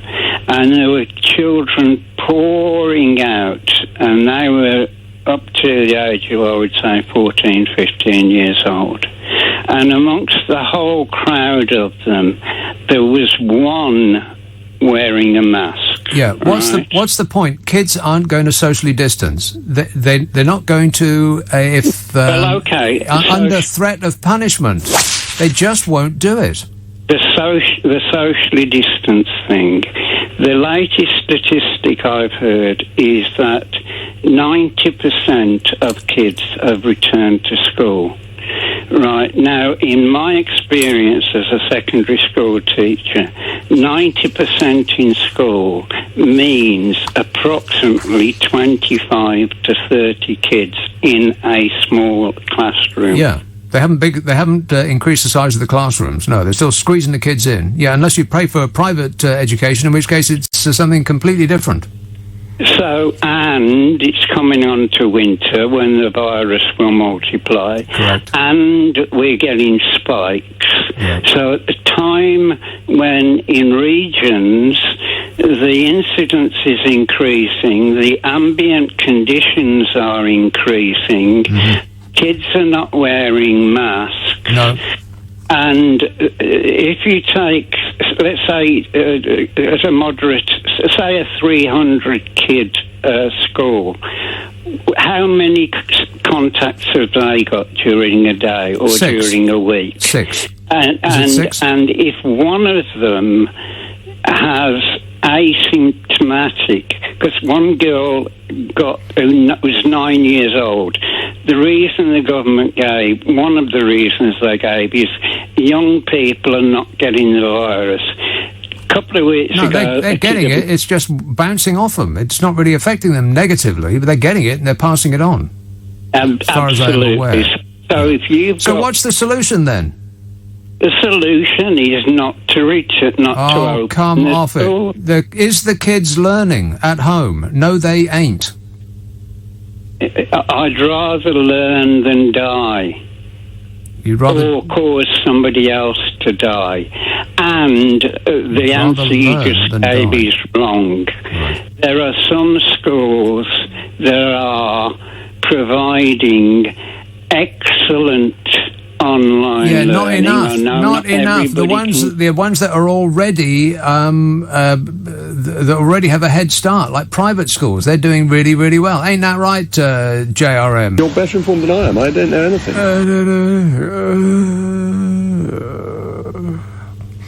No, but I take your point, Jeff. It's just that I disagree with it. I think that they have to go back to school. They have to go back to school. Otherwise, their future is at risk, and the future of this great country is at risk. We can't allow them just to sit at home doing nothing but watching TV, which is what a significant number of them will do. Those who are completely dismissed the point that I made. No, I'm not dismissing anything at all. I'm taking it on board, but it doesn't make any difference. Yes, but there's kids who don't have the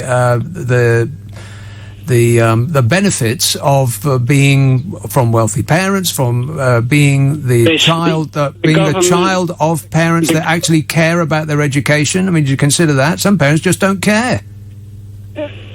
I've come across that. And well, there you go. Their kids didn't come to school, or if they did, they weren't interested anyway. Right, well, there's more chance of them learning something if you do insist on them going to school than if you don't, surely. If this thing is still out there in 10 years' time, Jeff, and if we don't have a vaccine, which is entirely possible for the next 10 years, listen to me, then are we still going to keep the kids out of school for 10 years? No, I didn't say that. Well, what's the solution then? Because if nothing changes, then that is the only solution, to keep them out of school for 10 years, yes? Oh, you keep interrupting me. The solution in 10 years' time is completely redesign the schools. No, you can't. We can't wait that long. Children need education now. They can't wait for 10 years. What are you talking about? Some schools offer alternative... It doesn't make any difference. Not all do, is the point. If you are well off, then your parents can afford laptops and tablets, and they can afford tutors and all of that stuff. Those are people who already have a head start. The problem is that kids who don't have a head start are falling further and further and further behind. That's the problem. And they aren't going to learn anything if they are living in a household that doesn't value education. That's the problem. It's another problem.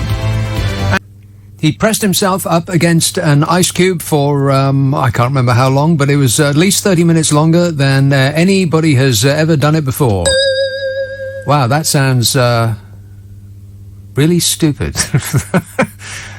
I mean, I don't have any further information other than what I just heard Zora say, but that sounds really stupid. That's the word I'm looking for. He made himself into a martini. Booze. 0345 6060 973. The things people do. I want to be famous.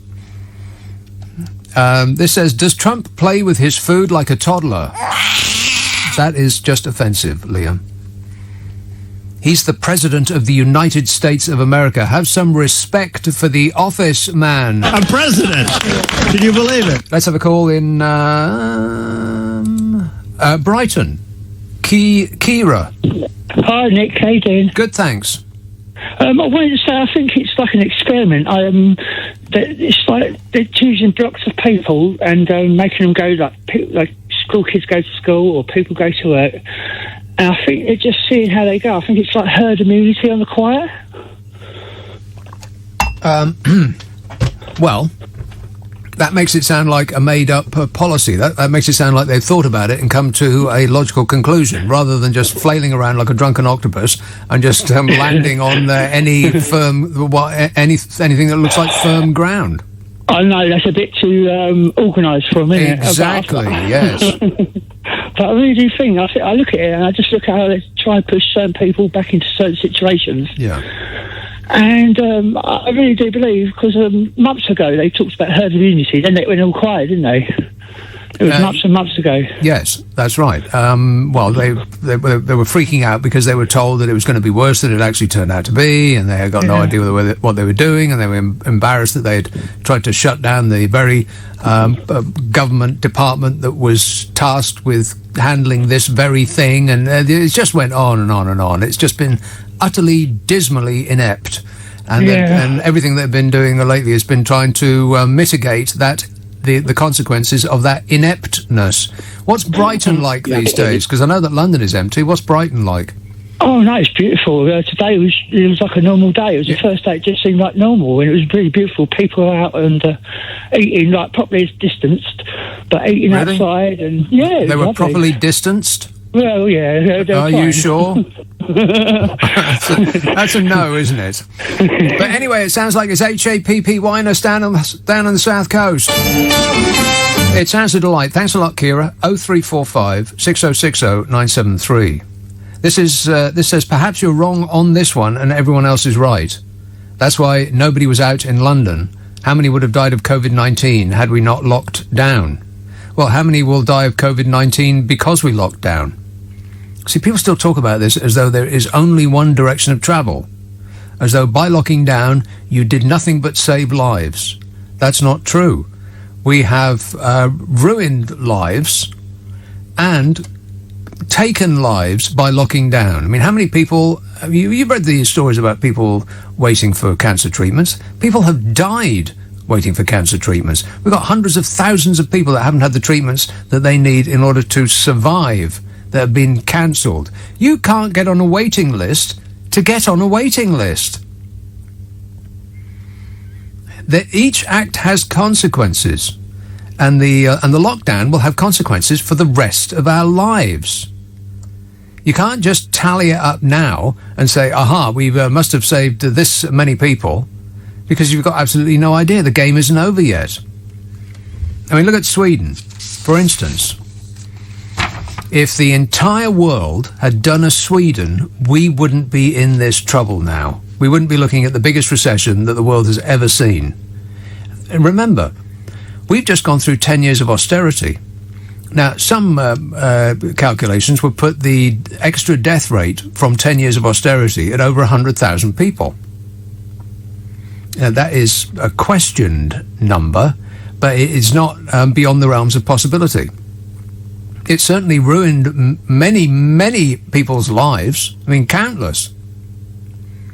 And the reason for 10 years of austerity, of pulling the money out of public services, was in order to balance the books. Well, how did that go, by the way? Oh, fabulous. After 10 years of austerity, we as a country owed twice as much as we did before. Double. It had no effect whatsoever on the figure that they were persuading us that they were trying to change by going through that nightmare. And we're about to go through it all again, but at a much grander scale. Grander is not the right word.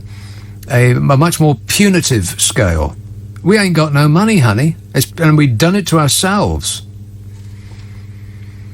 Lockdown-free Sweden saw its coronavirus case drop below its Nordic neighbours Denmark and Norway to just 12 new infections per million people over the past week.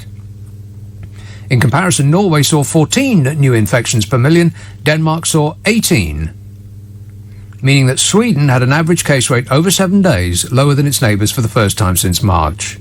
Now, they've had a worse experience up to this point, but like I said, the game's not over. Let's tally it up in 10 years, shall we? Then see where we are. And, of course, everything that goes with a lockdown and mask wearing and all of this stuff, it all has consequences. I mean, at the moment, we're being persuaded to go back out to the shops. Go back out to the shops. Come, have a meal, go to the cafe and, experience life back how it used to be. Squeeze into trains and go on buses and come to the office and all of that stuff. And yet everything that they're doing is almost designed to have the opposite effect. I mean, have you been shopping lately? Have you been clothes shopping? It's been relatively okay because it's been summer. But imagine this. You want to go and get yourself a brand new outfit because you're going to go out in the town. God, you'd look fantastic in something new. And so you go to the shops and you have to put your blooming mask on. And there's no way around it. Everybody hates them. I wear them. You probably wear them. But do we like them? No, we don't. They get moist. They get hot. They're uncomfortable. They are painful in the back of your ears and everything that goes with that. You can't communicate with people because all they can see is your eyes. And you go to the shops and you have to queue outside because only a certain number of people are allowed in the store because those are the rules. And so you're queuing outside imagine it in November. It's raining, freezing cold. You're standing in the street outside a store because you're not allowed in because they can only have a certain number of people in there. Are you going to wait in that queue to go inside the store? Of course not. Even if you do, even if you are absolutely determined, once you get inside the store, you're going to have your mask on and you're not going to be able to touch anything. And you certainly, absolutely and totally are not going to be allowed to try anything on. And so you're going to wander around the store, and what are you going to do? You're going to pick something just by looking at it on the shelf? No one shops like that. So if this carries on like this, then you can just kiss goodbye to retail in this country, and everybody's going to sit at home and order everything from Amazon. And Jeff Bezos is going to have so much money, he'll be able to put down, he'll be able to buy the moon and put down a deposit on Mars. Meanwhile, Sweden is doing just fine. The country's state epidemiologist Angus Tegnell, the famous, the guy who's so famous and well thought of in Sweden that people are getting tattoos of his face on their person. He said at a press conference earlier this week that Sweden had gone from being one of the countries with the most infections in Europe to one of those with the least infections in Europe. He said, meanwhile, many other countries have seen a rather dramatic increase. At the height of the pandemic, Sweden's infection rate dwarfed that of his neighbours, who did implement a lockdown. It's very easy to stop the spread of a virus. All you have to do is not go out of the house. But how long are you prepared to do that for? People are expecting a vaccine to just come around to come over the hill and save us. But suppose it never comes. There's no reason to expect that it will.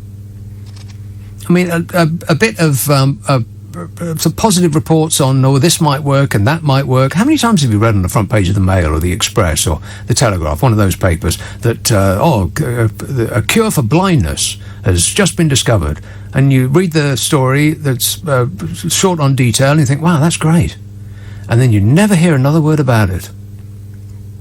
I mean, those stories just come and go, don't they? All the time. Arthritis, finally cured, they'll say, and that's the last time you ever hear about it. There's no reason to expect that we're going to get a vaccine. So this thing will always be out there, just like the flu, except more deadly. And are we just going to stay in for the rest of our lives? The number of deaths in Sweden is now averaging 2 or 3 per day. Meanwhile, Denmark registered 179 new cases on Friday, its highest daily total for more than 4 months. Just by staying in, it seems to me entirely possible that we're just delaying it, that the same number of people are going to get it. I mean, if it's as easy to pass on as they are saying, that droplets in the air, that just by people talking, just walking into a room where people have been talking, you can get it, people were saying months ago when we were all, in the dark about what this exactly is. Well, if that's true, then everyone's going to get it. And by staying indoors, aren't we just delaying it? And although each death is terrible, it seems that the people that have died would have died of something else this year anyway. And those that haven't, well, like I said, it's all bad, but this is not the invention of death. Death existed before this. To add to positive signs in Sweden, a test last week of 2,500 randomly selected people found not one single one had coronavirus. The Public Health Agency of Sweden said, "We interpret this as meaning that there is not currently a widespread infection among people who do not have symptoms." And Sweden was one of the outliers. Instead of implementing a lockdown, they focused on voluntary social distancing and hygiene recommendations and refused to recommend the use of face masks. I think, except on public transport. The businesses that shut down here continue to operate in Sweden, meaning the economy fared significantly better than most, and way better than ours. And unlike many countries in Europe, seeing a resurgence of cases like France, the Netherlands, Belgium, Spain, Italy, Sweden's figures seem to be continuing to head downwards. By the way, this year, or spring this year, our GDP went down 8.3%. Sweden, which was one of the worst in Europe, Sweden's went down 6.1%, which is one of the best results in the whole of Europe. We were one of the worst. Sweden was one of the best. So tell me again how they got it all wrong. Ags in Ealing says, "Can you please stop your whining and whining?" Whinging and whining. Oh, right. I see what you're doing there. Whinging and whining. Whinging and whining and moaning. It says, "We can try," he or she, sexist, says, "we can try on clothes now. Other than that, you are completely correct in every respect." Maybe you can now. Just wait, though, Cags in Ealing, because if there's a spike in your area, not only will you not be able to try on clothes, but you won't be able to leave the house. There's something to look forward to. Edgware. Hello, Derek. Good afternoon or good evening. How are you? Great, mate. It's not quite what you're talking about. By the way, I do love your show. I like your extreme ideas. I personally agree with most of them. But I want to talk about... Extreme? I'm an extremist? Okay, then. I think you're a little bit extreme, but that's not a problem. Right. I want to talk about the man, single-handedly, the Mayor of London, Mr. Carr. Yes. I believe is doing to London. He is ruining hundreds of thousands of people. He is ruining London. This man, single-handedly, he's put a congestion charge on from 7 o'clock in the morning till 10 o'clock at night, 7 days a week. Right. To stop people going to restaurants, to stop people going into London, and then digging up every single road. Yeah. I know, yeah. He is putting roadworks that you never see anybody even there, cones. He's putting in temporary traffic lights with four-way things. He's taken away those things. It took me about half an hour to get through one of those three-way temporary traffic lights just coming into work today. It was a nightmare. I know they don't. Yes. And the roads are single roads. Yeah. They're putting in bicycle lanes everywhere. And Derek, have you tried to drive over the Thames lately? He's closing every Hammersmith Bridge. Not a word's been done about it. Vauxhall Bridge, and it closed more British don't care. He wants to ruin London. It's a bit push me, pull you, isn't it? It's like, come back to London. We really need your business. He don't want anybody in London. And on the other hand, we're going to make it as difficult as we possibly can for you to get back into London. No, worse than that. He wants to make it impossible. He wants to charge people £27.50, £15 for their congestion charge. If they listened to the government 10 years ago and they bought diesel cars, because that's what it's supposed to buy. Yeah. And £12.50. Yeah, please disregard everything we ever said on any matter. And furthermore, we're gonna fine you if you did pay attention to what we said. I know. The man's a lunatic. The man I'm speechless with this man. Right. Well, how about this, Derek? What about the councils who are closing off roads that you used to be able to drive down perfectly reasonably, and now they're bicycle only? So everyone's funneled into into one line where you get to stand in a traffic jam trying to get through the lights for 3 hours. And they never change. And then you've got to send tender bikes. And is there any social cleansing of the bikes after one person has been driving on them and they put them in the hook and somebody else takes them and they over them? Somebody takes them. And the answer is, and there's millions of them in London. Yeah, you got bikes, you got bicycles, and you got those electric bikes, and then you got people on skateboards, and you got people on skates. I've seen a lot of that lately, and you got people on those motorized skateboard things, whatever they're called, and there's death coming at you from every different direction. You can't drive anywhere, you can't park anywhere, and oh my God, this man! But this is down to one man. This is not the government. This is Khan. Right. He's Transport for London. He has made the rules. I wonder what you do for a living, Derek. No, don't tell me. I think I can guess. I'm in the kitchen and bedroom business. Right. That wouldn't be my guess, but okay. Exactly. If you say so. I'm in the kitchen and bedroom business. I promise you. Yeah. Okay. This man is ruining London. He's ruining London. I got it. I live in Battersea. Right. He is ruining Battersea. Oh well, you should have said. Yeah. So he's ruining London single-handedly. Yeah. This man. Right, all right. Okay. Thanks a lot, Derek. Calm down. You're going to bust a blood vessel. The mayor of London has some detractors, has a lot of fans, has many detractors. Well, let's see how this goes. The mayor of London, hip hip. Boo! Not well. 0345 6060 973. Have I done a break yet? Huh? Oh. No. You're kidding. No, yes. No, yes.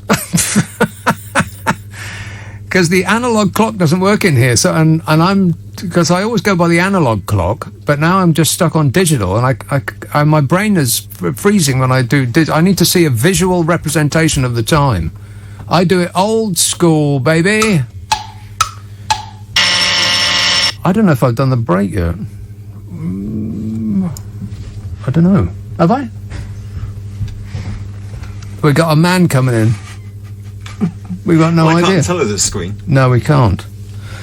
Well, I'll go to it. Oh. I'll either be incredibly late or slightly early. How does that sound? We'll go with it. He's not remotely bothered. LBC.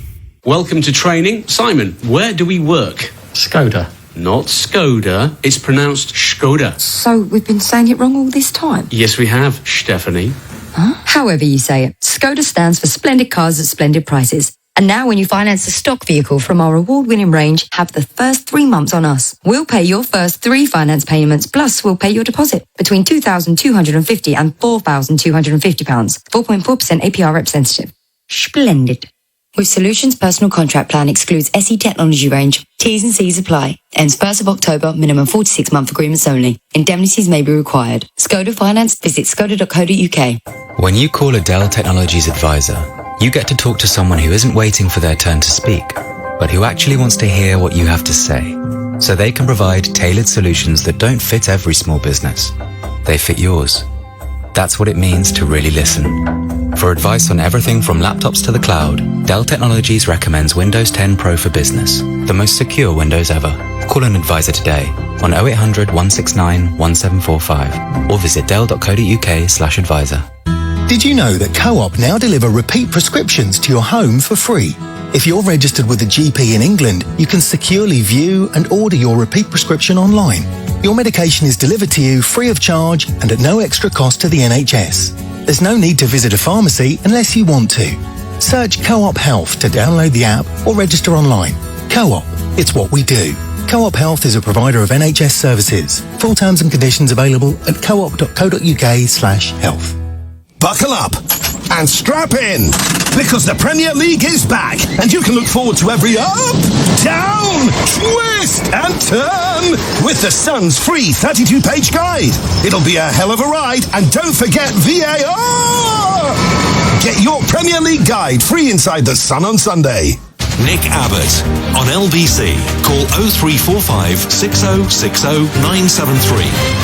Well, let's get back to it. 0345 6060 973. Let's go to Atlanta, Georgia. Hello, Graham.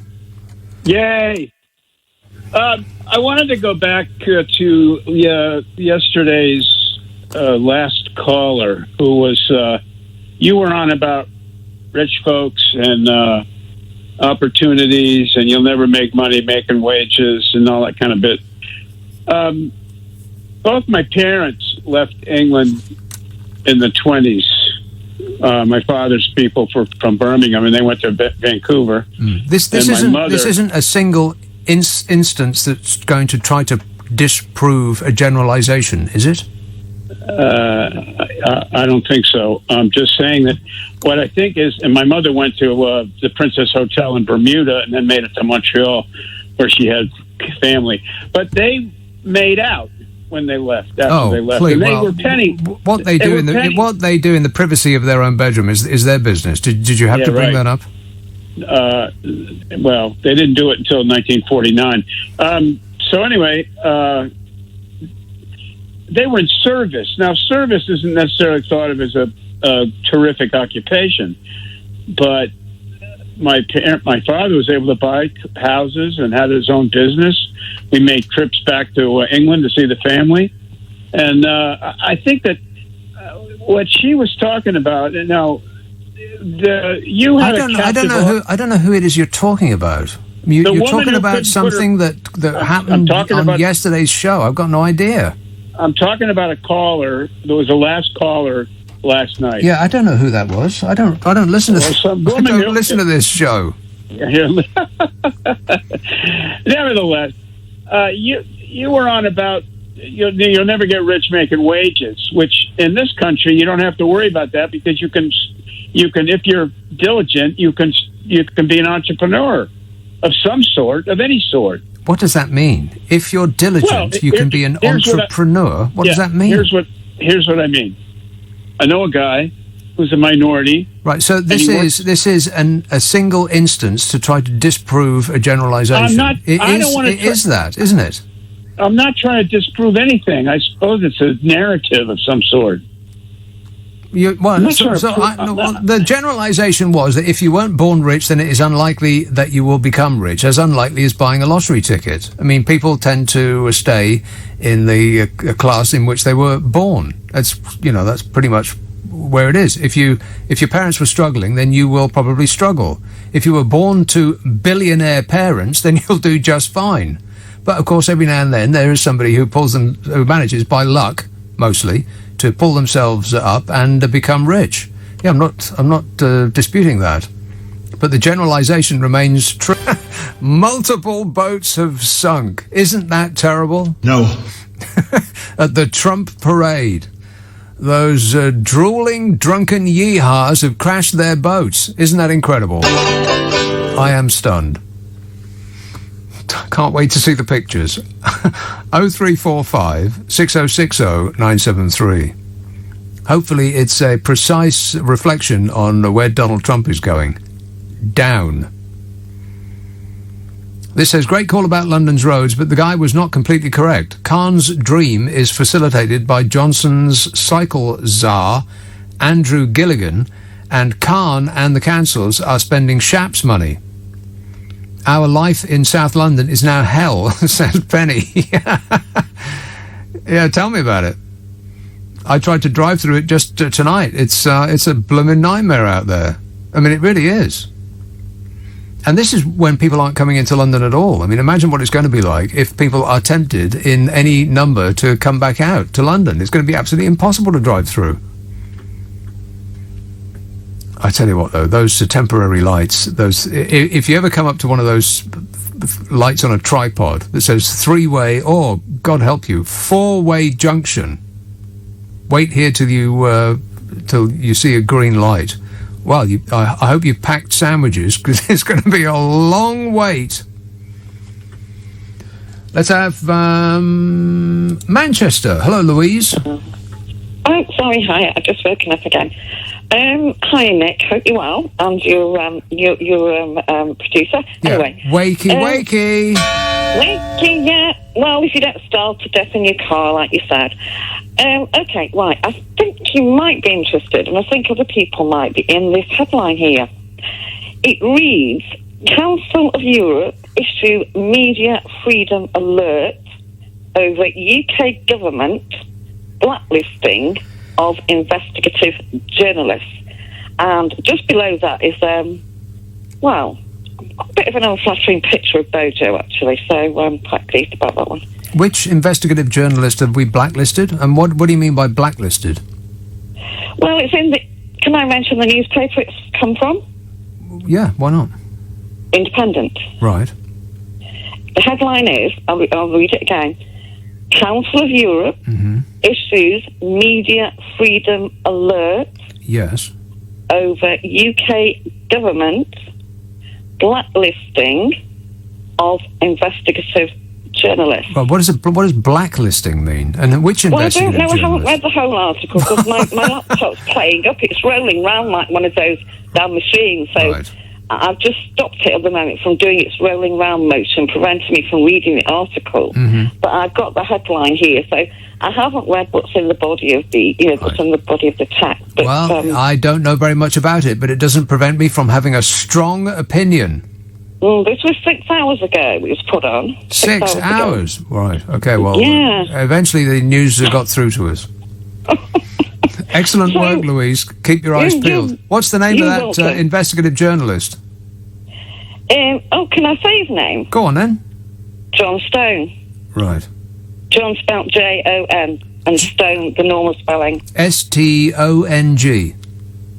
No, Stone, S-T-O-N-E. Could be, yeah. C-T-O-W-N-E. Well, knowing what your mathematic knowledge is like, you're probably better at spelling as well, so I bow to your greater knowledge, Nick. Yeah, okay, well, I appreciate you doing that. All right, thanks a lot, Louise. We'll look into it. By which I mean we won't. 0345 6060 973. I do have some good news about the virus, by the way. It's not all bad news. I do have good news. And it doesn't have anything to do with Sweden. So relax. But some bad news about French schools. I mean, this is entirely as predictable as the sun rising in the east. 22 schools have been shut down in French France due to the coronavirus as cases soar in the country. Who could have predicted that? More than 12 million pupils returned to classrooms in France on Tuesday, but some parents and teachers' unions expressed concern over the reopening of schools as the spread of COVID-19 accelerates. Honestly, we can't put life on hold until we get a vaccine, can we? I mean, reasonably, nobody could expect us to do that. And this constant, well, you people over there, you must stay indoors for 2 weeks, and this town over here, you can't talk to each other or interfere with each other in any way. No fiddling. Disgusting. And just constantly on like that, forever, for the rest of our lives. I mean, come on. At some point, we're going to have to go back to what approaches normality. Yes? Assuming that we don't get a vaccine. Because it ain't going to go away. It'll always be there. So if at that point in the future, at some point in the future, we say, oh, you know what, we just can't go on like this because, I mean, local businesses, for instance, if you ran a a shop selling hardware or a restaurant, something like that. You had to plan ahead. You got to get your stock in, and you got to make sure that you got people enough to run the place, and you got your suppliers and all of that stuff. I mean, people have to prepare. You don't just walk into a business and start up the day from scratch. There's work you've got to do to keep it going. But if you don't know whether you're going to be allowed out of the house from one day to the next, you can forget it. I mean, we're either going to try to get the country back on its feet again, or we're just going to allow it to collapse, and then we can just go back to the Stone Age, and then we'll be happy. There's been more than 7,000 new infections in France over a 24-hour period for the second time in 2 days. Wow. That's pretty high. But you know what they said? They said, we absolutely flat out will not do a major lockdown again in France. More than 30,000 people with the virus have died in France, which is one of the highest fatality rates in Europe, but not close to our winning score, of course. We had the most. We win. French Education Minister Jean-Michel Blanquer confirmed that the school closures were happening. He said 22 schools out of a total of over 60,000 is a small figure, and it is. But small figures become big figures quite quickly with exponential increases. So we'd better be prepared for it, because this is doubtless coming to a location near you. I mean, if the kids are going to go back to school, and the students are going to go back to university, and the office workers are going to go back to their place of work, and the restaurants are opening, and the bars, and cinemas, and all the rest of that, cases are going to go up. What are we going to do about it? Are we going to go back to April? We're going to do that again? It doesn't bear thinking about, does it? And so if we're not, then doesn't that mean that we have admitted that what we did then was wrong? Because if it was right back then to have a major nationwide lockdown, then it will surely be right in the future to do the same. Anything other than that would be an admission of failure, no? You tell me. Defending the decision to send students back to school across France, the education minister told France's Journal du Dimanche newspaper, not everything should be destroyed by the health situation. Correct amundo, which is French for that's right. Correct. Everything has been destroyed by the health situation, however. Not by the virus, but by our reaction to the virus.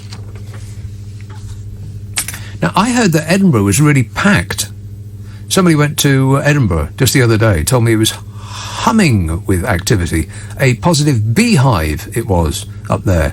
And I've received that information with surprise, because I went into London just this week and there's no one there. I tweeted this out. I went to Tate Britain, which seemed like it had opened just for me. I was wandering around their galleries, and oh my God, the rubbish they've got in there. The rubbish they've got in there. They've taken all the good stuff away and just put stuff in that I assume can be viewed from a distance quickly by a crowd who will then move on, rather than paintings you've got to get up close. So they've made the art. They've changed it for COVID-friendly art, which almost all of it was new to me. It must have been stuff they'd had in the basement, but wasn't good enough to put on display ordinarily. And it was just one rubbish room after the next. I mean, it was actually deeply embarrassing. The history of British art's better than that.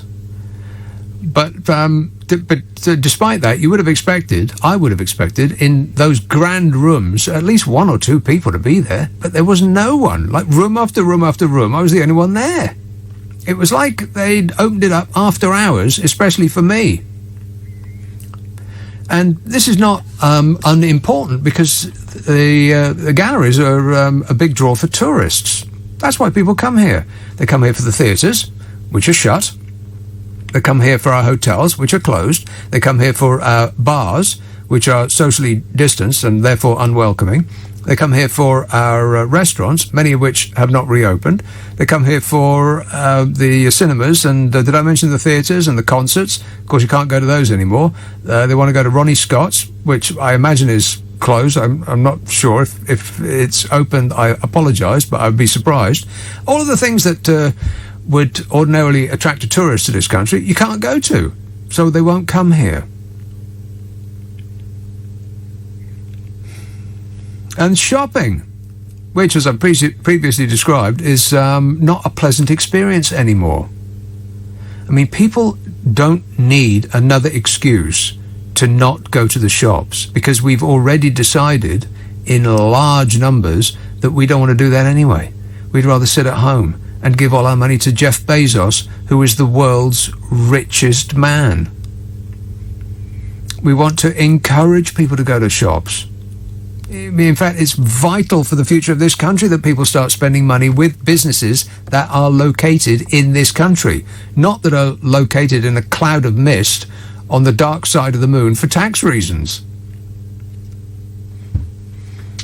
But people aren't going to do that with these restrictions that are being put on them. And it's such pull me, pull you stuff. Pull me, push you stuff. Come out. Come in, the water's fine. And then they're electrocuting it so that it's uncomfortable to be in it. There just doesn't seem to be any... Where's the plan? Is there anybody in charge? It's almost as though if you elect a clown, you get a circus. Yeah. New Malden. Hello, Jim. Hello. Jim. Yes. Yes, Jim. Hey. Well, I agree with you on everything. Everything? Apart from your stance on Sweden. Right. I think you've got it wrong. Okay. I think that there's no way the UK, France, or any of the really big nations, Germany, could have pursued a herd immunity approach. Don't you think that's what we are doing? I mean, eventually, that's what's happening. We've allowed all the old people to die first. Well, not all of them. That was a terrible mistake. Yeah, they made the same mistake in Sweden. Yeah, Sweden's case was intentional. They decided that that's what they were going to do. No, it wasn't. No. The old people in the care homes, that was not intentional. That was just an error, like ours. Yeah, it was. But what they did was they thought that it wouldn't get into the care homes. Well, like us. We turfed people out of hospital, didn't check on them, and sent them straight back into care homes to pass the disease along amongst themselves. Yeah, idiotic when you think about it. Well, yeah, true. We failed terribly, but there's no way we could have done what Sweden did. Why not? Our health system would have collapsed. It was on the brink. No, it wasn't on the brink. It was not on the brink. That's completely incorrect in every respect. I know people who were working in COVID wards. I know somebody who was in charge of accident and emergency over an entire, what do you call them? Not a hospital, like a group of hospitals, a health area. I can't remember what it is. Anyway, and he said that there was nothing for them to do. They were just standing around, twiddling their fingers with nothing to. Yes, in London. Yes, in London. No. Yes. I am telling you that's the truth. Well, think of it like this. The truth is, it's obvious, they built those Nightingale hospitals, right? Did they use any of them? No. Well, no. Exactly. But that's because we locked down, eventually. If we didn't, we would have had more sick people, and we would have been overrun. We would have been. And there's a chance that might happen again. Right. It won't. Well, God, I hope not. I hope not. But if you compare Sweden to Denmark or Norway or Finland, their neighbours, then would you say, Denmark did badly. They had 650... Well, you say did badly, as though this is over. Well, do you think that this is over yet? Yeah, but the Swedes are recalculating their infections, and they can't even come up with a figure. they're saying, oh, well, actually, we think that our tests were not good enough, and they told people they had the disease, but they didn't. Well, that's the same the whole world over. There's a false positive. There's a false negative of, I think, about 40%, something like that. There's a false positive about in the low single digits. So that the test is the same. Well, what we did can't possibly be the answer either, because we had a worse result than Sweden. We failed terribly. Right. Well, then who succeeded? New Zealand. New Zealand is a tiny island in the middle of nowhere on the other side of the world. Very easy for New Zealand. I mean, you might as well say Crete. You can go to a party now in New Zealand, no problem. You know, they're getting back to normal, and comparing anywhere to New Zealand is a ridiculous thing to do. Yeah. Okay, South Korea then, or Vietnam. Right, ditto. Oh, come on! South Korea's got what, 80 million? Vietnam, 100 million. I have got no idea. Vietnam has 3 deaths. They locked down. They've reopened. 3 deaths, and apparently 2 of them came from China. Well, so what did they do that we didn't? Well, they took it seriously, and we didn't. Well, we most certainly did take it seriously. We shut the entire country down for months. Yeah, no, but when it was too late, when the disease had spread among us, I just don't think Sweden is a good example. The disease, of course, is going to spread among us when people go outside. It's not gone away. Okay, what about Japan? Japan didn't have a lockdown. They had a different approach. Yeah, well, Japan is a country that is used to wearing masks. They did that straight away. I mean, the Japanese wear masks ordinarily. They walk around as tourists. But they always did in London, wearing masks, and people would think, "What on earth are you wearing a mask for?" I mean, I know the air is bad, but it's not that bad. But that's what they do. They're just used to wearing masks. But they lost under 1,000 people. They had no lockdown. Sweden lost, what, Jim, 5,000? you keep talking about it in the past tense as though this is over. The virus hasn't gone anywhere yet. And if people come out of their bunkers and start mixing, as we must eventually do, then we're all going to get it anyway, aren't we? Well, maybe we will, but Sweden's not the best example. Well, it is the best example. There is, yes, I believe it is. Based on what? Based on the lifestyles of most of the people that live in that country, based on the financial result that has so far, they've had a much less of a hit to the economy than we have, to the happiness of the population.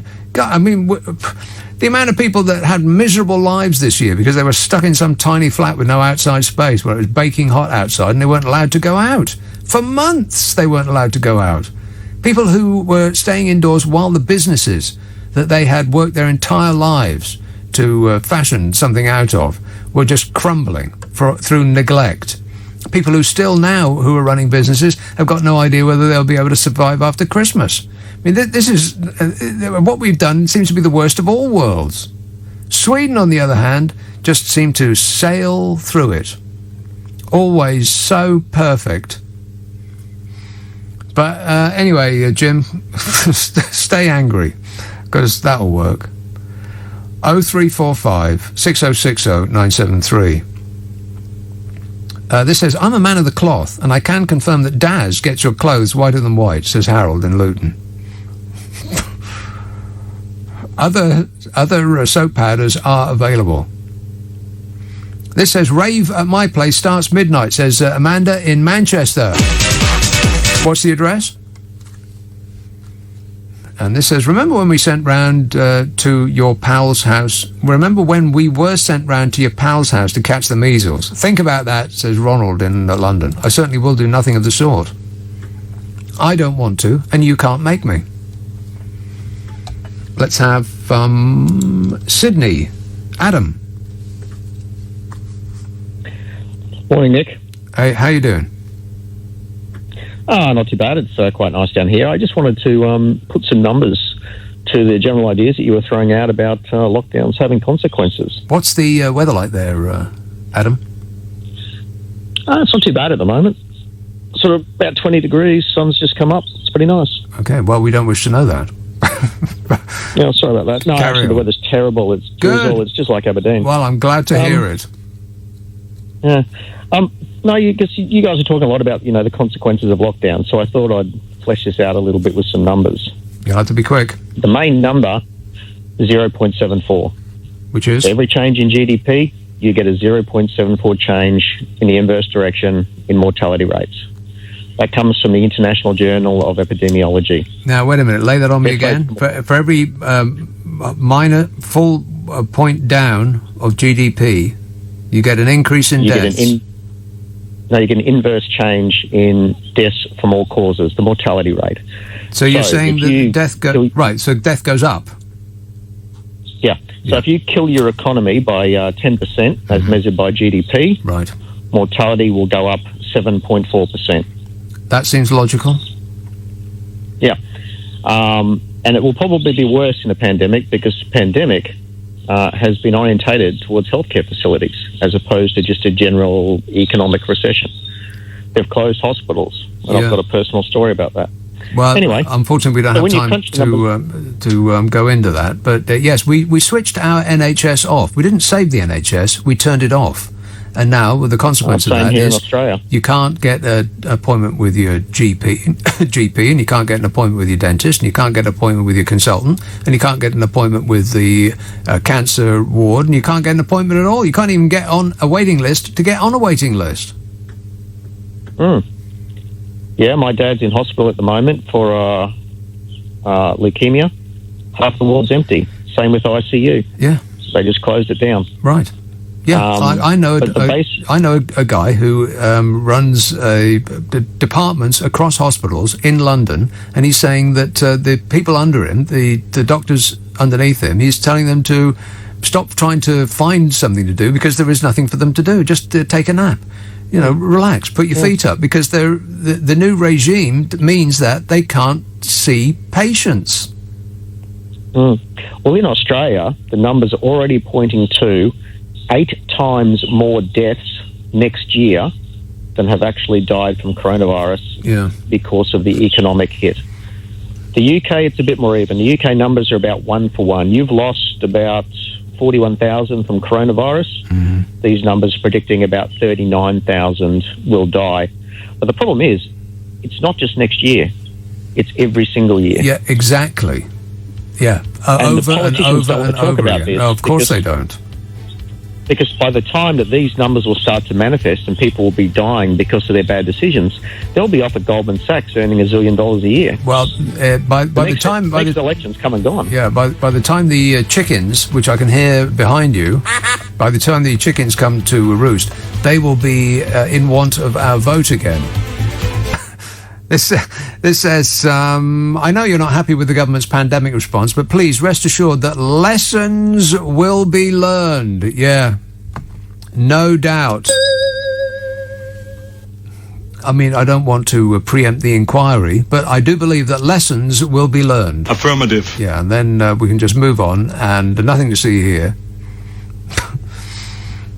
This says, with reference to the Texas boat parade, has President Glued Muskrat Pelt blamed Obama yet? That Obama, he dug holes in our hulls. It's a total disgrace. Can't wait to see those pictures. Those drooling, drunken yeehaws in their MAGA hats. Those hats now floating in the panhandle, I betcha.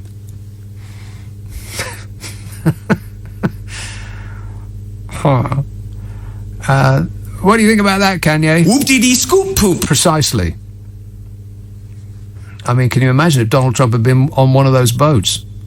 Wow, your husband had a narrow escape there, Melania. I don't care. She's actually not bothered. Couldn't care less one way or the other. It says, I stay next door to a hospital and it's empty. I know many who are at home with health issues who can't get appointments. Very concerning when you're in your 70s. God help us, Nick. Correct. They are empty. I mean, this is a guy that works in operating theatres. And the operating theatres, they ain't got nobody in them. Because you have some patient in, and then you got to clean the entire place. I mean, operating theatres are pretty clean anyway, right? You'd expect it to be clean, but they have to clean it doubly, triply, and extrally so. And so what they used to be able to do is to put in one patient after the next and, treat them. Now it's all about cleaning, and they're just cleaning and cleaning and cleaning and cleaning to the point that they can't take no patients no more. The whole world's gone insane. Let's have a call in Selby. Hello, Sylvia. Oh, hello, Nick. Sylvia. Well, I'll give you my point of view. I think this coronavirus has absolutely ruined this country. Yes. And when you say these Nightingale hospitals that opened up in certain parts of the country, there's been no one in them. At all. And also, you've had people where they've attended, where they've been suffering from cancer, it's all been cancelled. Yep. Because they've been, what's the name in, with this coronavirus. And I'd like to see this country and get back to normal. I won't say, we want to get like Sweden. If I were in Boris Johnson's shoes, I'd say, right, get this country back to how it was in February. Because in March, there's more people suffering mental problems with lockdown. I'll tell you, my son, we were in lockdown, and what do you think he did? He climbed out of the window to get out. Otherwise, he'd have gone... Can you imagine what it was like, stuck in your house? What, with you? Yeah, me.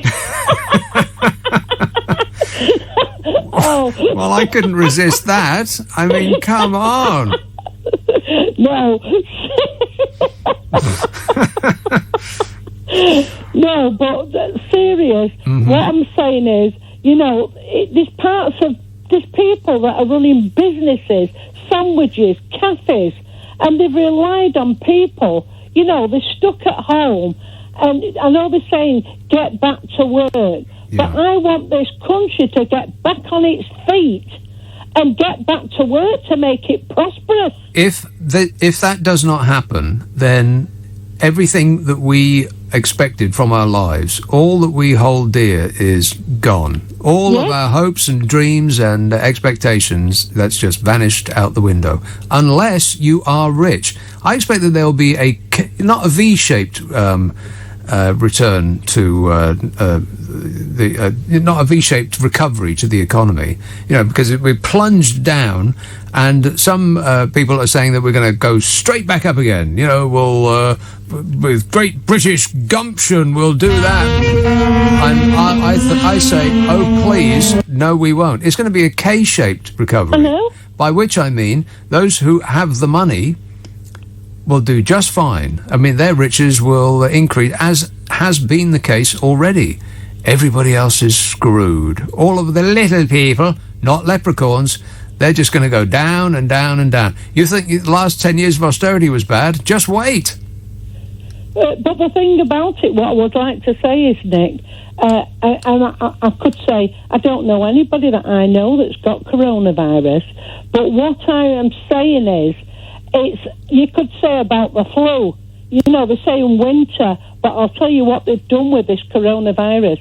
They've frightened a hell of a lot of people. I know someone that's in my family, he's never been out of the house since March, and it's made him paranoid. He said, I won't come out until it's gone, this virus. Yeah. I said, live your life. What are you living for?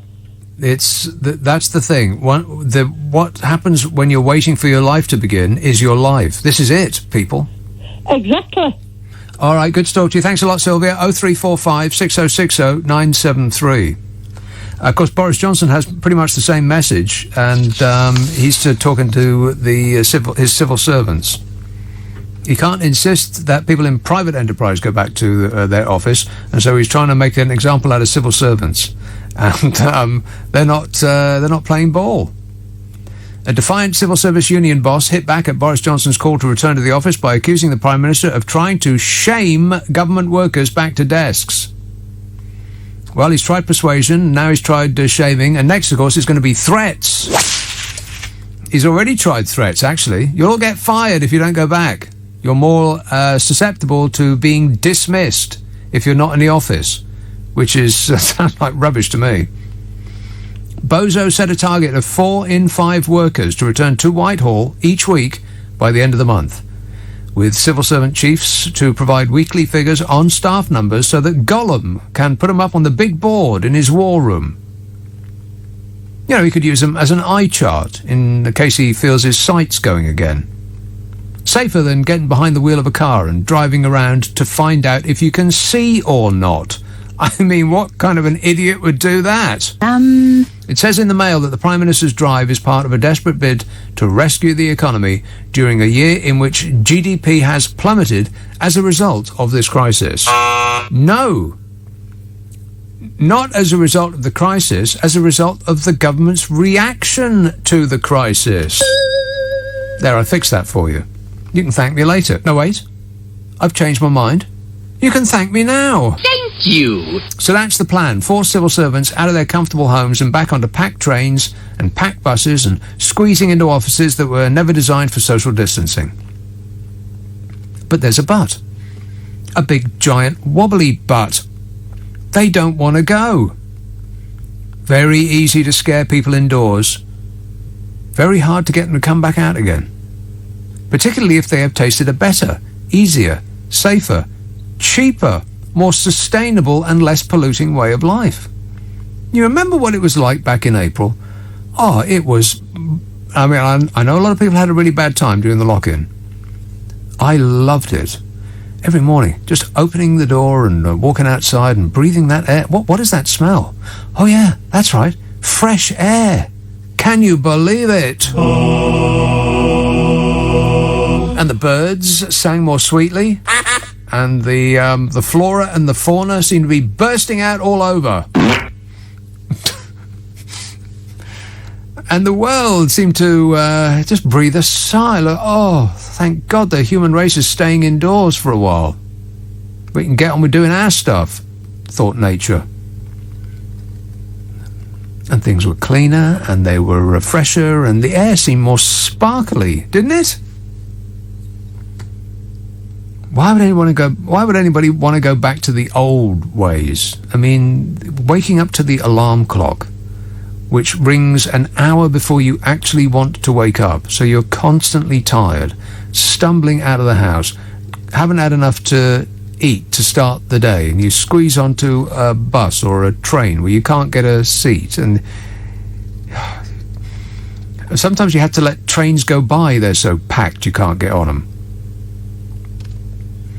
And then into the office, and you spend about the first hour just trying to wake up, and you're staring into a screen, and you think, oh, I could be staring into this screen at home. What am I having to go through this folder all for? People have been shown a better life. Why would you want to go back to that?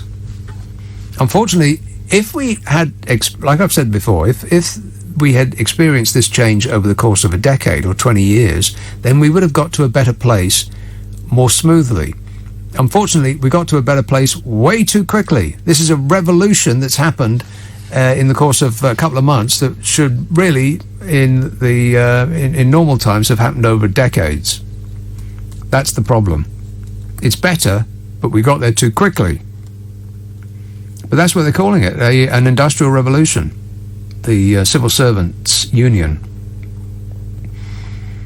Dave Penman, General Secretary of the FDA Union, which represents managers and professionals in public service, said that there had been an industrial revolution towards home working. He said over the last 6 months, as well as transforming themselves into home-based service, the civil service had to transform its priorities. I mean, they've had a heck of a work schedule, haven't they? I mean, the stuff they've had to do. He said, as well as it had to deal with a 6-fold increase in universal credit, had to develop the furlough scheme from scratch to support 9 million workers, all the while it was 95% home-based. The union rep said, I don't think there's a lot of evidence to suggest it's less effective. No, they've done a fantastic job if you think about it. In their kitchens, they've been doing it. He said, do you think you're going to lecture the private sector about what's efficient? Are they simply going to say, this has been working, but because civil servants are coming back to Whitehall, we're going to tell our staff they've got to come back even though it's working for us now? This is the union boss, Dave Penman, General Secretary of the FDA Union, represents managers and professionals in public service, civil servants. He said this idea that the government is going to lecture the private sector about what's good for it and virtue signal with the civil service is a fool's errand. He says there's been this industrial revolution and ministers have just let that pass them by. And instead of these pronouncements on high, dreaming of rotas in cabinet and about how civil servants are going to get back into the office. I mean, what are we trying to save here? Are we trying to protect the portfolios of millionaires who own commercial property? Or are we trying to save the local high street where you live? Because if you don't spend your money in businesses around office blocks in the centre of cities, then you're going to spend it more likely where you live, where it's probably going to circulate around the economy more reliably, because the local store in your high street can't base itself in Luxembourg for tax reasons. They're not rich enough to avoid paying tax. So it could actually be beneficial to the country if we stop buying stuff from international corporations who are tax averse, the owners of chains, the owners of sandwich stores. God, if I hear one more word about the travails of a certain sandwich chain in this country, who happens to be owned by a few members of a reclusive family of European billionaires who also own pretty much everything else that you've ever heard of. They're the second biggest retailer of coffee in the world. And we're being persuaded to go back to the office to put money back in their till. Do me a favour. Wouldn't it be better to spend money in the coffee shop run by the family, just around where you live? Better, surely. But like I said, the problem is that this change has happened too quickly. But sometimes it's best to rip a plaster off rather than take it off slowly. Am I right? Just grasp one end of it. I mean, there was one thing which did stop me in my tracks. Because Boris Johnson is he's cajoling. Shortly he will be insisting, but at the moment cajoling civil servants to get back in the office. A cabinet source said the Prime Minister is clear that getting more people back into work in a COVID-secure way will improve the public services we deliver and will also provide a significant boost to local economies where they are based. All about concern about improving public services. Is that the same Conservative Party that whittled down the public services they provide over the last 10 years of an ideologically driven, completely unnecessary austerity?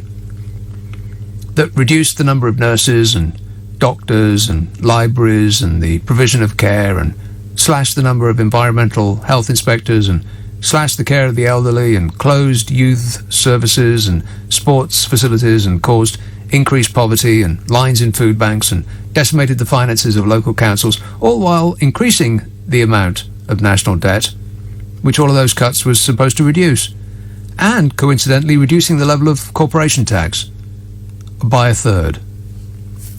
Can't possibly be the same Conservative Party, because that would be ridiculous. And, by the way, that reduced the number of police and caused the degradation of the courts, leading to massive backlogs, which is odd for a party that trades on its record of law and order. But please, Prime Minister, tell me again how concerned you are about the effect of working from home on public services. Yeah. Wait a minute. I'm curious. Let's have Tewkesbury. Judy. Nick. Judy. Judy, why did you lie to me? Absolutely spot on. It's been a fabulous show, but actually I have to say you've flitted about like a bee. A butterfly, yeah. I know, I just can't quite actually decide what it is that is your key sort of thing. What is it that I'm talking about? Well, obviously always good sense, Nat, but just can't go. I mean, shall we talk about ooh? Yes.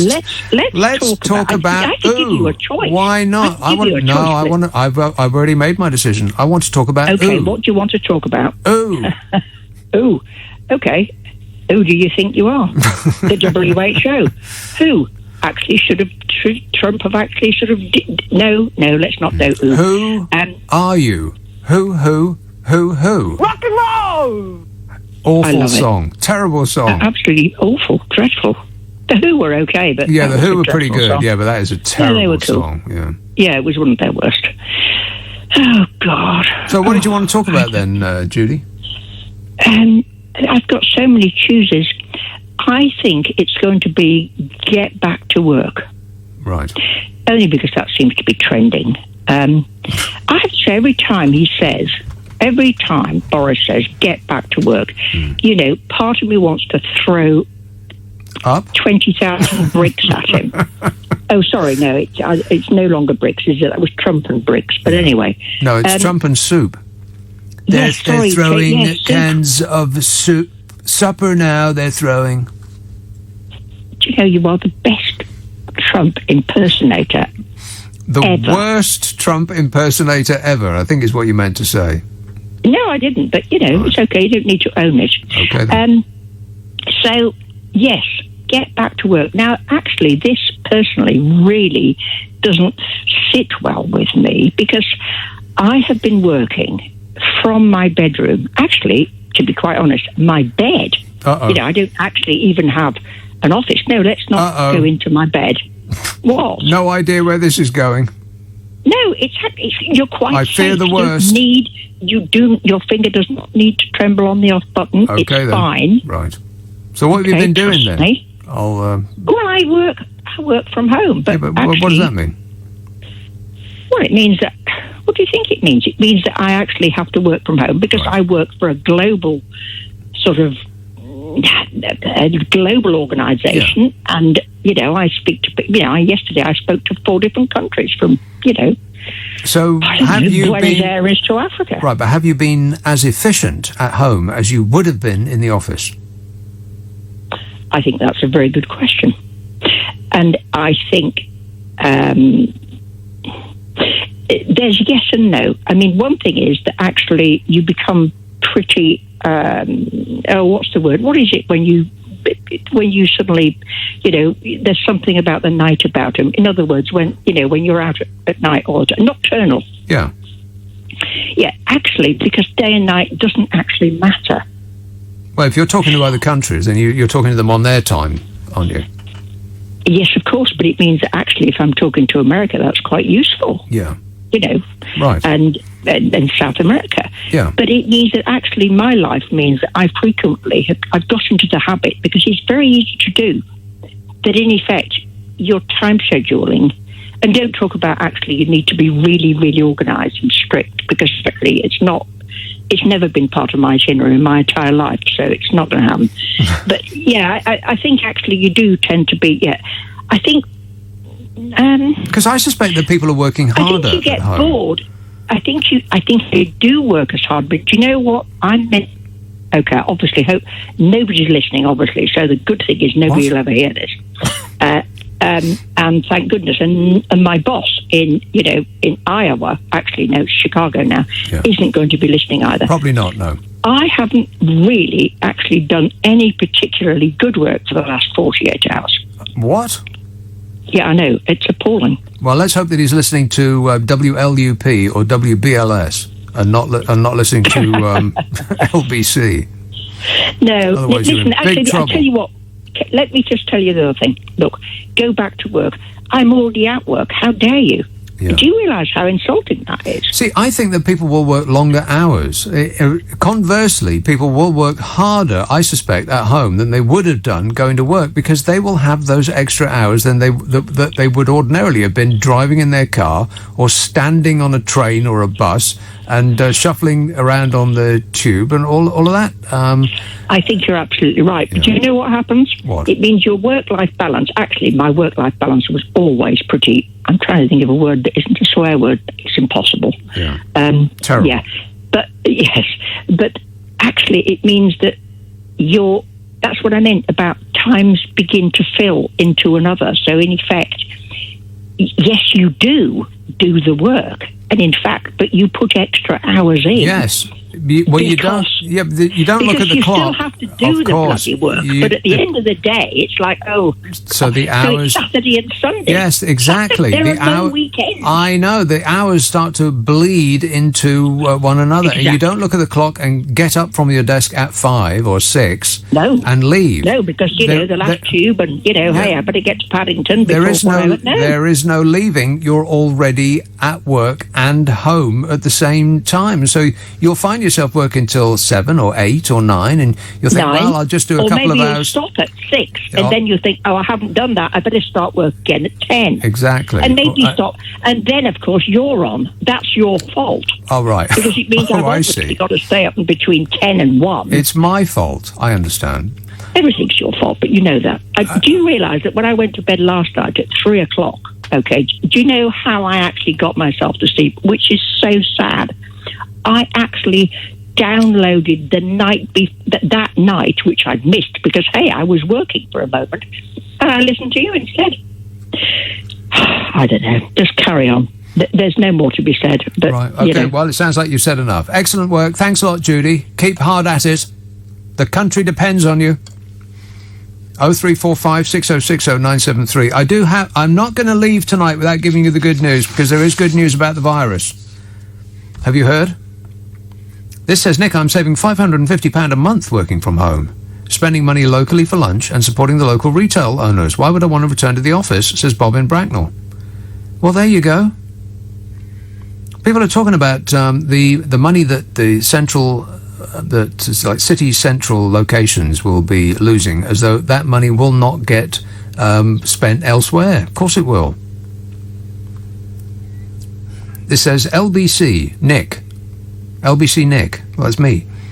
Retail therapy is getting defunct with continuous creepy social distance audio messages in supermarkets, etc. Reminds me of a cross between Stepford Wives and The Prisoner.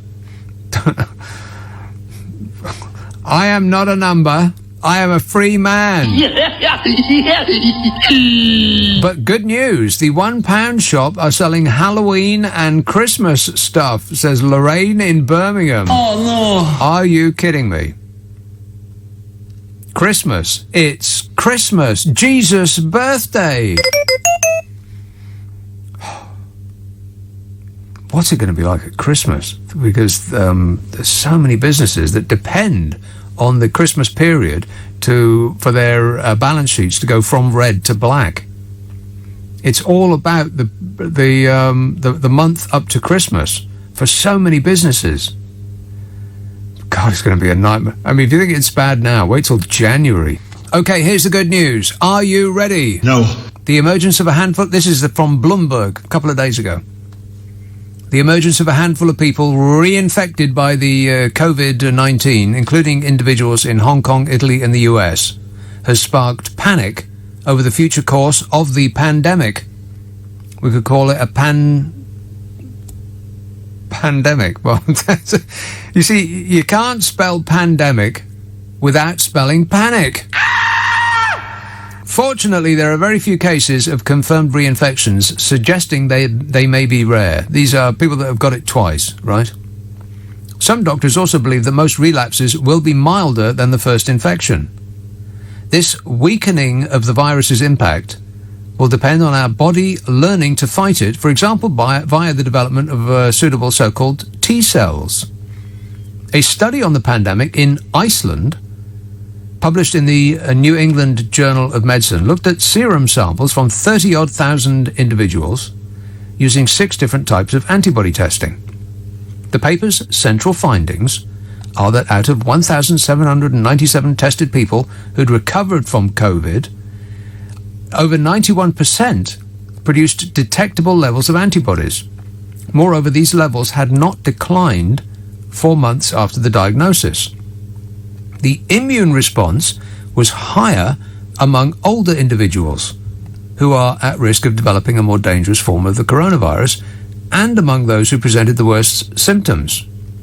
But the broader immune response is potentially good news for the efficacy of any vaccine, and appears to confirm that reinfections, at least shortly after the first illness, may indeed be rare. It's also too early to say whether these antibody findings will hold over a longer time period. It's possible that immunity will fade as time goes by, leaving us more exposed to the virus. But for now, there's no reason to fear the worst.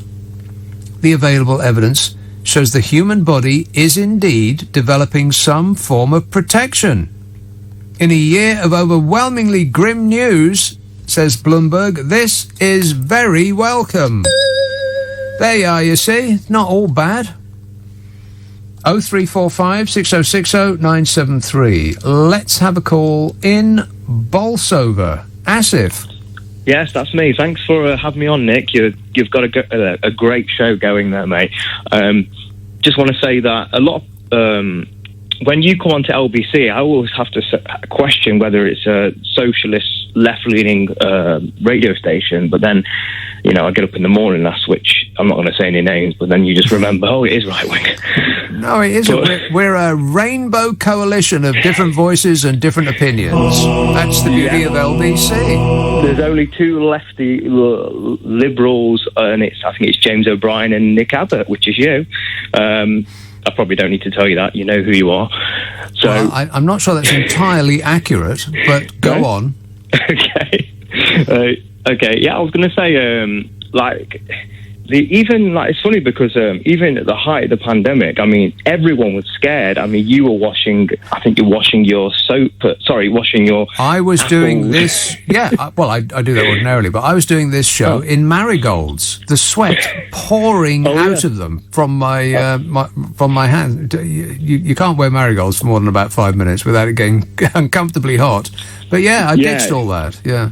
Yeah, you did. You must have been sweating, mate, because the rubber just insulates you, doesn't it? Terrible. So, yeah, there was a lot of fear in, and quite rightly, because it was a novel virus. It's not something we've ever seen before. And maybe the initial response could be said to be a cautious one, but it was ridiculous that we didn't have, it was just like the PP situation and the whole panic of the situation. But more than anything, I think we actually got a pandemic when it was announced there is a global pandemic, and people just screamed and lost their mind.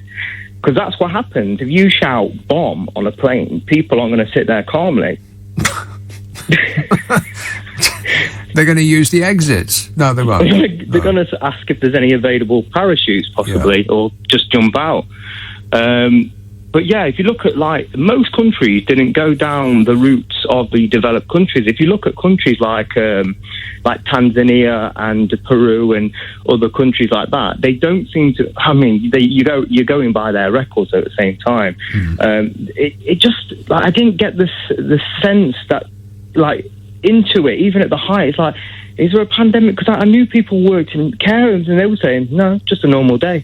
I'm like, what? There's a pandemic, though. What's going on? Well, I was very surprised to learn, because as I mentioned several times, I know somebody who's quite high up in the running of hospitals, and he had a lot of doctors and junior doctors and consultants who work for him, and they didn't have anything to do. I mean, the wards were empty. They were just going around looking for something to do. Absolutely amazing. And, I read a report in the Huffington Post. I mean, you can only, with a pinch of salt, take anything any of the media says, because it is owned by 5 billionaires, so I found out just recently. That's amazing. Yeah. And yet people still bleat on about how the press is left-wing. It's absolute garbage. The press is not left-wing. But they can't suppress all voices all the time and all left voices all the time, because if you do that, then we look like an oligarch. We look like a gangster-led country. We have to look like we have a free press. So they have Nick Abbott on twice a week, and everyone else they have on is ultra right wing. No offense to your colleague. It's absolutely not true. No, like I said before, it's a rainbow coalition here. But anyway, keep your eyes open and your ears peeled and your hands on the wheel and your eyes on the road. Thanks a lot, Asif. 0345 6060 973. This says, listened to your show last night about the greed of capitalism and equality of pay amongst employees, but have you ever heard of Price's Law? it roughly suggests that in a business, just 10% of employees within a company will get 50% of the work done, while the other 50% of work done is done by the remaining 90% of the workforce. Freaky, eh? Says Joe in Walton, in Surrey.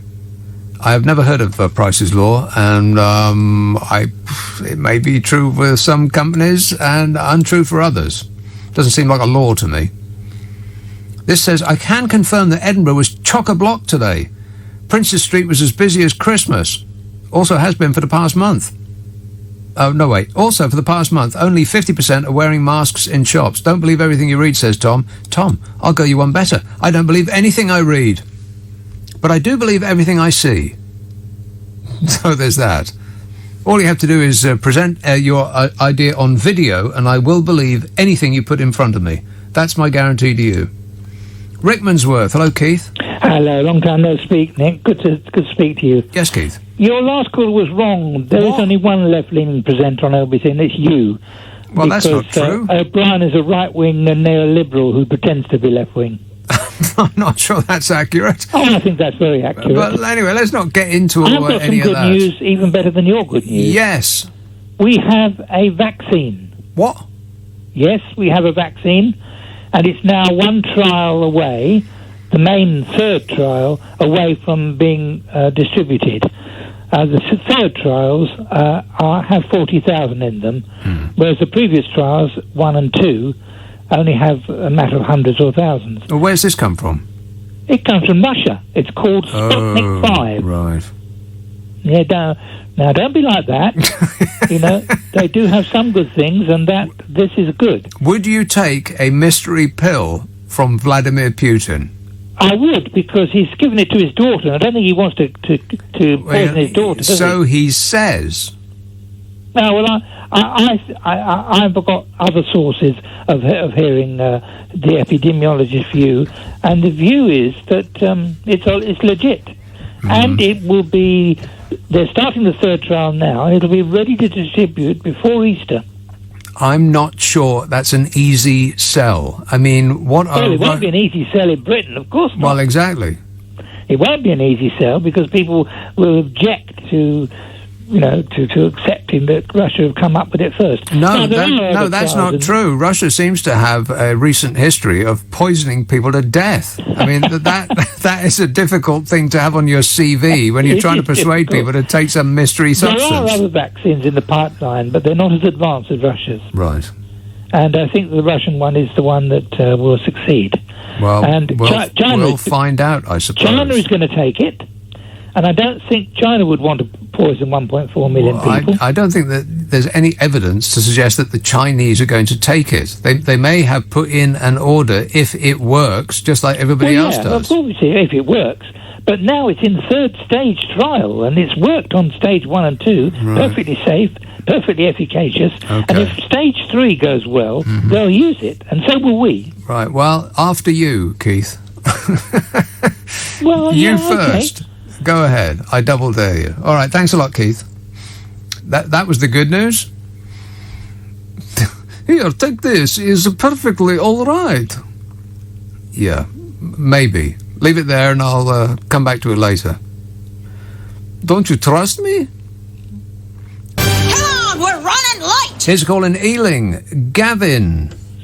Hey, how's it going, man? Can you hear me? My connection's not too great. No, you sound fine. Just fine. That's perfect. Yeah, so I'm calling in. I'm actually a student at LSE, so you can assume I've seen a fair share of polarity in my institution. And it's really interesting because I don't think there's been a lot of conversation about the expenses that students have to pay for university. So, for example, this whole year was postponed, well, half of it anyway. I'd have to study at home for the half of this year, and it was the best year in terms of my grades. So it goes to question, what am I spending £9,250 on? Next year, I'm going to have to be spending the same amount, and all of my lectures will be online. Wow, it's really? Hang on, whoa. Just back up a moment. Yeah, that's you terrible. heard me correctly. Wait a minute. So you won't actually be going onto campus? I mean, there's no actual campus at LSE, is there? But the buildings. You won't be going to the buildings. There's a small campus there, yeah. So there is the option to go into a sort of Harvard-style class section, which is 4 hours a week. 4 hours a week would amount to, okay, so I study maths, I should know the numbers, but if you do the maths, it's £200 to £300 per class, which is ridiculous. And the lectures are obviously going to be delivered online, which means all of the education that you're receiving is virtual, which is interesting because a lot of the stuff that you can learn on a Moodle page in a university institution can easily be accessed in a book setting, in a library setting, a virtual library setting rather, and it's a little bit disheartening because I bet. I would assume that there would have been a reduction in the costs of. Well, yes. I mean, I guess the problem with that is that universities' fixed costs remain the same, whether they got students in or not. And it leads me to question where that money is reallocated to. It seems as if that, a lot of these universities have more rather than an educational institution approach, which is worrying. See, my mother works for the NHS as well. She works for the mental health department, for a mental health department in the NHS, which surprisingly has been indirectly affected by massive mental health problems, which you can imagine. Well, that's not surprising at all. But can I just go back to your experience of university? Because when I was at uni, I didn't do maths. I would imagine that maths is a subject that you got to do like a job. I did psychology, so it was like a couple of hours a week. Lectures in my third and fourth year. I mean, I really did nothing at all. But the it of it was going there, being there on campus, being a student. The social life. So you've got a disconnect with the network and the social connectivity of university. You've got the you don't have the library. You don't have office library. Hours I could barely find the library. I had no idea where it was. but that is my point. That's terrible. That students are going to be learning from home and missing the entire experience of being a student. So I'm fortunate enough to be going into my third year, so I've already experienced the social aspect of it enough to say that I wouldn't mind leaving it out. Really? It's I'm really interested to sort of discover how first years are going to sort of experience their year, because the jump is clearly very difficult for everyone, and to be able to go from A levels with full support all the way to sitting on your computer, having a virtual university at your hands. That's no good. That is just terrible. This is what I'm saying. What happens when you're indoors, under lockdown, waiting for your life to begin? What happens during the course of that period is your life. This is it, kids. That's just terrible. £9,500. It's ridiculous. There is another quick point I wanted to add as well, which is a little bit. So I've actually had the opportunity to work in retail this whole year as well during my university, and can obviously imagine that. I think it was May that we started working at. I work in Westfield, and so you can imagine May was when we started going back to work. And I'm really disappointed as an employee for retail as to how the government has really handled the situation with legislation of face masks, legislation of social distancing. For one, social distancing's out of the window. Everywhere you go in a shopping environment, it's just not happening, which is to some degree fair enough, but it really isn't. But just in closing, what's the footfall like being in Westfield? Because that's a massive shopping centre, very high end, and it's a big destination. It's normally packed with people. What's it been like?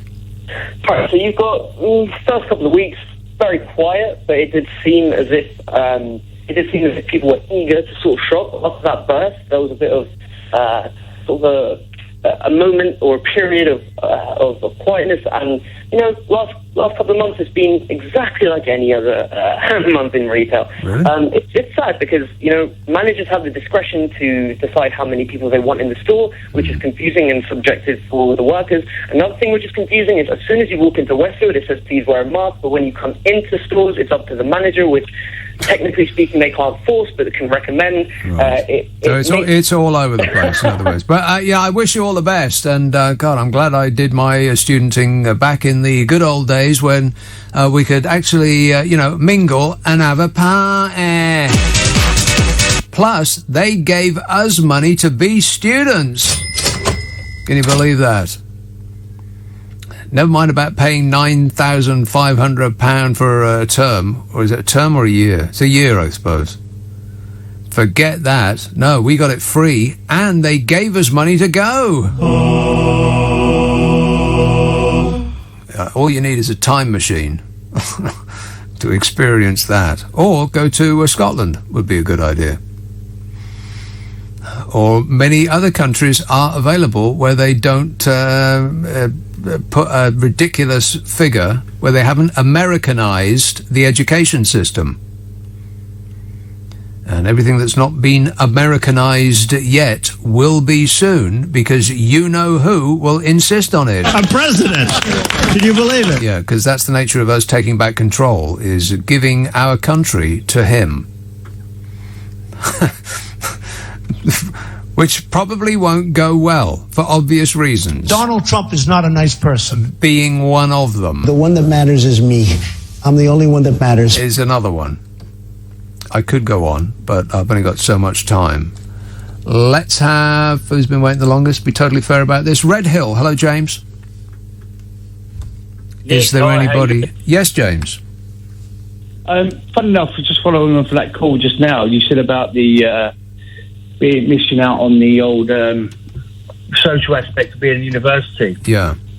Isn't that the same to apply to people that want to go back to the office rather than the people that are happy to stay working from home, and that's fine. But the people who want to go back to the office, have that social interaction, and what made going to the office fun. Yes. Because the company I work for, unfortunately, they are doing a kind of overall kind of not coming back to the office collectively, even though, say, 50% want to go back, the other 50% are quite happy to work from home, which is fine. People who work from home is fine. But what about the people that want to come back and you know, reintegrate with that social aspect? I get that completely. But what can you do? I mean, if people don't want to go back and they've found a better life, and it's a cheaper life, and it's a less polluting life, and they're less tired, and they're better, they have more time to actually do the work, you know, maybe it's just a case of adjusting. Absolutely, yeah. But I mean, if people want to go back, what happens there? I mean, where do you draw the line where you make that decision where they could open the office and say, right, people that want to come back, you're more than welcome to come back. The people that don't want to come back, you absolutely fine to stay working from home. I guess so. And, but some businesses are going to take their financial position, aren't they? That if a significant number of their workforce don't want to come back and the crucial thing is, and can do the work at home as efficiently as they would otherwise, then the businesses can save a massive amount of money by not renting buildings.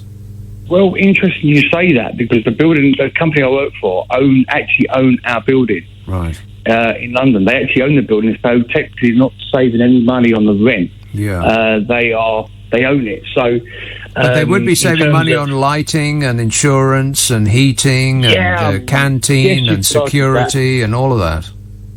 But what about, I mean, the many people I speak to are not particularly happy working from home. I get that.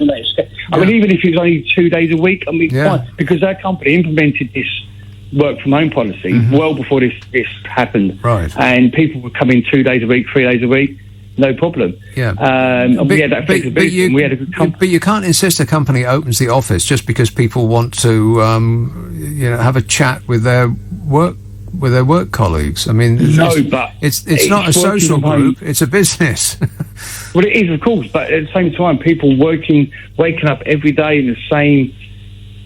No, I understand that, but can't you get a hobby? Go play badminton or tennis, or watch, or like go bird during the working hours, or go bird watch. No, I mean I'm talking about making friends, having a social life, that kind of thing.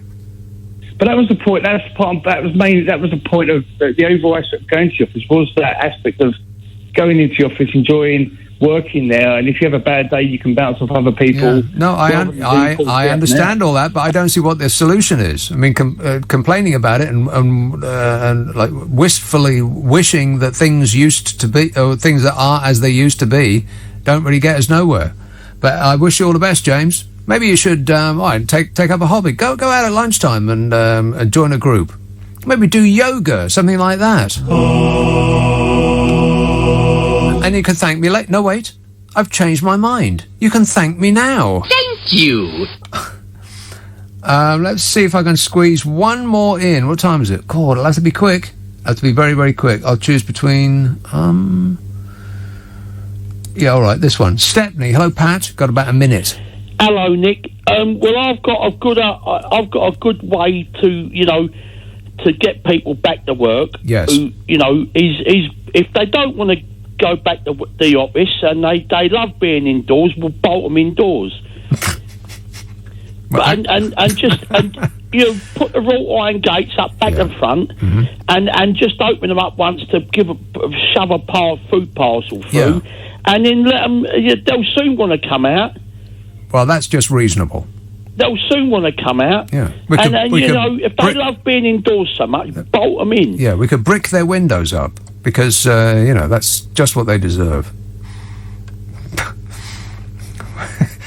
We could send a workforce in there, like on a weekly basis, and thrash them so that they might consider what they've done. Good thinking, Pat. I'll pass it along to Boris. He'll be absolutely delighted. Yeah. Wait a minute. If you stick around, look at all these messages I didn't get around to. I am very bad at my job.